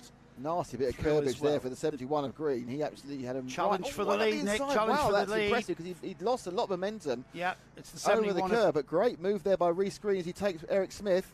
But Smith's had none of it. Ooh, the inside. But I think Green's got the momentum, and now Smith has to worry more about the 47 of Louis Reese. Pushing hard. Now, this looks in 4 corners like Reece Green could get away here. Don't forget, he wasn't on pole because he had a non-finish effectively in the first heat. He fell off, well, or was pushed off, or he helped off, or just wasn't on the track anymore at the first corner. So 4 carts absolutely scrapping hard for the lead. The fourth of those, Alex Fraser, and they come into the line in a second there. Louis Reese was thinking whether he going to go at Eric Smith. Yeah, Louis Reese driving defensively into the hand hairpin there. He knows that he's got Alex Fraser on that Lando Norris kart right with him into buttons. So the two leaders, Reece Green now leading from Eric Smith. Green lost momentum coming out. He made a mistake of some sort coming out of the Did he? top corner, because you can see it right together. You lose. I think he just got too much curb and lost drive, because I think Reece Green is the fastest kart out there on a clean lap. But he's so far struggling to put those clean laps together. They've come back together again, haven't they? All 4. Yeah, perhaps feel the pressure. But I think if Reece can actually sit down, well, he's obviously sitting down. You know what I mean? Can have a talking to himself in the kart. And I think he's got a good few tenths on them, but he made a mistake, which is the worst place to make it at this track, which is about, I'll tell you where it was here-ish, where he went and he just lost all momentum coming down the straight. And you see now he's gapped, but he lost that last time. He's going to pull as well, because now he's getting away. He's taken your advice, and he's sat down and he's had a word with himself as Fraser down the inside. Alex Fraser not third and fourth really, changing, is it? Oh, not enough space not really through the being S's decisive enough, is he? He's like causing but a now, bit of problems down the inside of the 47 now into the and that's hairpin. bad news. Oh, and there's a lot of bumping and boring through the hairpin, and Louis Reese was getting absolutely beaten up by the rest of the field. That split everyone up. So we got a first 2, a third in the middle, and then 47 and 22, and then the rest of the mini-maxes, followed by a long way before the first of the TKMs, which is Hayden Taylor and Yelena a few seconds behind him. So there we go, Reece Green. Eric Smith hanging on to him better than I thought he would. I thought Reece would be gone. I thought Reece would check out once he got into the lead, but that lead is just half a second still. And Eric Smith absolutely looking to pick up the lead. So whip round the hairpin.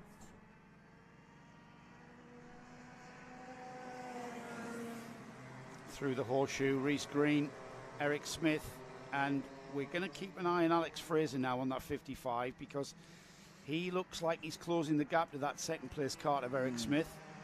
This is where perhaps the battle's going to start to develop. Yeah, Eric lost 2 tenths to he's gaining. Reece. He's gaining. Whereas Alex Fraser, I assume, was significantly quicker in that last lap. He is. Look at him. The gap coming down now towards the hairpin. And if anything, Fraser now right on the rear bumper of the number 21 of Eric. Eric Smith out of the hairpin into the horseshoe. Reese Green has got that cushion of about half a second, and he's hanging on to it. Now look at that. Alex Fraser's I think that's come down again. Yeah, now he closes I think the gap. I think Eric's had a really good lap, and he's kind of moved as the ham in the sandwich. He's kind of moved forward to the top layer of bread, but now the bottom layer of bread is having an old squash on him. But the three of them are way closer than they were together a lap ago. Yeah, they are. They've come together, haven't they? And yet now the leader, Reese Green, there's certain parts of the track where the drivers are better than they are on other parts of the track. Yeah. And they've kind of come together across the line, but here they are. They're going to close up now. First, second and third there on the screen. And here they are through top bend, final bend here at Clay Pigeon. Maurice has increased his lead this time round, Look at Alex Fraser, the momentum. Fraser is very good down this part of the track. Yeah. Fraser is quick at the back end of the track, and if he's going to hop out and try it through by no. But the lead went up by 0.2, but the distance between 1, 2 and 3 is still just 0.6. So absolutely together out the SSO, and Eric Smith has a look over his right shoulder, and Alex Fraser's not there because he was going down his left that's side. Great news for Reese Green, because Reese in the lead now. He's gone, hasn't he? He gets a free half second as they're faffing about with each other, about to lap Yelena in the different class kart. So she's in she's in 100 UK, and much slower, especially in the straights. We're past half distance, so we're getting towards the final stages, and time's running out for Alex Fraser. If Alex Fraser's going to have a go at Eric Smith, and likewise if Eric Smith is going to catch Reese Green in the lead, behind them Louis Reese, Daniel Haynes and Ethan Carney are having their own little scrap for fourth place, fifth and sixth. Charlie Gillam dropping off the back of them a little bit, but no, he's catching them and joining in, so a four-car battle for fourth to seventh. But never complain when the top three are in a single shot. It's always the close racing we need. But it is very much, it looks like Reese Green's establishing a more solid lead. He's only a tenth of the time, but look, and Fraser is so good down the straight, isn't he? Or the bendy straight. Yeah, he really is. I know what you mean. Start-finish straight, which isn't straight at all. Yeah. But then he's not as good, and always seems to lose time through the S's. And in fairness, Eric's getting back on Reese Green again. Here they come then out of the horseshoe towards Buttons through the right-hander. I think if you put the best part of the lap of each of the three drivers, they'd be about a second faster. Yes. Yeah. That might not be possible. Maybe down the setup where you're fast in certain places. Now they've strung back out again. 3 minutes remaining. They've strung back out again, and now neither of them, either of the three of those drivers, look like they can challenge and improve their position. And that's the podium right there at the moment. Reese Green, Eric Smith, Alex Fraser. The podium positions for round 2 of the NKC, the Navos NKC. Top three covered by a second when across the line last time, and 300. It's been to see how that is. You say it's just got a little bit relaxed now, hasn't it? Distance-wise. Now they've closed back up. Eric's in trouble now. Eric's in big trouble because Alex is great down the straight. You can look behind all you like. Running defensive. And he just effectively had a cart in his way. Wasn't prepared to go outside the Lando Norris machine. And Fraser continues behind, but again, that has been another little special bonus for Reese Green. And Reese, he's waved him by. There he goes. There he goes. He's waved him by. Eric Smith waves Alex Fraser by and says down the inside. I'm not really sure why.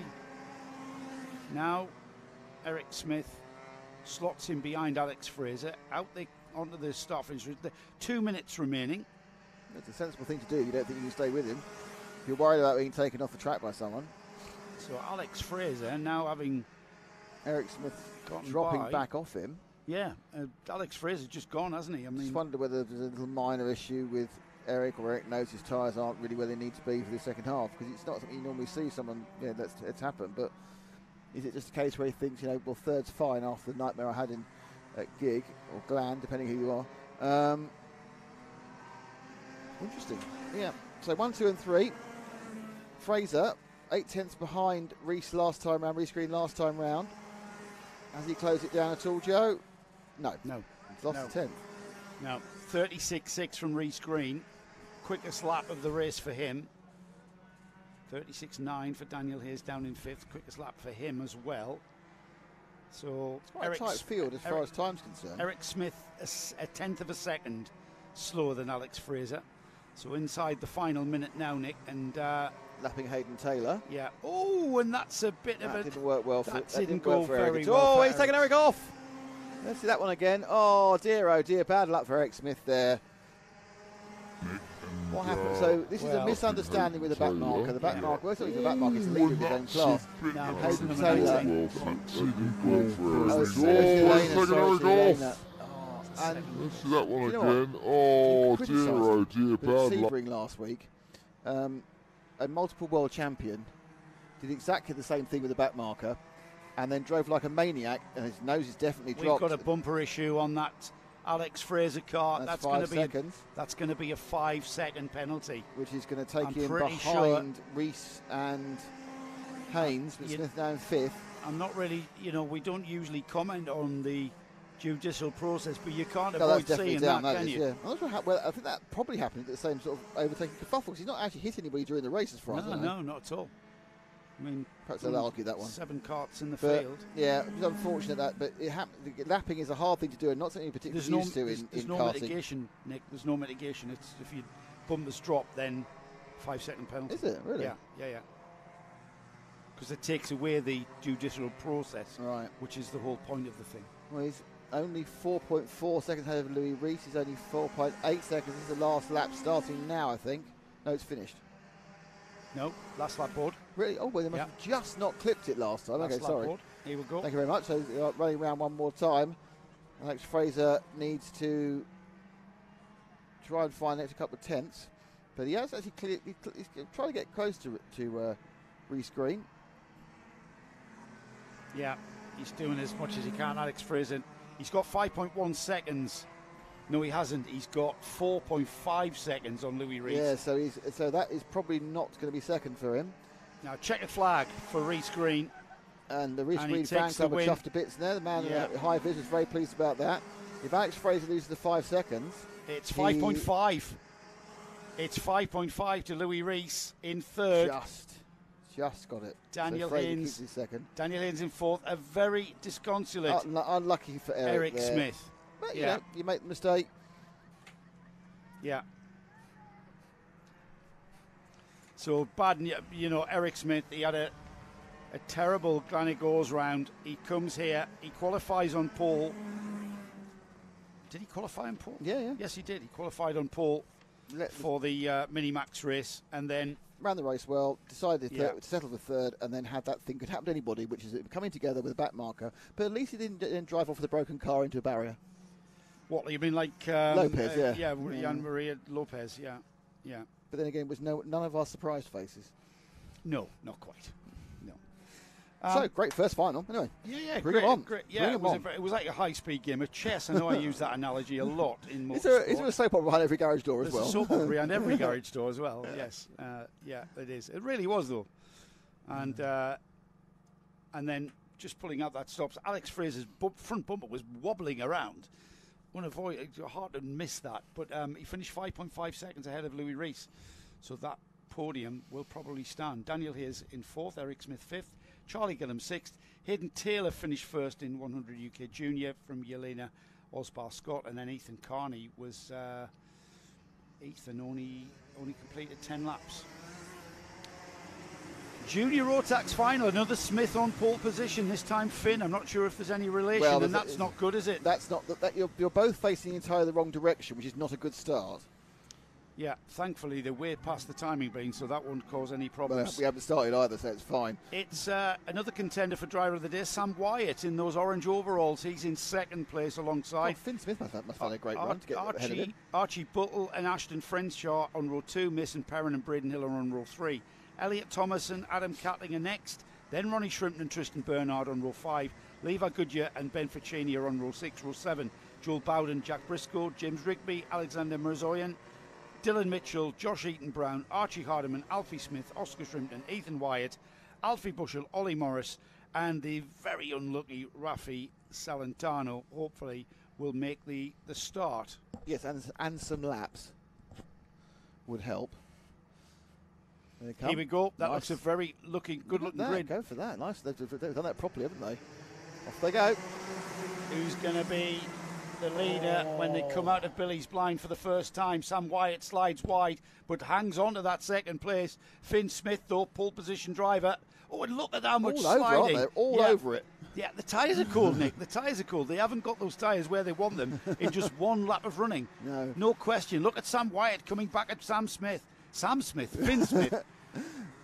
Out of the horseshoe towards Buttons.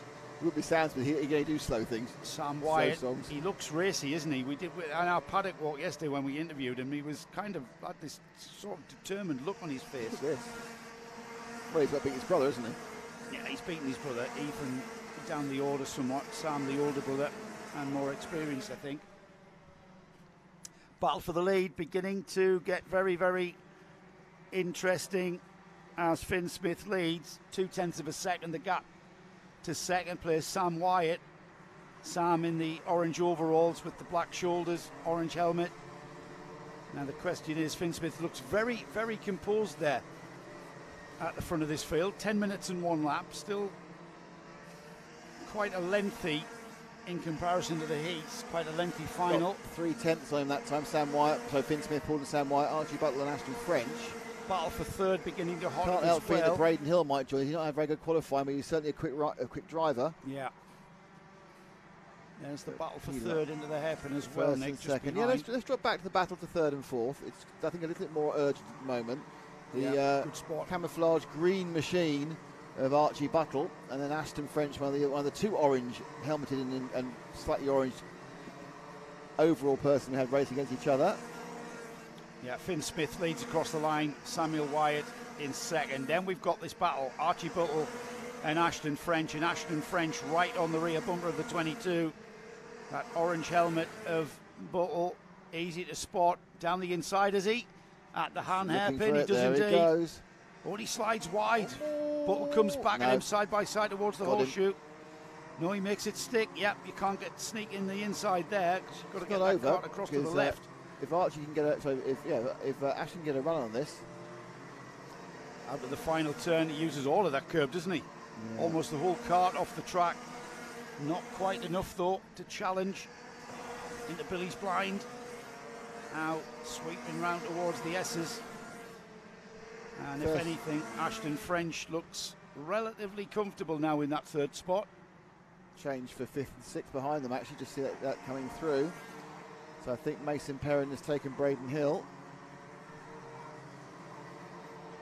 It may be the other way around. They may have swapped twice in that lap. First and second over the line. Here comes third and fourth that we're with. Let's drop back to the next pair of carts, which is Braden Hill and Mason Perrin. It is Mason Perrin in sixth, Braden Hill in fifth. And Mason Perrin, oh, that was always going to happen, but they've carried on with momentum, so no one's actually done much more than perhaps damaged a rim, which I'll have to get them to pay for.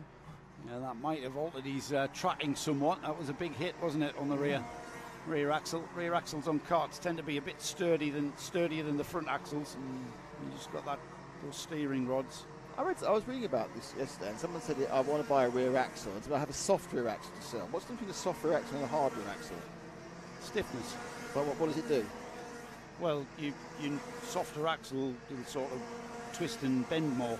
So it gives you more give you more sort of, bite and more grip. The harder axle, you might want the harder axle to give you a bit less grip, so the rear end rotates. Yeah. So it affects levels of grip, basically, in a nutshell. Great battle, that. Great battle. 35 and 30. Yeah, Braden Hill and Perrin. Perrin very keen to get past Braden Hill. Braden Hill came into this second round of the championship. Oh, Mason gets up the inside. Can he hold it? No, Braden Hill's going to go over and under. Who's going to come out of it into the S's? And it's as it is. And then sitting behind like a little vulture, it's Ronnie Shrimpton waiting for this to all go wrong. Yeah, and Ronnie's there, isn't he? Inside, and no, Ronnie is going to do the double Braden, I think. I think Braden may lose both places. No, Shrimpton door closed, but through has gone Mason Perrin. Yeah, back through. I think he wasn't happy with losing that spot, was he? So Great move from Perrin. Ronnie Shrimpton has started quite a long way down after one non-finish in his three heats. Well, they came into this round first and second in the championship. Braden Hill leading, Ronnie Shrimpton second. Ashton French, who's currently in third, is fourth in the championship. I'm not even going to hazard an attempt at working out the championship. Oh no, don't do that. Oh, lots of nibbling for there. Ronnie very keen to get past Braden, but of course I don't know if Finn Smith or Samuel Wyatt were in this. Were they even in Glen? I don't know. We're inside of the second half of this final. Junior Rotax on your screens at the moment. And across the line, 9 laps completed by Finn Smith in the lead, who leads by 1.5 seconds from Sam Wyatt. Ashton French is a further 3.7 seconds behind in third. Then we've got Archie Buttle, who's right on the tail of Ashton French and hasn't dropped off anything. He hasn't dropped away at all. Mason Perrin, that battle we've been watching for a little while now, leads Braden Hill from Ronnie Shrimpton. And then 2.5 for Elliot Thomas through in 8th. They're still leading this final, says Finn Smith. He's pulled away from Sammy Wyatt. Sammy Wyatt is massively ahead of Ashton French, but that is actually, I think the battle on the track now actually is that French and Buttle. They're only 3/10 behind. So we can try and pick up the battle, which is for 3rd and 4th. And that is coming round the horseshoe now and going through Buttons, 53 and 22. Orange Helmet lead them through into Big Bend. Now down onto the main straight now. This is your 3rd and 4th battle. Orange, red and orange colour in the green. It's very green, odd greeny carp behind. There we go. And that is Buttle, who lost that place early on. Decided with 3 minutes to go, rather have it back and get himself on the podium. Yeah, very strong drive here in the Rotax, Junior Rotax final from the number 53 of Ashton French, who, having got by Buttle, will want to try and catch Sam Wyatt. However, that's a big ask. No, that's a big ask. He's got more. He's got. I know he's gone too wide, and that is often the precursor to a problem here, because you go too wide. Yeah, didn't quite make it stick. And Ashton French hung on to that challenge. Those yellow flags down there. Someone's Ronnie Shrimpton has gone off there. We've got a slow-moving cart who I'll get an ID on when he comes through the S's. Is this 72? Yeah, that was is Ronnie Shrimpton. Ronnie Shrimpton thought, so recognise the colours. Yeah, Yeah. Shrimpton's gone off in a move that's going to put him way down. This is the battle still for 3rd and 4th. A better power off the. Yeah, not quite enough, is it, for Archie Buttle to challenge into that first turn. 2 minutes to go. Shrimpton down to 10th off that error. They've got a back marker ahead of them, Nick. This might come into play. How Ashton French can get by without sort of stifling his momentum, and it's already been stifled through the horseshoe into Buttons. It's a very fast part of the track, and he's going to have his momentum onto the start-finish straight. Held up. Here comes Buttle underneath the rear bumper. He hasn't got enough though, because right on the edge of braking is Ashton French. And we thought that back marker might affect that battle for what is 3rd place. Final step of the podium is what we are watching here. And that was very, very on the edge driving from both of these drivers, Ashton French, Archie Buttle. That was his brother. No, ignore what I said. I can't read. Still again. They're very close together, aren't they? Yes, they are. Had Bushell and Buttle mixed up. For some reason, Buttle has dropped right off the rear bumper after being absolutely glued to his bumper on the previous lap. We're inside the final minute, by the way. And if anything, Ashton French has got a bit of a cushion, so maybe a little mistake there. What was their last lap times? 35.1. No, it's more to do with Ashton French really turning the screw, and that's the fastest lap for him of this whole race. 35.1. So this one and 2 more, I would say. Yep, the leader's already gone through, so we've got 2 more laps. So the leader, 61, Finn Smith, got a massive lead. Ashton French has really just said, no thanks, I'm not really, don't really get involved in having a race with you. So coming round now, we need to find our leader. That's 61. He's just coming through Buttons now on the top bend. White helmet, red and something coloured car, and he's onto the cross hatchings. Now that's your leader, starting his last lap, 61. There he goes through Billy's blind So it's by 3.5 seconds in what's been a bit of a textbook performance. Really is, isn't it? He went off from the pole position, Nick, and he has not been headed. Sam Wyatt, I thought, might be the biggest challenger here, but Sam Wyatt just has not had the pace, and he's dropped back to 3.5 seconds almost. Yeah. He goes. So, really good performance. One corner to go. Go out wide for a celebration, and Finn Smith takes up. No, last lap, 1 lap to go. Oh, apparently. really? Oh, really? I thought he was already on the last lap. I thought Well, that was that's the last lap board. No, there we are. See, so it's good job there's 3 of us up here. So he's on his last lap. Well done. I could swear there was zero he must time have on just the clock. he must have just caught it. He was right on the cusp. Oh, That's a crash. big hit. Oh. Yeah, that's a big hit. Bit of We're on the crash final underneath us, lap. but the final lap will happen. It's the 20 or 37. Not sure which. I think it's 37. I think again. Unlucky number that is. Elliot Thomas in the 37 who's gone in. But that's the winner, and you'll see Elliot there on the exit of the corner being looked at by the marshal. Again, we've had another incident on the curve of the main straight. But let's not let that minute take away from Finn Smith. Samuel Wyatt was second. In third place, Ashton French. Fourth, Mason Perrin. Fifth, that's Archie Buttle. Sixth, Braden Hill. Seventh, Tristan Boulard. Eighth is Ben Ficini. Ninth, Ethan Wyatt. 10th, Ronnie Shrimpton. Nope, 11th. No, he's had a problem in the last lap. I'll wait to get through. So 10th, Adam Catling. 11th, Jack Briscoe. 12th, Dylan Mitchell. 13th, Joel Bowden. 14th, James Rigby. 15th, Levi Goodyear. 16th, Ronnie Shrimpton. 17th, Oscar Shrimpton.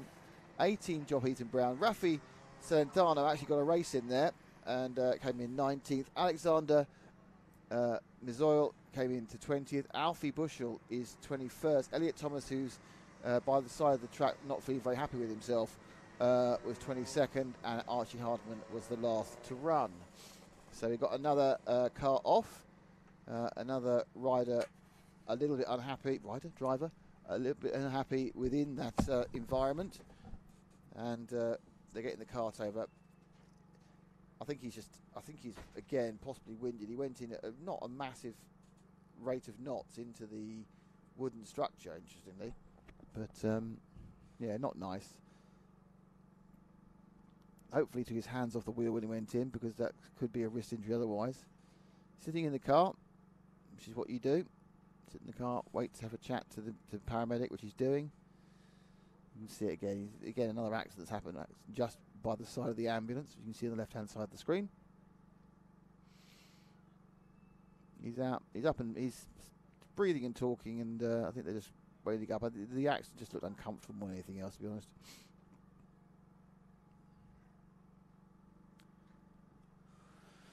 So when we have solved this slight problem with the injured driver, we will have the 100 UK final.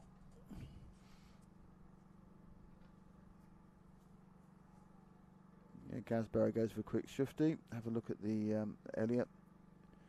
Elliot being talked to by the paramedic. I think they're worried because they're worried about possible whiplash because he went in hard in the front. He's chatting away, letting him rest, letting him recuperate himself. Going through a kind of a checklist. Do you feel okay to the left? Do you feel okay to the right? You okay as far as your legs are concerned? Just slightly worried he might have got himself stuck underneath the wooden barrier or the cart maybe.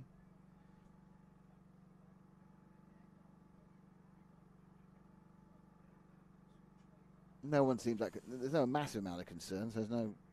I think it's rushed. It's just to see how he feels. Give him a while to settle down. So anyway, that was a good race prior to that slight disappointment of an accident at the end. He's getting out now. He's had a chat with the paramedic, gone through the checklist to check for no concussion. Out he gets. The rib protector probably done its work. I think he was Be winded again, wouldn't he? I think so. Yeah, I think he was. I think he certainly had a bit of shock. He's breathing heavily. The young lad.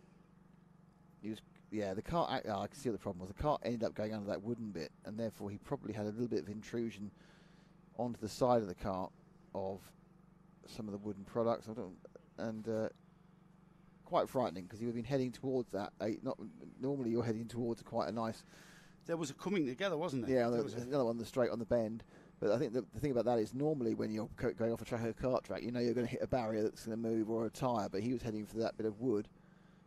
But he's absolutely fine, Elliot. He's very disappointed, but he's absolutely fine. Yeah, that's good to see actually. Because that's a bit scary there. That gap. Yeah, with that the may exposed need, wooden need fence. to get itself patched up, I think, actually, moving forward. I'm not really sure what that's about, to be honest. But good to see. We've got a 100 UK final coming up next, Nick. I know. Hence, we changed the graphic. Yeah, it's going to be a bit of a... Are you ready for this? Because this is going to be an absolute stonker. We've got Wesley Graves, the number 2, starting on the pole. Marcus Dorey, you know how quick he is. These two were battling in the third and final heat. All the twos, 22, remember?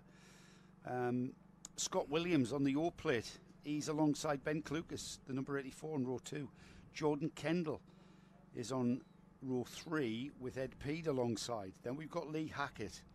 Then we've got Matthew Lawrence alongside him. Row 5 is Dexter Bergman with Ross Kerno. Then we've got Ben Robinson and Liam Hamling on row 6. Row 7 is Andrew Bradley and Marcus Gray. Then row 8, Brendan Williams, Alex Kennedy. Row 9 is Edward Scoffin and Tom Pattle. And then row 10, Dominic Pine and Adam Sirrett. Row 11 is John Allen and James Cannon. And then the final row of the grid, 24 kart grid, Lee Jackson and Owen Potter. It's another 10 minutes and 1 lap, and this time it's for a trophy. Round 2 of the 2022 Navos NKC for 100 UK. We've mentioned this before, Nick. This is our retro class. It's karts that were very prevalent in the 90s, and you've got to basically have a 1990 chassis, a non-adjustable front end. There's no caster and camber and adjustment allowed on the chassis at the front. We've only got two bearing rear axle on the rear, and they are on the hard Dunlop tyre, the durable Dunlop tyre. They're going to go round again. As ever. Single cylinder, 100cc TKM engine. And 2-stroke, of course. So these karts take a little bit of getting up to temp. Doing a very good job of slowing the pace down towards the Hans hairpin. We've still got quite a bit of lap to get round, and there's a very easy chance for these engines to start oiling up if you can't adjust your mixture. And joining in at the 57 car, joining in at the front of the field is the 57 who should be. Yeah, he needs to go round again and then join on the back. He's actually scored as last. I don't know where he's supposed to be on the grid. James Cannon needs to be 57. He's at the back. He's on the 22nd place. Go round again. There you go. There it is. That's and quite clever. Loopy-de-loop through around it. Great to have that there. We have got an ordered grid who's on the front. They're not asking for another lap, are they? No, we're going to get this underway. Paul of Blue Smoke then from these 2-stroke TKMs. And it's the number 2. Wheel banging his way to the lead. Wheel banging with Marcus Dorey. They've had a great third heat, wheel to wheel.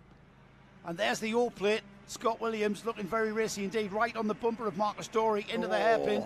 And he makes the move down the inside.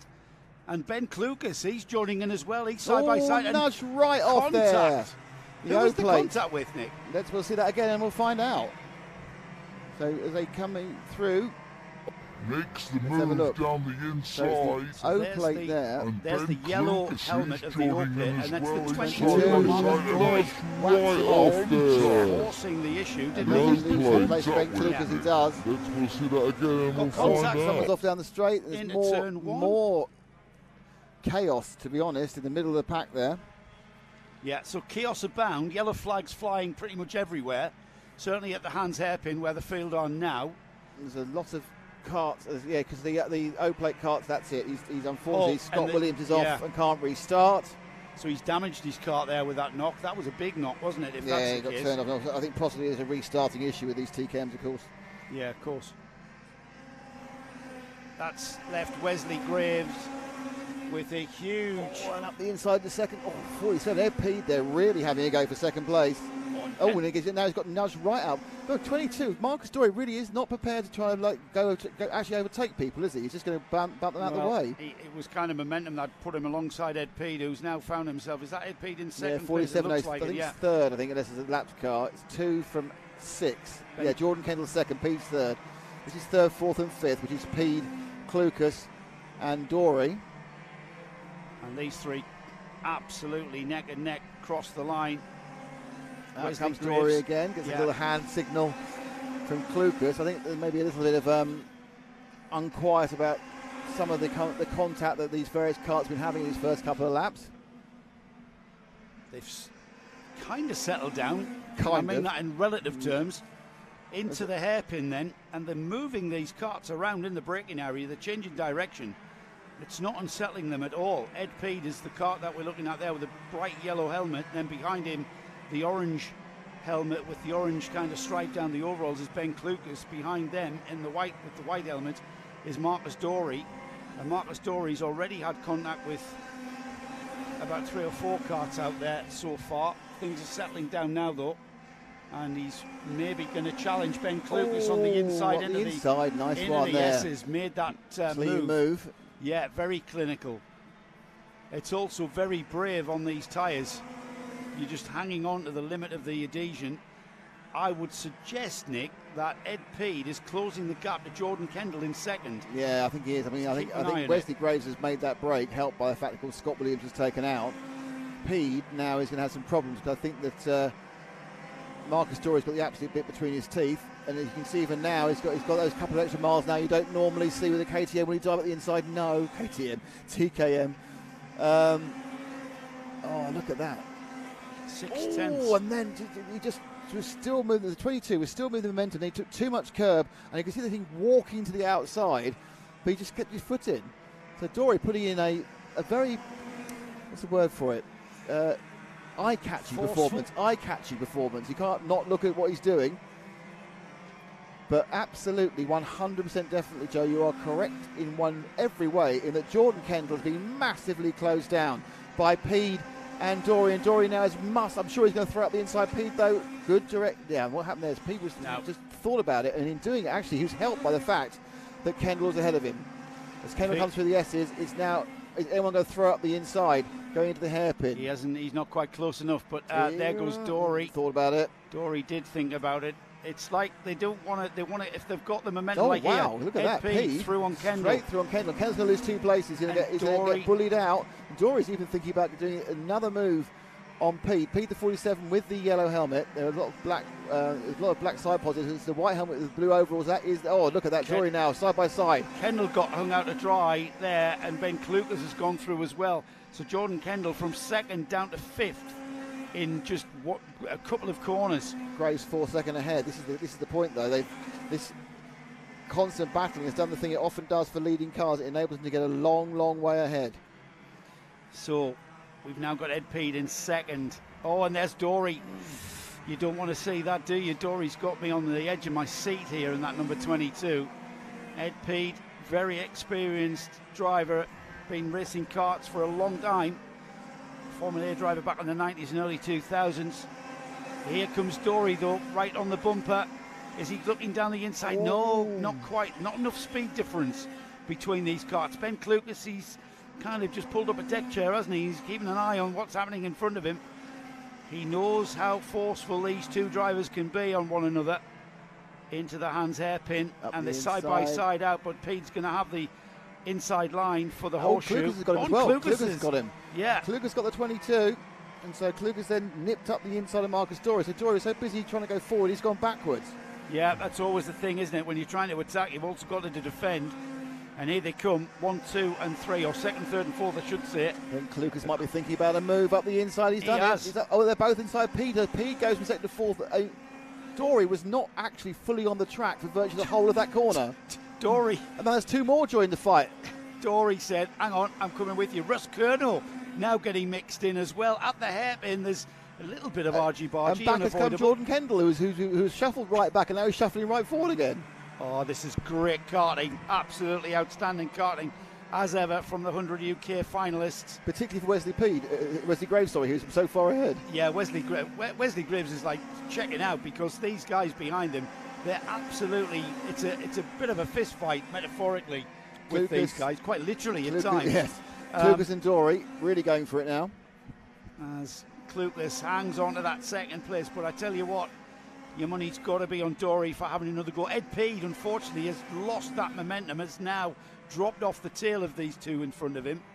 If only these two can start fighting. And there it was. That was exactly it. Almost as you wished. Yeah, there it is. Ed Peed has brought Ross Curnow and Jordan Kendall with him. Klukas lost all his momentum during the first part of the horseshoe, but he also completely held up Dory, and so suddenly Peed's back on his tail again.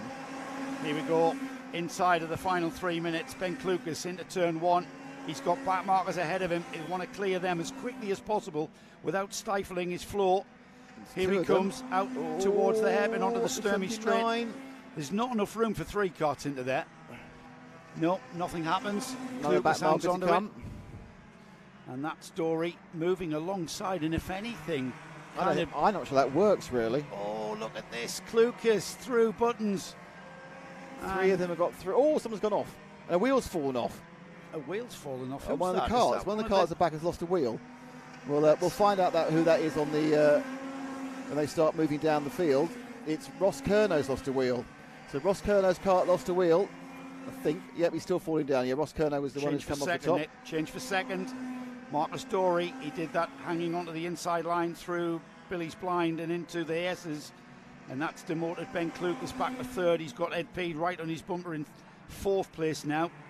But can Marcus Dory get away from these squabbling karts behind him? It's Marcus Dory, Ed Peed, Jordan Kendall, Ben Robinson joining in the 89 in fifth. Meanwhile, up at the front, 8 seconds ahead, is Wesley Graves. Back marker in the way. No, not quite. That's the 22 I'm talking about. That's Marcus Dory. He's in second. Ben Klukas third. Peed's looking to try and get past Klukas. Klukas running very, very good lines, but that is effectively allowing Dory to move away. Dory's been able to give himself a cushion. Now, if Klukas and Peed can start cooperating instead of squabbling, they will catch Marcus Dory. It's not long. There's only a minute and 7 seconds, so there's only about 3 laps to go, possibly 4. And they are way more interested in having their own row than the cart ahead of them. Oh, there's Ed Peed down the inside through the left-hand sweep. He tried the outside, which isn't going to work. Well, that's not the line for Billy's blind, the right-hander. Turn one here at Clay Pigeon. Into the S's. Marcus Dory using all of the curbs. There's the trailing carts behind him.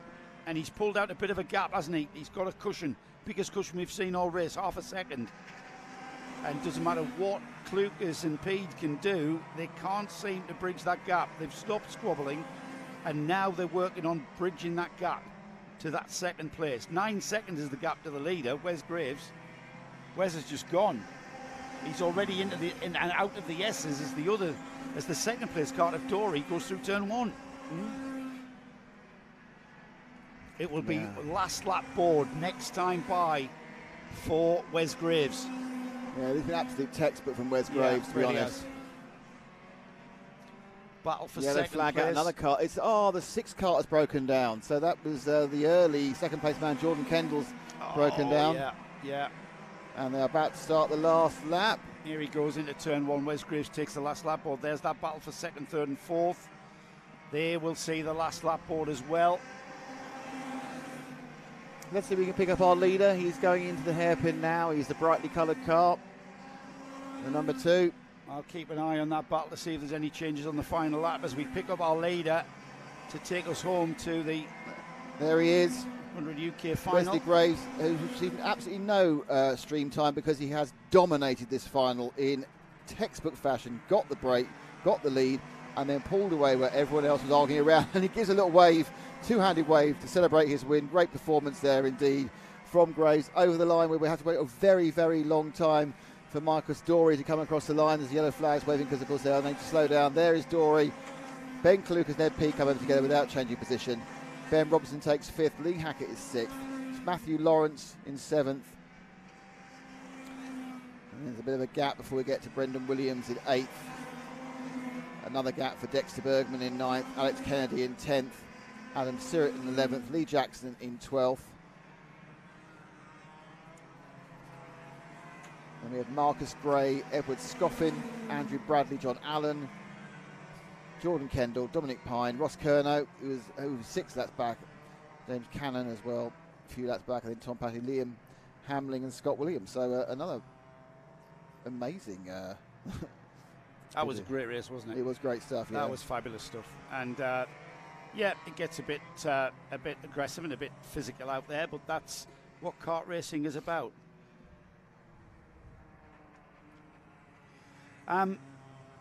We are down to our final 3 races of the weekend here at Clay Pigeon. Next out is our senior TKM final, and if you enjoyed the 100 UK final, then there's more of the same, slightly different engine configuration. TKM engines once again, but this time the 110cc 2-stroke, single cylinder 2-stroke, air cooled. And some of these karts, and it's basically down to owner driver choice. Some of these karts have clutches, some of these karts have starting systems, but it is basically the same running gear, slightly rebored 100cc TKM engine, now forming the heart of the senior TKM class. We've got 24 karts qualified for the year final, and it's Mitchell Ball who will start on the pole position. Jake Campbell-Mills will start alongside, and then we've got current reigning champion Louis Bevan. He starts on row 2 in 3rd place. Matthew Horton is 4th alongside. In 5th and 6th is Lucas Sullivan and Matt Slate, and then on row 4 we've got Alexander Lehman and Will Cregan, and Will Cregeen. We'll get that round the right way. Callan Lamont and Ollie Milner are on row 5, with row 6 with Joseph Jacks and Leo Crabtree. Charlie Savage and Matthew Temple Purcell are on row 7. Leanna Page and Liam Surkar are on row 8. Oliver Fathers and Ricky Wright are on row 9, with James Hull and James King on row 10. Row 11 is Jason Lovett and Adam Croft-Davies, with Steve King and Adam Surkar rounding off the 24 kart field. Another pall of 2-stroke, blue 2-stroke smoke descends upon the start-finish straight here at Clay Pigeon, and the field of 24 karts off on their warm-up lap. Already the grid being slowed down by Mitchell Ball on the pole position. He's got his teammate behind him in the form of the number 1 reigning champion Louis Bevan. A couple of stragglers there just catching up on the Sturmey straight, but I'm not sure if we're in position to let these go here. I bet they'd rather you weren't, but it looks like they might be. Yeah, they are well formed. Got one straggler, so they might let the field run. We've got a well-ordered grid apart from that one straggler, so we should get this thing underway. Indeed we do. Absolutely, there we go.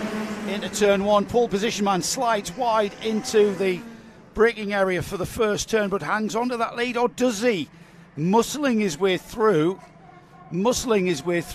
is the number 56 of Jake Campbell-Mills. And can Campbell-Mills hang on to that lead into the hand hairpin? He does indeed. He leads out of the hand hairpin. Now, where's Louis Bevan gone? Louis Bevan is still in 3rd. It's a bit of a fist fight, isn't it, around that first lap here at Clay Pigeon. Out of the top bend and towards us, sun in our eyes now as they cross the line for the first time. It's Jake Campbell-Mills leading, Mitchell Ball, Louis Bevan, Lucas Sullivan, Callan Lamont, Will Cregeen, Joseph Jacks, Matthew Horton, Leo Crabtree and Matt Slate rounding off the top 10. So there was a change and a rechange there. Mitchell Ball was in the lead for about a good 4 yards, I think. No more, no less, through the bottom of Billy's blinds. The yellow flag got 2 karts off at the start of this. I think just mechanical breakdowns rather than anything else. So they're going to have a yellow flag into Buttons for a while. They come past us now, and the leader is the 56, Jake Campbell-Mills. Mitchell Ball still second, Lou Bevan 3rd, Lucas Sullivan in 4th. Bevan, who of course wasn't as quick as a couple of the other carts there. Challenge for the lead there. Jake Campbell Mills, Mitchell Ball down the inside, and he takes Louis Bevan with him, or does he? Mitchell Ball into the lead by the time they get to the horseshoe, but Campbell Mills hangs on to second and just staves off the advances of Louis Bevan into Buttons and then into Top Bend to complete the lap. 3 laps completed now, and a change of lead for the first time in this Senior TKM final. So leading out of Billy's Blind and into the S's. First, second and third now breaking away from that 4th place cart of Lucas Sullivan. Great racing from the Senior TKMs as ever. Into the horseshoe then. The leader, Mitchell Ball, beginning to ease a gap away from Campbell Mills, who can't relax at all. He's got Louis Bevan, who's just waiting for his moment. And Louis Bevan will be fully aware that he needs to get by Campbell Mills and stop Mitchell Ball, increasing that lead ever more. Yeah, Bevan looking particularly racy as they go through Billy's Blind and now taking a reasonable amount of curve. It was a good drive out there from Campbell Mills. It's going to take a pretty brave run up the inside. No, this time Bevan thinks better of it. Just slightly behind them is Callum Lamont. And we've lost another cart that's gone off at the turn 1 into the barriers, but you can see where he gets going, or whether the flag, if he's managed to get rolled against, the flag will be away, so it's still a chance. A little bit of a creepy lead. Mitchell Ball's now got a few car lengths for the second place of Mitchell Ball, Campbell Ball, Jim Mills. So Mitchell Ball from Jake Campbell Mills, Louis Bevan and Callum Lamont, and the front 3 are right back together again. So there's no sooner had Mitchell Ball got himself a little bit of a lead, it's all disappeared. Yeah, they've settled down, haven't they? Louis Bevan stopped challenging Jake Campbell Mills. Very clever driving from the current NKC champion. And who's that in 4th place? The 23 of Callum Lamont. Yeah, we've got a 4-car battle now for the lead. 6.5 minutes to go. Still all to race for here in the Senior TKM final. 6 laps completed then. It's Mitchell Ball, Jake Campbell Mills. I'm not even going to give you the gaps because we don't see it. There are hardly any gaps. But it's don't about, need that. It's about an arm's length in the cigarette paper, isn't it? Yes, it is. We don't need to monitor that because there isn't any gap. Into getting that little ebb and flow again. Yeah, into the hairpin and into now the horseshoe, which is a sweeping left-hander through 180 degrees and then through the right-hander at Buttons, and then into the final turn here at Clay Pigeon, which is Top Bend, out using all of the curb. Pick a winner from these 4, it's a tricky one. We're about a half a minute away from half distance, so these drivers just settling in, aren't they? They're just waiting their turn. Yeah, this is very much a building procedure, Joe. They're thinking about it, and if someone makes a mistake, they'll bite, but it is a train of talent in the top 4. Mitchell Ball leads through the horseshoe once again. It will be half distance this time across the line. And it's Mitchell Ball, Jake Campbell Mills, Louis Bevan, Callum Lamont in 4th. Behind them, a very lonely 5th place for Matthew Horton. And then we've got Lucas Sullivan, Leo Crabtree, Will Cregeen, and Joseph Jacks with Charlie Savage rounding off the top 10. Leading 4 though, as one 4-cart train into the hand hairpin. Louis Bevan's got a fan, it's his mum watching at home. Caroline Strange. So the 4 of them. Hello, Caroline. Sweeping through the second part of the horseshoe and into Buttons. Little bit of lead for Mitchell Ball. He's finally managed to give himself some breathing space. And it's really whether Bevan or Lamont can do anything about Jake Campbell Mills. I'm not saying he's slow, Jake Campbell Mills, but he is not as far. Even jockeying around. Oh, and Bevan made a mistake. He put 2 wheels on the inside and he's lost third. Even harder hit for the curve for Lamont. They're both really pushing hard because they're kind of limited. They're slowed down by the speed that Campbell Mills had at a certain part of the track, and that's caused some problems for them. But it does mean that, oddly, released from that pressure, Campbell Mills has now moved back forward towards Mitchell Ball. Yeah, I think that was a bit of a mistake from Bevan. He hit the inside curb and that bounced him to the outside, and that allowed Callum Lamont to move up the order. Now, can Callum Lamont close that gap back up to Jake Campbell Mills? I think the answer is yes, Nick, as they come out of Billy's Blind into the S's. Well, it would be yes, but the four have just closed back up, and you know, this is great karting It's getting towards that point in the race, though. 3.5 minutes remain. It'll be getting towards 3 minutes next time by, and they'll see the time left as they come underneath the start gantry. There's a clock readout. They'll know exactly how much time they've got. And you know what? Mitchell Ball seems to be controlling the pace. And Ellen Laidlaw said, "Come on, Mitchell." I jinxed it. Yeah, you did, Caroline. You did. Is Louis dropping back? Yeah, Louis dropping off a bit, isn't he, in fourth? We saw this in fairness, we saw this in the final heat. I'm not sure whether his car is quite as good towards the back end of races. You know what? Caroline Strange there, Louis Bevan's mum saying, "I jinxed it." How do you think we feel? We don't open our mouths sometimes. Louis is eating my boy's dust. Craig Lamont saying it's great coverage, but so annoying hearing you pronounce Callan's surname incorrectly. So it's Callan Lamont. Well, if you can write it down phonetically, Craig, we'll try and get it correct. Yeah, tell us how to say it, Craig.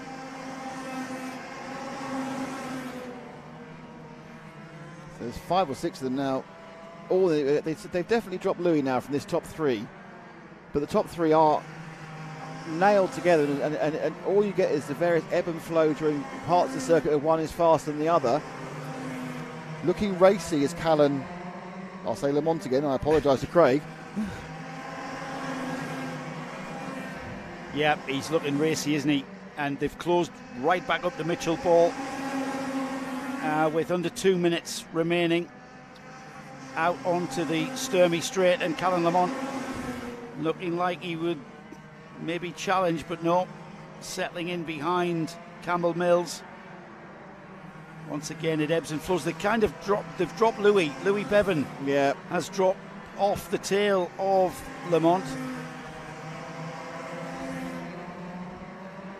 I kind of feel that the Callan could get past Jake Campbell Mills. He'd be able to push, but what's happening now is Michael Ball's got his biggest lead of the race at 0.3 of a second. Yes, it has. Yeah, I do think Callan Lamont is being stifled a little bit, but you know what? There's just not. He hasn't got the amount of pace to be able to challenge, and that's how close it is. You know, he's micro pace faster. Yeah, rather than. Craig Lamont's forgiven us for constantly mispronouncing the surname. Thanks, Craig. Tell us how to say it, though. Is it Lamont? Is it? Do you pronounce it the French way? I don't know. I'm not changing it to another wrong pronunciation. No. Uncle Craig, tell us how to say Lamont. Is it Lamont? Lamont? That's 5 times you've insulted now. Stop it. I know, right, sorry, coming through the S's with 38 seconds to go. So they've got this lap and 2 more. Oh, trying to will it ahead there. The 23 of Callan, you can see him bobbing, trying to get the thing to go a bit faster by pushing it with his body forward. The drivers, Nick, the drivers can see how much time's left. They know they've got what? It's not last lap to go, board. They've got time to get across the line, haven't they? 2 this time. Yeah, so they know it's going to be 2 laps. They can see there's, just off 10 seconds maybe as they cross the line. So they know it's going to be 1 lap to go. Jake Campbell Mills has moved back forward towards Michael Ball, 1.6 seconds. Sorry, 0.16 seconds. Absolutely nailed together these 3. Louis Bevan dropped by about a second, but someone needs to make a move. Now, it might be, this is a big championship and points are important, so settling for second is okay. Back marker, the 20, but he keeps out the way. It's the first name we're getting wrong. It's Kalan. Not Callan, it's Kalan. Ah, right. Kalan Lamont. Lamont, okay. You're right, there's only one L. Right. There's only one L, not 2 for... Because Callan is the Australian. Right, Kalan Lamont, here we go. Last snap, Mitchell Ball leads. Campbell Mills second. Kalan Lamont, got that right, I hope, Greg, is right on his bumper, out onto the Sturmey Straight for the final time towards the Hans hairpin. And he challenges down the inside. And it's coming together. And that's left Kalan Lamont through. Is Lamont going to win it? I've given myself a sore throat. It's Kalan Lamont, I think, has come through with Mitchell Ball being contacted by Campbell Mills. This is they come across the line, the winner. Kalan has won the race. Let's see how that happened. Oh my goodness, it was a challenge by Campbell Mills, right on his bumper, coming out onto the straight. He has a go down the inside of Mitchell Ball, and there, right at the last moment, they it's coming together, and that's left Kalan Lamont through. Contact, and Kalan Lamont absolutely will be delighted to have seen that happen as he just sneaked down the inside. Callan is the right name. I'm going to give up on this. Let me know before the day's end. Callan Lamont, until we're told otherwise. Louis Bevan came through in second. Jake Campbell Mills in third. Mitchell Ball in fourth. Matthew Horton fifth. Leo Crabtree was sixth. Will Cregeen is seventh. Lucas Sullivan eighth. Joseph Jackson ninth. Rounding off the top 10 is Charlie Savage. And then we've got Matt Slate, Leanna Page, Ollie Milner, Alexander Lehman, Liam Surkar, Oliver Fathers, Jason Lovett, Adam Surkar, Adam Crofts Davey, Steve King in 20th, James King in 21st. And then we lost Matthew Temple Purcell on lap 11. We lost James Hull and Ricky Wright at the very start. Wow, let's take a breather. Yes, Ian Hall, mate, we've had some cracking racing today. We've got further. It's not finished yet, mate. Don't go away. Don't go off for your Sunday lunch quite yet, mate. We've got the Rotax 177A final and the Senior Rotax A final to come. Caroline Strange, well done. Calandra, not who is shoe from Louis Bevan's move. She knows Callan. Callan Lamont there, taking that with grace. Yeah, we're open to interpretation of how you felt about that move there by Campbell Mills. But that's maximum points in the championship in the final for the senior TKMs. And we move on now to the Senior Rotax 177. That's the heavier of the Senior Rotax field. And it's local man Philip Howarth who's taken maximum points in the heats to put himself on the pole position for this one. Harry Rowett is alongside.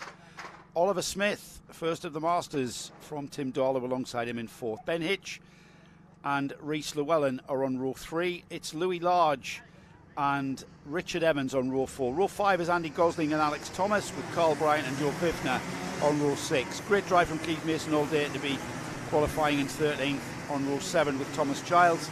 We've then got James Yapp and Zach Bolton on row 8. Alex Jones and Michael Mallet are on row 9. Row 10 is Jai Oliver from Liam Rabjohns. Aidan Hammond and Dan Millward are on row 11. Charlie Jowers and Terry Smith. Brendan Smith and Chris Xavier are on row 13, with row 14 Michael Gamble and Mark Rowe. Jack Goodyear and Darren Smith are on row 15.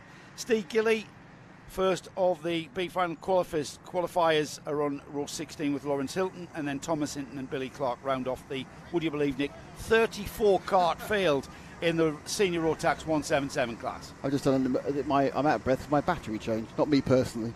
But yeah, well, the sun's gone very much in my eyes. That was a fantastic race, that last one. It was the best race. Yeah, great stuff. For Ian Hall just says some cracking racing today. Absolutely, and, yeah, that was cracking. Don't go away. And we got a massive denouement at the end. But there's the two, hopefully in many ways, the two big ones to come. Yeah, I mean, yeah, here we go. Great looking, great form for the start of this one. Philip Howarth is going to be hard to beat. This is his home track. And look at that lead he's got into turn 1. He's got a 3-kart lead already by the time they get to the S's. Dare I say it, everybody looking like they're intact. Louis Large is slotting in behind Rhys Llewellyn there for 6th into the hand hairpin for the first time. And that's a fantastic break, instantaneously made by Philip Howarth, who's showing his local track knowledge, and has already gapped by about half a second the rest of the field. And it's a long rolling snake, and we'll try and give you the order. So it's second place, it's the silvery green cart of Harry Rowett, then it's Smith, Darlow, Hitch, Llewellyn, Lard, Evans. The top 9 have gone off in grid order, so sensible start from everybody, but they are, the first two are just beginning to break away, and we're kind of expecting, I think, to see a little bit of movement from Louis Large, aren't we? Well, I'm not sure how much Louis is going to be able to move up, because everybody around him are very, very quick here at Clay Pigeon. Louis currently 7th, Rhys Llewellyn on the number 4 plate. He's ahead of him. Ben Hitch ahead of him in 5th, then Tim Darlow in 4th, Oliver Smith in 3rd. Harry Rowett, but just look at Phil Howarth. He knew that the Clay Pigeon round for the NKC was where he needed to maximise his point score. And that's what he's done with 145 out of 150 in qualifying. And so far, admittedly we're only a minute and a half in, leading this one. Second and third now coming together. And it's the 83 of Oliver Smith and then against the 82 of Harry Rowett. So Smith's bridged that gap. I think he must have been behind somebody else, but he's absolutely flying now because he's come right up to the back of Rowett as they come down to the first corner round the blind bend. Now he's made the gap, he's caught up, but now he has to find a way of getting past. That's the battle of the race though for 6th place as Louis Large hangs on to the back of the number 4. There's 3 separate battles. There's a second and third, a third, fourth, a fourth, fifth and 6th, and a 7th, 8th and 9th. This is the second and third one we're looking at the moment. There's the 82. Large Rowett gets hit. Looking to get through, and it could be this. He's right on his tail as they're coming down the straight. Well, it's a curvy straight, so let's not get too excited by that. Can Smith make a dive at there? No. So the one place where Rowett has got a little bit of advantage in straight line speed. So now they come back this section again. He's lost a bit of drive. Will it be a lunge up the inside from Smith? He's going to give it a go, and he's done it. So into second place. Nice move. Brilliant move that. But instantaneously coming back was Rowett. Now what I would say is Rowett is faster on the straight, so there's a possibility he can get him. He can pick him up again here. It's all about the drive out of the top bend. Yeah, this is where he'd get the advantage and give himself a bit of a cushion from Rowett coming back. Oh, and he was all over the back there. The second and third continue to fight like cat and dog. Behind them, it's Darlow, Hitch, Llewellyn and Large. Louis Large finally getting past Llewellyn, who's dropped down to 10th after that little bit of a kerfuffle, let's say. Let's drop back to the next battle, which is 3 carts. It's led by the 18 cart of Tim Darlow. Yeah, Tim Darlow, Louis Large and Joe Pfiffner. Pfiffner looking. It's Darlow, Hitch and Llewellyn. There they go. That's now updated itself.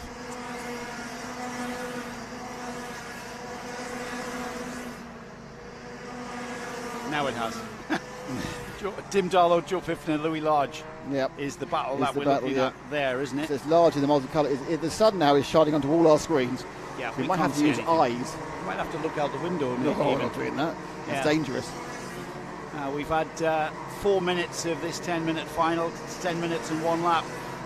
So the 29, is that is 29 in this? Yes, so Pfiffner is into 4th position. Who's that behind Large? Alex Thomas now coming into play. As Large goes through, is that? Trying to see whether Large did make up the place there. Yeah, and Alex Thomas has followed him through. Yeah, the 1, 2, 8 and the 11 have gone past the 18. That's it. So Darlow drops down 2. Louis Large into 5th. Still Howarth leading by 4.7 seconds. Smith has gapped his second place man from Rowett, but hasn't actually gained anything. Pfiffner now is the man on the move, moving forward, and Large fighting off, as you can see on the camera, the 11 of Alex Thomas. Oh, and Thomas moving through on Large there, the inside line into the S's out of Billy's blind. Not sure how long it'll last.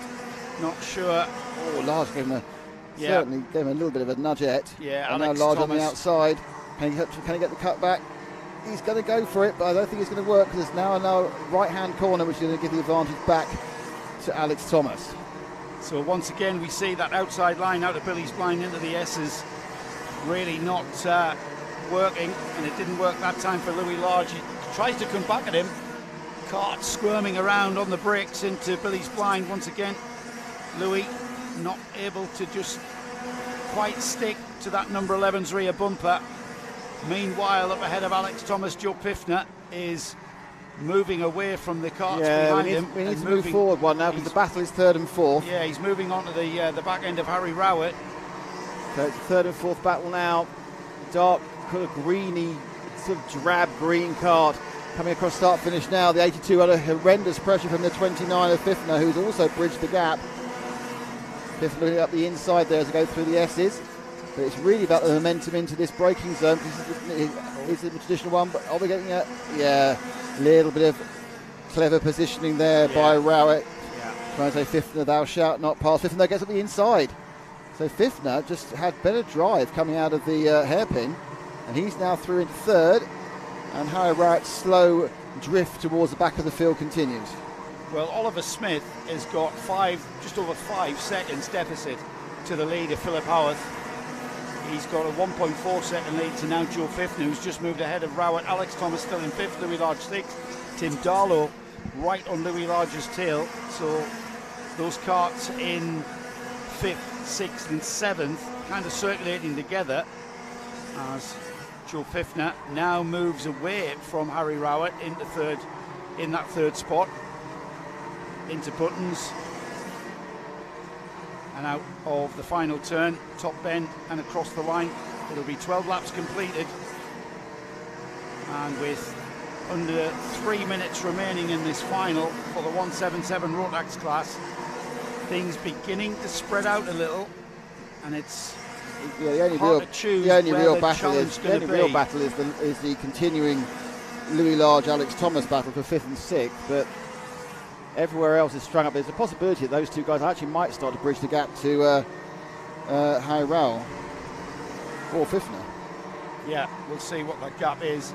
It's Harry Rowett, isn't it? That's just ahead of Alex Thomas. But as long as they don't start battling, that could well happen. Let's see what the lap times are. So 35.5 for Harry Rowett, 35.3 for Thomas, 35.5 for Louis Large. So if anything, Alex Thomas just moving away from Large, but closing the gap ever so slightly to Rowett in 4th.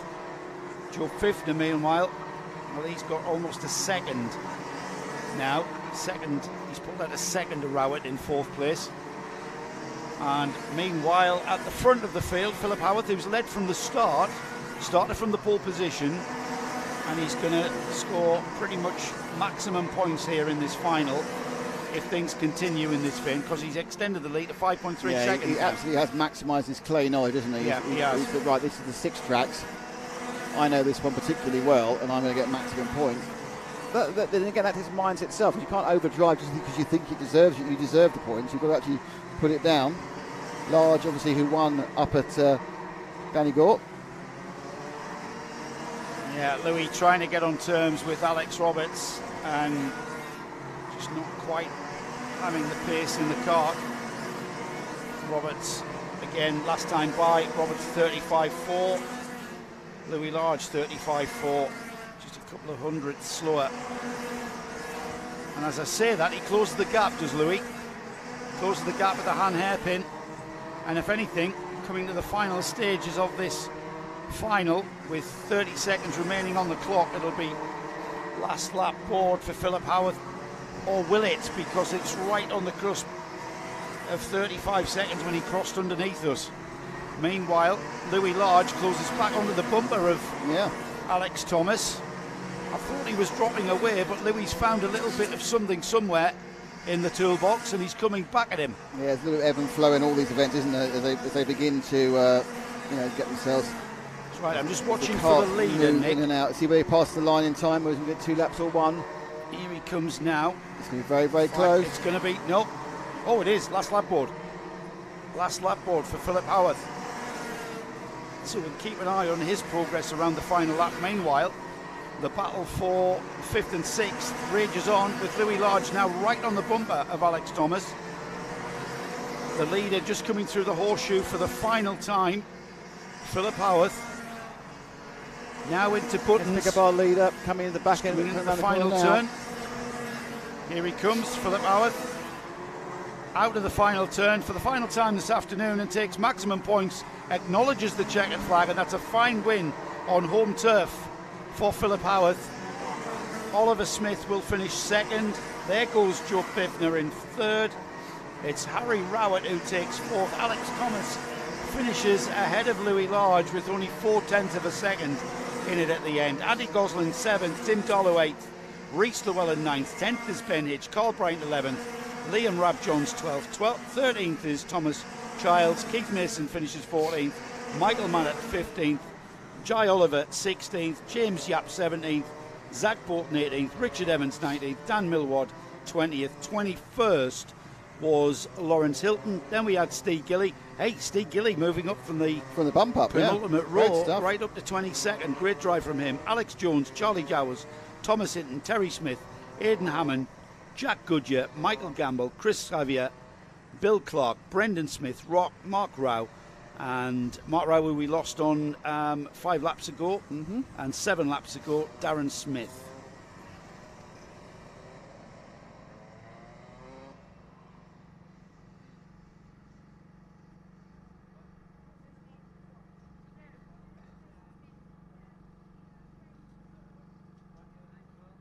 So the last race of the day. Last race of the day indeed coming up, and it's the senior Rotax final for everybody. We've got a 34 car grid again. Did I say car? You know what I meant, cart. Would you believe, man on pole position, Paul Ozan. We spoke to him in our paddock walk, and would you believe, the old man of the grid, Paul Ozan. I hope he doesn't mind me saying that, but Paul Ozan on the pole position with 135 points. Jack Jones alongside him. It's Lewis Jones and Callum Davies on row 2. Row 3 is Harry Barker and Miles Barthorpe. Thomas Storer, current reigning NKC champion, shares row 4 with Ellis Humphreys. We've then got Simon Keeble and Pedro Oliveira are on row 5. Row 6 is Scott Smith and Adam Rogers. Andy Powell will be happy with 13th, I would think. Row 7 with Luke Evans. Milton Steele-Vassen is on row 8 with George Walker. Then we've got Ben Harper and Patrick Williams-Rahaj on row 9. Row 10 is Jake Davies and Paul Moran. Jody Newman and Tommy Lee Davis, I should say, are on row 11. Row 12 is Luke Walker and Dan Andrews. Harold Brainwhite, the 15-year-old, is on row 13 with Jamie Hardy, with Jay Lewis and Scott Lowther on row 14. George Sanders and Jodie Fox are on row 15. Row 16, Lewis Ball and Tom Sully.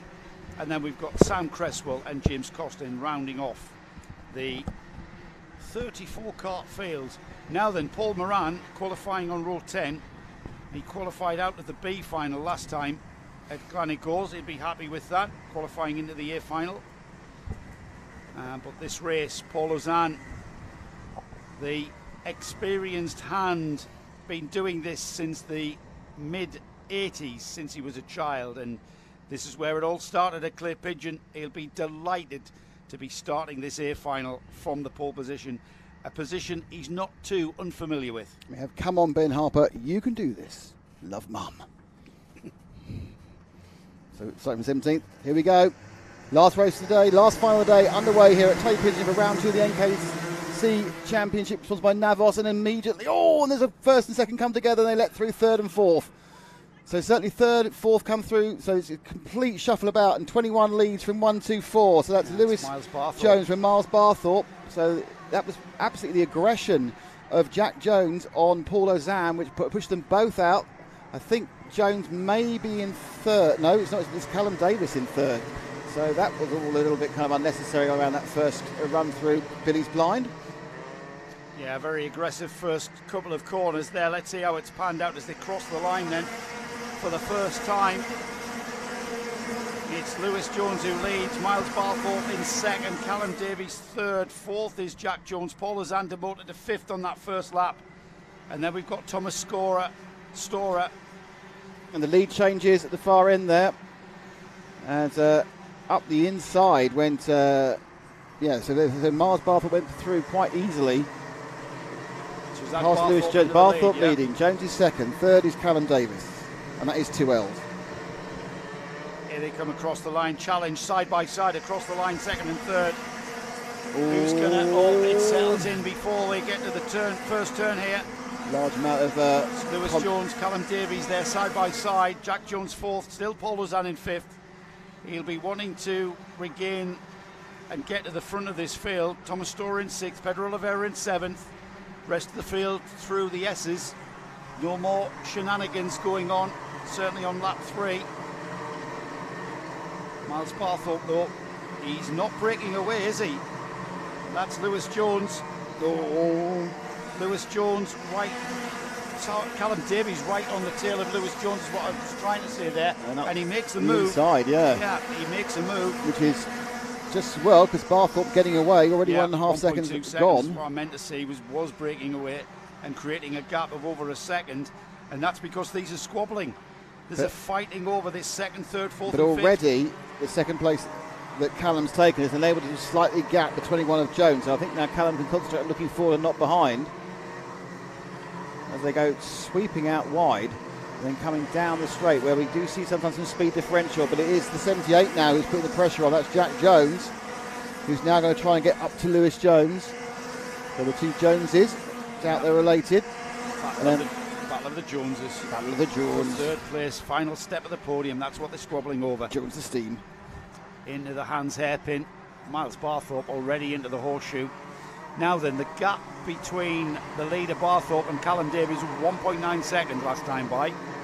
Let's just see if Callum Davies, who having broke away from Lewis Jones and Jack Jones, can actually close that gap. Let's see where it is. Miles Barthorpe across the line.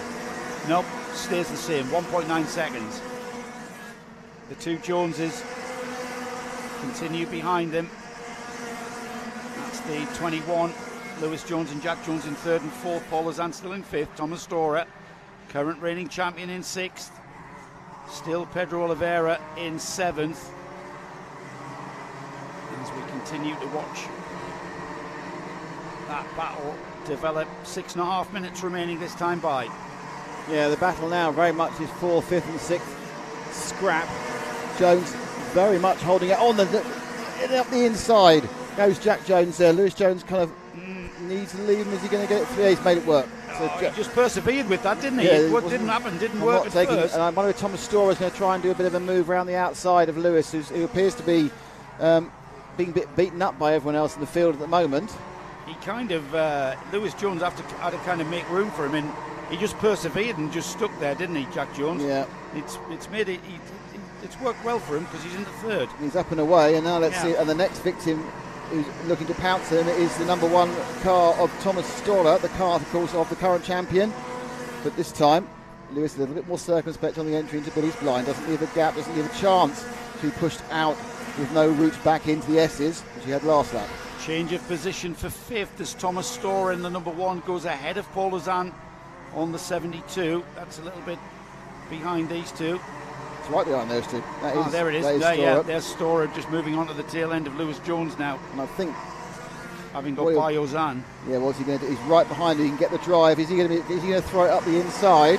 Or we see some defensive drive from Jones. There's a little bit of a gap, not enough for Storer. Now Storer now needs to. And they've lost momentum, and it's kind of like you need to carry it all round Billy's blind, so you can actually have a chance of lobbing up the inside here. Can he do it? Now some defensive lines again from Jones going to the hairpin. Oh, now this is allowing the car to be on Pedro Oliveira ahead of Lozan.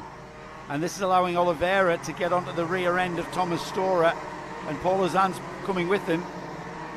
And as I say that, they just eke out a little bit of a gap there. Oliveira trying all he can to close the gap to the number one. Here's the number one, side by side with Lewis Jones on the 21. They sort themselves out towards the first turn though. And once again, the 21 slides wide. Doesn't create a gap though. And there they are, punching right up out onto the Stormy Straight. Into the Han hairpin. Oh, Storer nearly moved out far enough to let himself through, but now the up and under isn't going to work. Jones is going to stay ahead, I think. He tried the late apex, didn't he, to cut back. Didn't quite pull off, didn't have the momentum. And now you've got Oliveira lying in wait. Pedro Oliveira had a very good, though slightly unlucky Glan event. Looked very, very quick, but lost one of his heats due to a mechanical, and that put him back in the pack for the final. 1, 2, 3, 4, 5, 6, 7 carts now packing up behind the cart of Lewis Jones, and there down the inside of the number one Storer has gone Oliveira. Storer just waits it out though, goes round the outside, slots back in as the ideal line for the horseshoe, out of the horseshoe, through buttons, into the final turn, and behind that train of carts, the Lewis Jones number 21, the caught in the bottom of 7 carts into turn 1. Billy's blind. He hangs on to that position into the S's. It's going to start getting naughty, Nick, because there's 3 minutes remaining. People are going to start getting desperate. just to remind you that Miles Barthorpe is 3.5 seconds ahead of Callum Davis. Jack Jones is a further 3 seconds back. Lewis Jones at the front of this train is 8 seconds off the lead, and everyone else you can see is within half a second of Lewis. So here they come, 12 laps completed then for the leaders. Jack Jones now, Lewis Jones through in 4th. No change though. Look at that, absolutely glued. You can so close, you could pitch a tent over that lot. Into the hairpin, and once again we see Storer on the number 1. He takes the late apex and cuts back, but not enough, because that line that Lewis Jones takes is enough to keep him back. Just behind that, Ozan getting interesting, getting back past Oliveira again. Oliveira's been relatively circumspect with this. I think he's almost thinking these two are going to open the door for him, and Storer really getting aggressive, going through the start-finish kink. And now that Oliveira is right behind them, has he gained enough momentum? Can he keep the momentum through Essex? Will he be able to get up the inside of Storer? There's this kind of defensive drift line that Jones runs, and they all just follow him.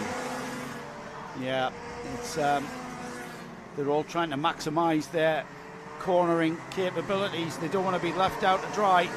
So easy when you're in a train of karts to be hung out to dry and you lose not just one place but 3 or 4. We're inside of 2 minutes remaining now. Time running out to improve on that position. Thomas Storer in 5th place. Having to drive defensively is Lewis Jones, and Storer, he's not being drawn into going around the outside. They're already onto the straight towards the Han hairpin. Storer alongside takes the late apex, the wider line. Still has to stay behind Lewis Jones into the horseshoe, and Jones now he's driving the defensive line literally everywhere on this track now. Into the final turn. There's just over a minute remaining as they cross the line. He will drive down. Oh, and Storer puts himself on the right hand side of Jones, but Jones wants that inside line. He snatches that inside line. He sticks that kart where everyone just cannot get on terms. And once again, down the inside line into the hairpin. He just has to do that on every corner. He'll sit there on the inside line into the horseshoe. He's holding everybody up. He's a second a lap slower. Yes, he will be. He's driving defensive. And as long as he stays ahead, he can be 10 seconds a lap slower. No overtaking down Billy's blind this time. There's been a cart off, so this is an absolute manna from heaven. Yes, he can for drive. Lewis. He doesn't need the defensive line this time because of the yellow flag. He draws that cart through the S's. He needs to be quick through the S's because he needs to defend a little bit at the hairpin. Still, Storer can't find the momentum to get by. And he's got to be careful because right behind Thomas Storer is Pedro Oliveira, and right behind Oliveira is Paul Ozan.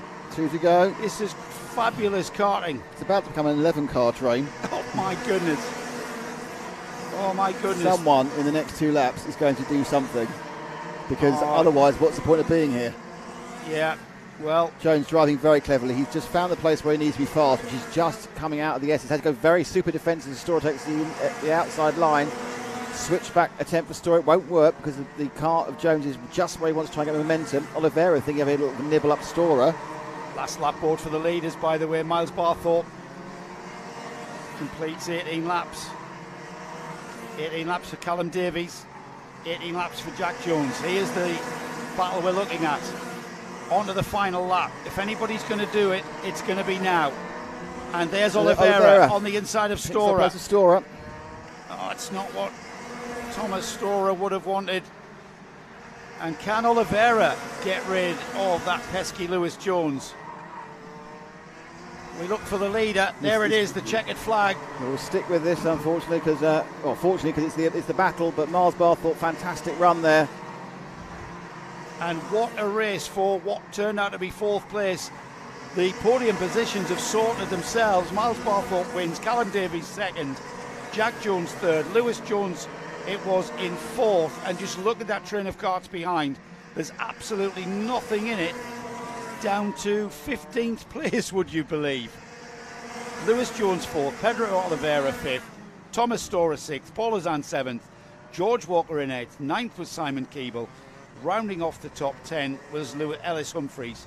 And then we had Luke Evans, Adam Rogers, Scott Smith, Milton Steele-Vassen, Patrick Williams-Rohage, Jay Lewis, Andy Powell, Jordine Newman, Harold Rainwright, and Dan Andrews rounding off the top 20. And then we had Lewis Ball, Paul Moran, Luke Walker, Tommy Lee Davis, Jamie Hardy, Jake Davis, James Costin, Jody Fox, and the last finisher was Sam Cresswell in 30th. We lost Ben Harper 4 laps ago, and Scott Lowther 6 laps ago, and Tom Sully, who only completed 5 laps. Well, Nick, that's it. That's the day. Is well, round almost. two. Almost. Well, no, almost. I know we're not finished. Round 2 of the NKC, 4 rounds to go. I've got to say that I'm quite excited. We were very, very lucky. We had 4 or 5 cracking races. Absolutely superb races. I think the penultimate one was the best, to be honest. But you shouldn't have favourite children and favourite races, should you either? No. They were all. There was some fantastic running. The actual running, the Clay Pigeon Circuit is, I'm going to say, absolutely fantastic. It's an amazing place. It breeds good racing. But what's nice is it breeds proper defensive racing. You can hold a position. It's not like there's so many opportunities you've got nothing to do. If you've got a slightly slower car or a slightly slower line, you can hold a position and you can actually kind of think your way around the track and stay somewhere near the front. And you can defend, can't you? Yeah. As we've defending shown there. Is what counts. Lewis Jones, a textbook study in defensive driving there from Lewis. It really was. So we will be awarding driver of the day. I mean, this is supposed to take a couple of minutes. It might take many more minutes than that, because it'll be a little bit of an award in front of the rostrum. I will commentate on you awarding an award. That'd be exciting for me, won't it? All right, okay. Have we got a winner? Yeah, we voted for a winner. Did you take my piece of paper? Yeah, I took it down to show who the winner was. But I've seen people running around for the NKC to try and find this winner. No, I luckily well known. But it's been great to have you with us for the second event. The third event is about 6 weeks away. Yeah, a little bit of a gap, isn't it? Hang on, you carry on talking. Yeah, a little bit of a gap. We usually run the NKC first weekend of the month. This time it's is it the second or the third weekend I think it's the third weekend of May that we head up to Cumbria from one end of the country to the other. Here we are just outside of Yeovil in the southwest of England. Well, the next round we go all the way up the west coast of the UK to Cumbria, to Rowrah. Rowrah, famous for my first ever kart race. I remember back in 1986 was the first track that I visited and competed at. Joseph, you could go down the stairs to meet the driver of the day and take them in front of the rostrum, where there'll be a presentation which will be filmed by. You don't need a coat. So the driver of the day will be revealed in a minute. You can tell him why he's driver of the day, and I'll tell the listeners. What do you want? I will need a microphone. No, you can't do that. So I'm going to commentate over it. Yeah, we'll fix it for next time. So this is quite interesting. So if you could cut up the podium, Ash.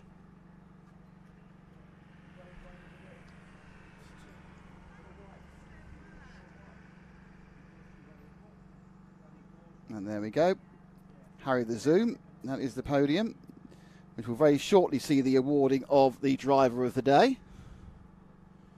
They actually walked off yet?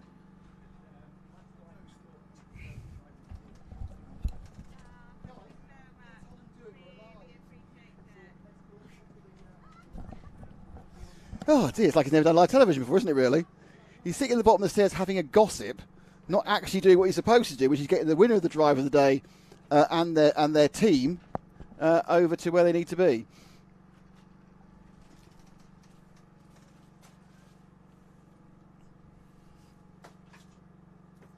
Just get that.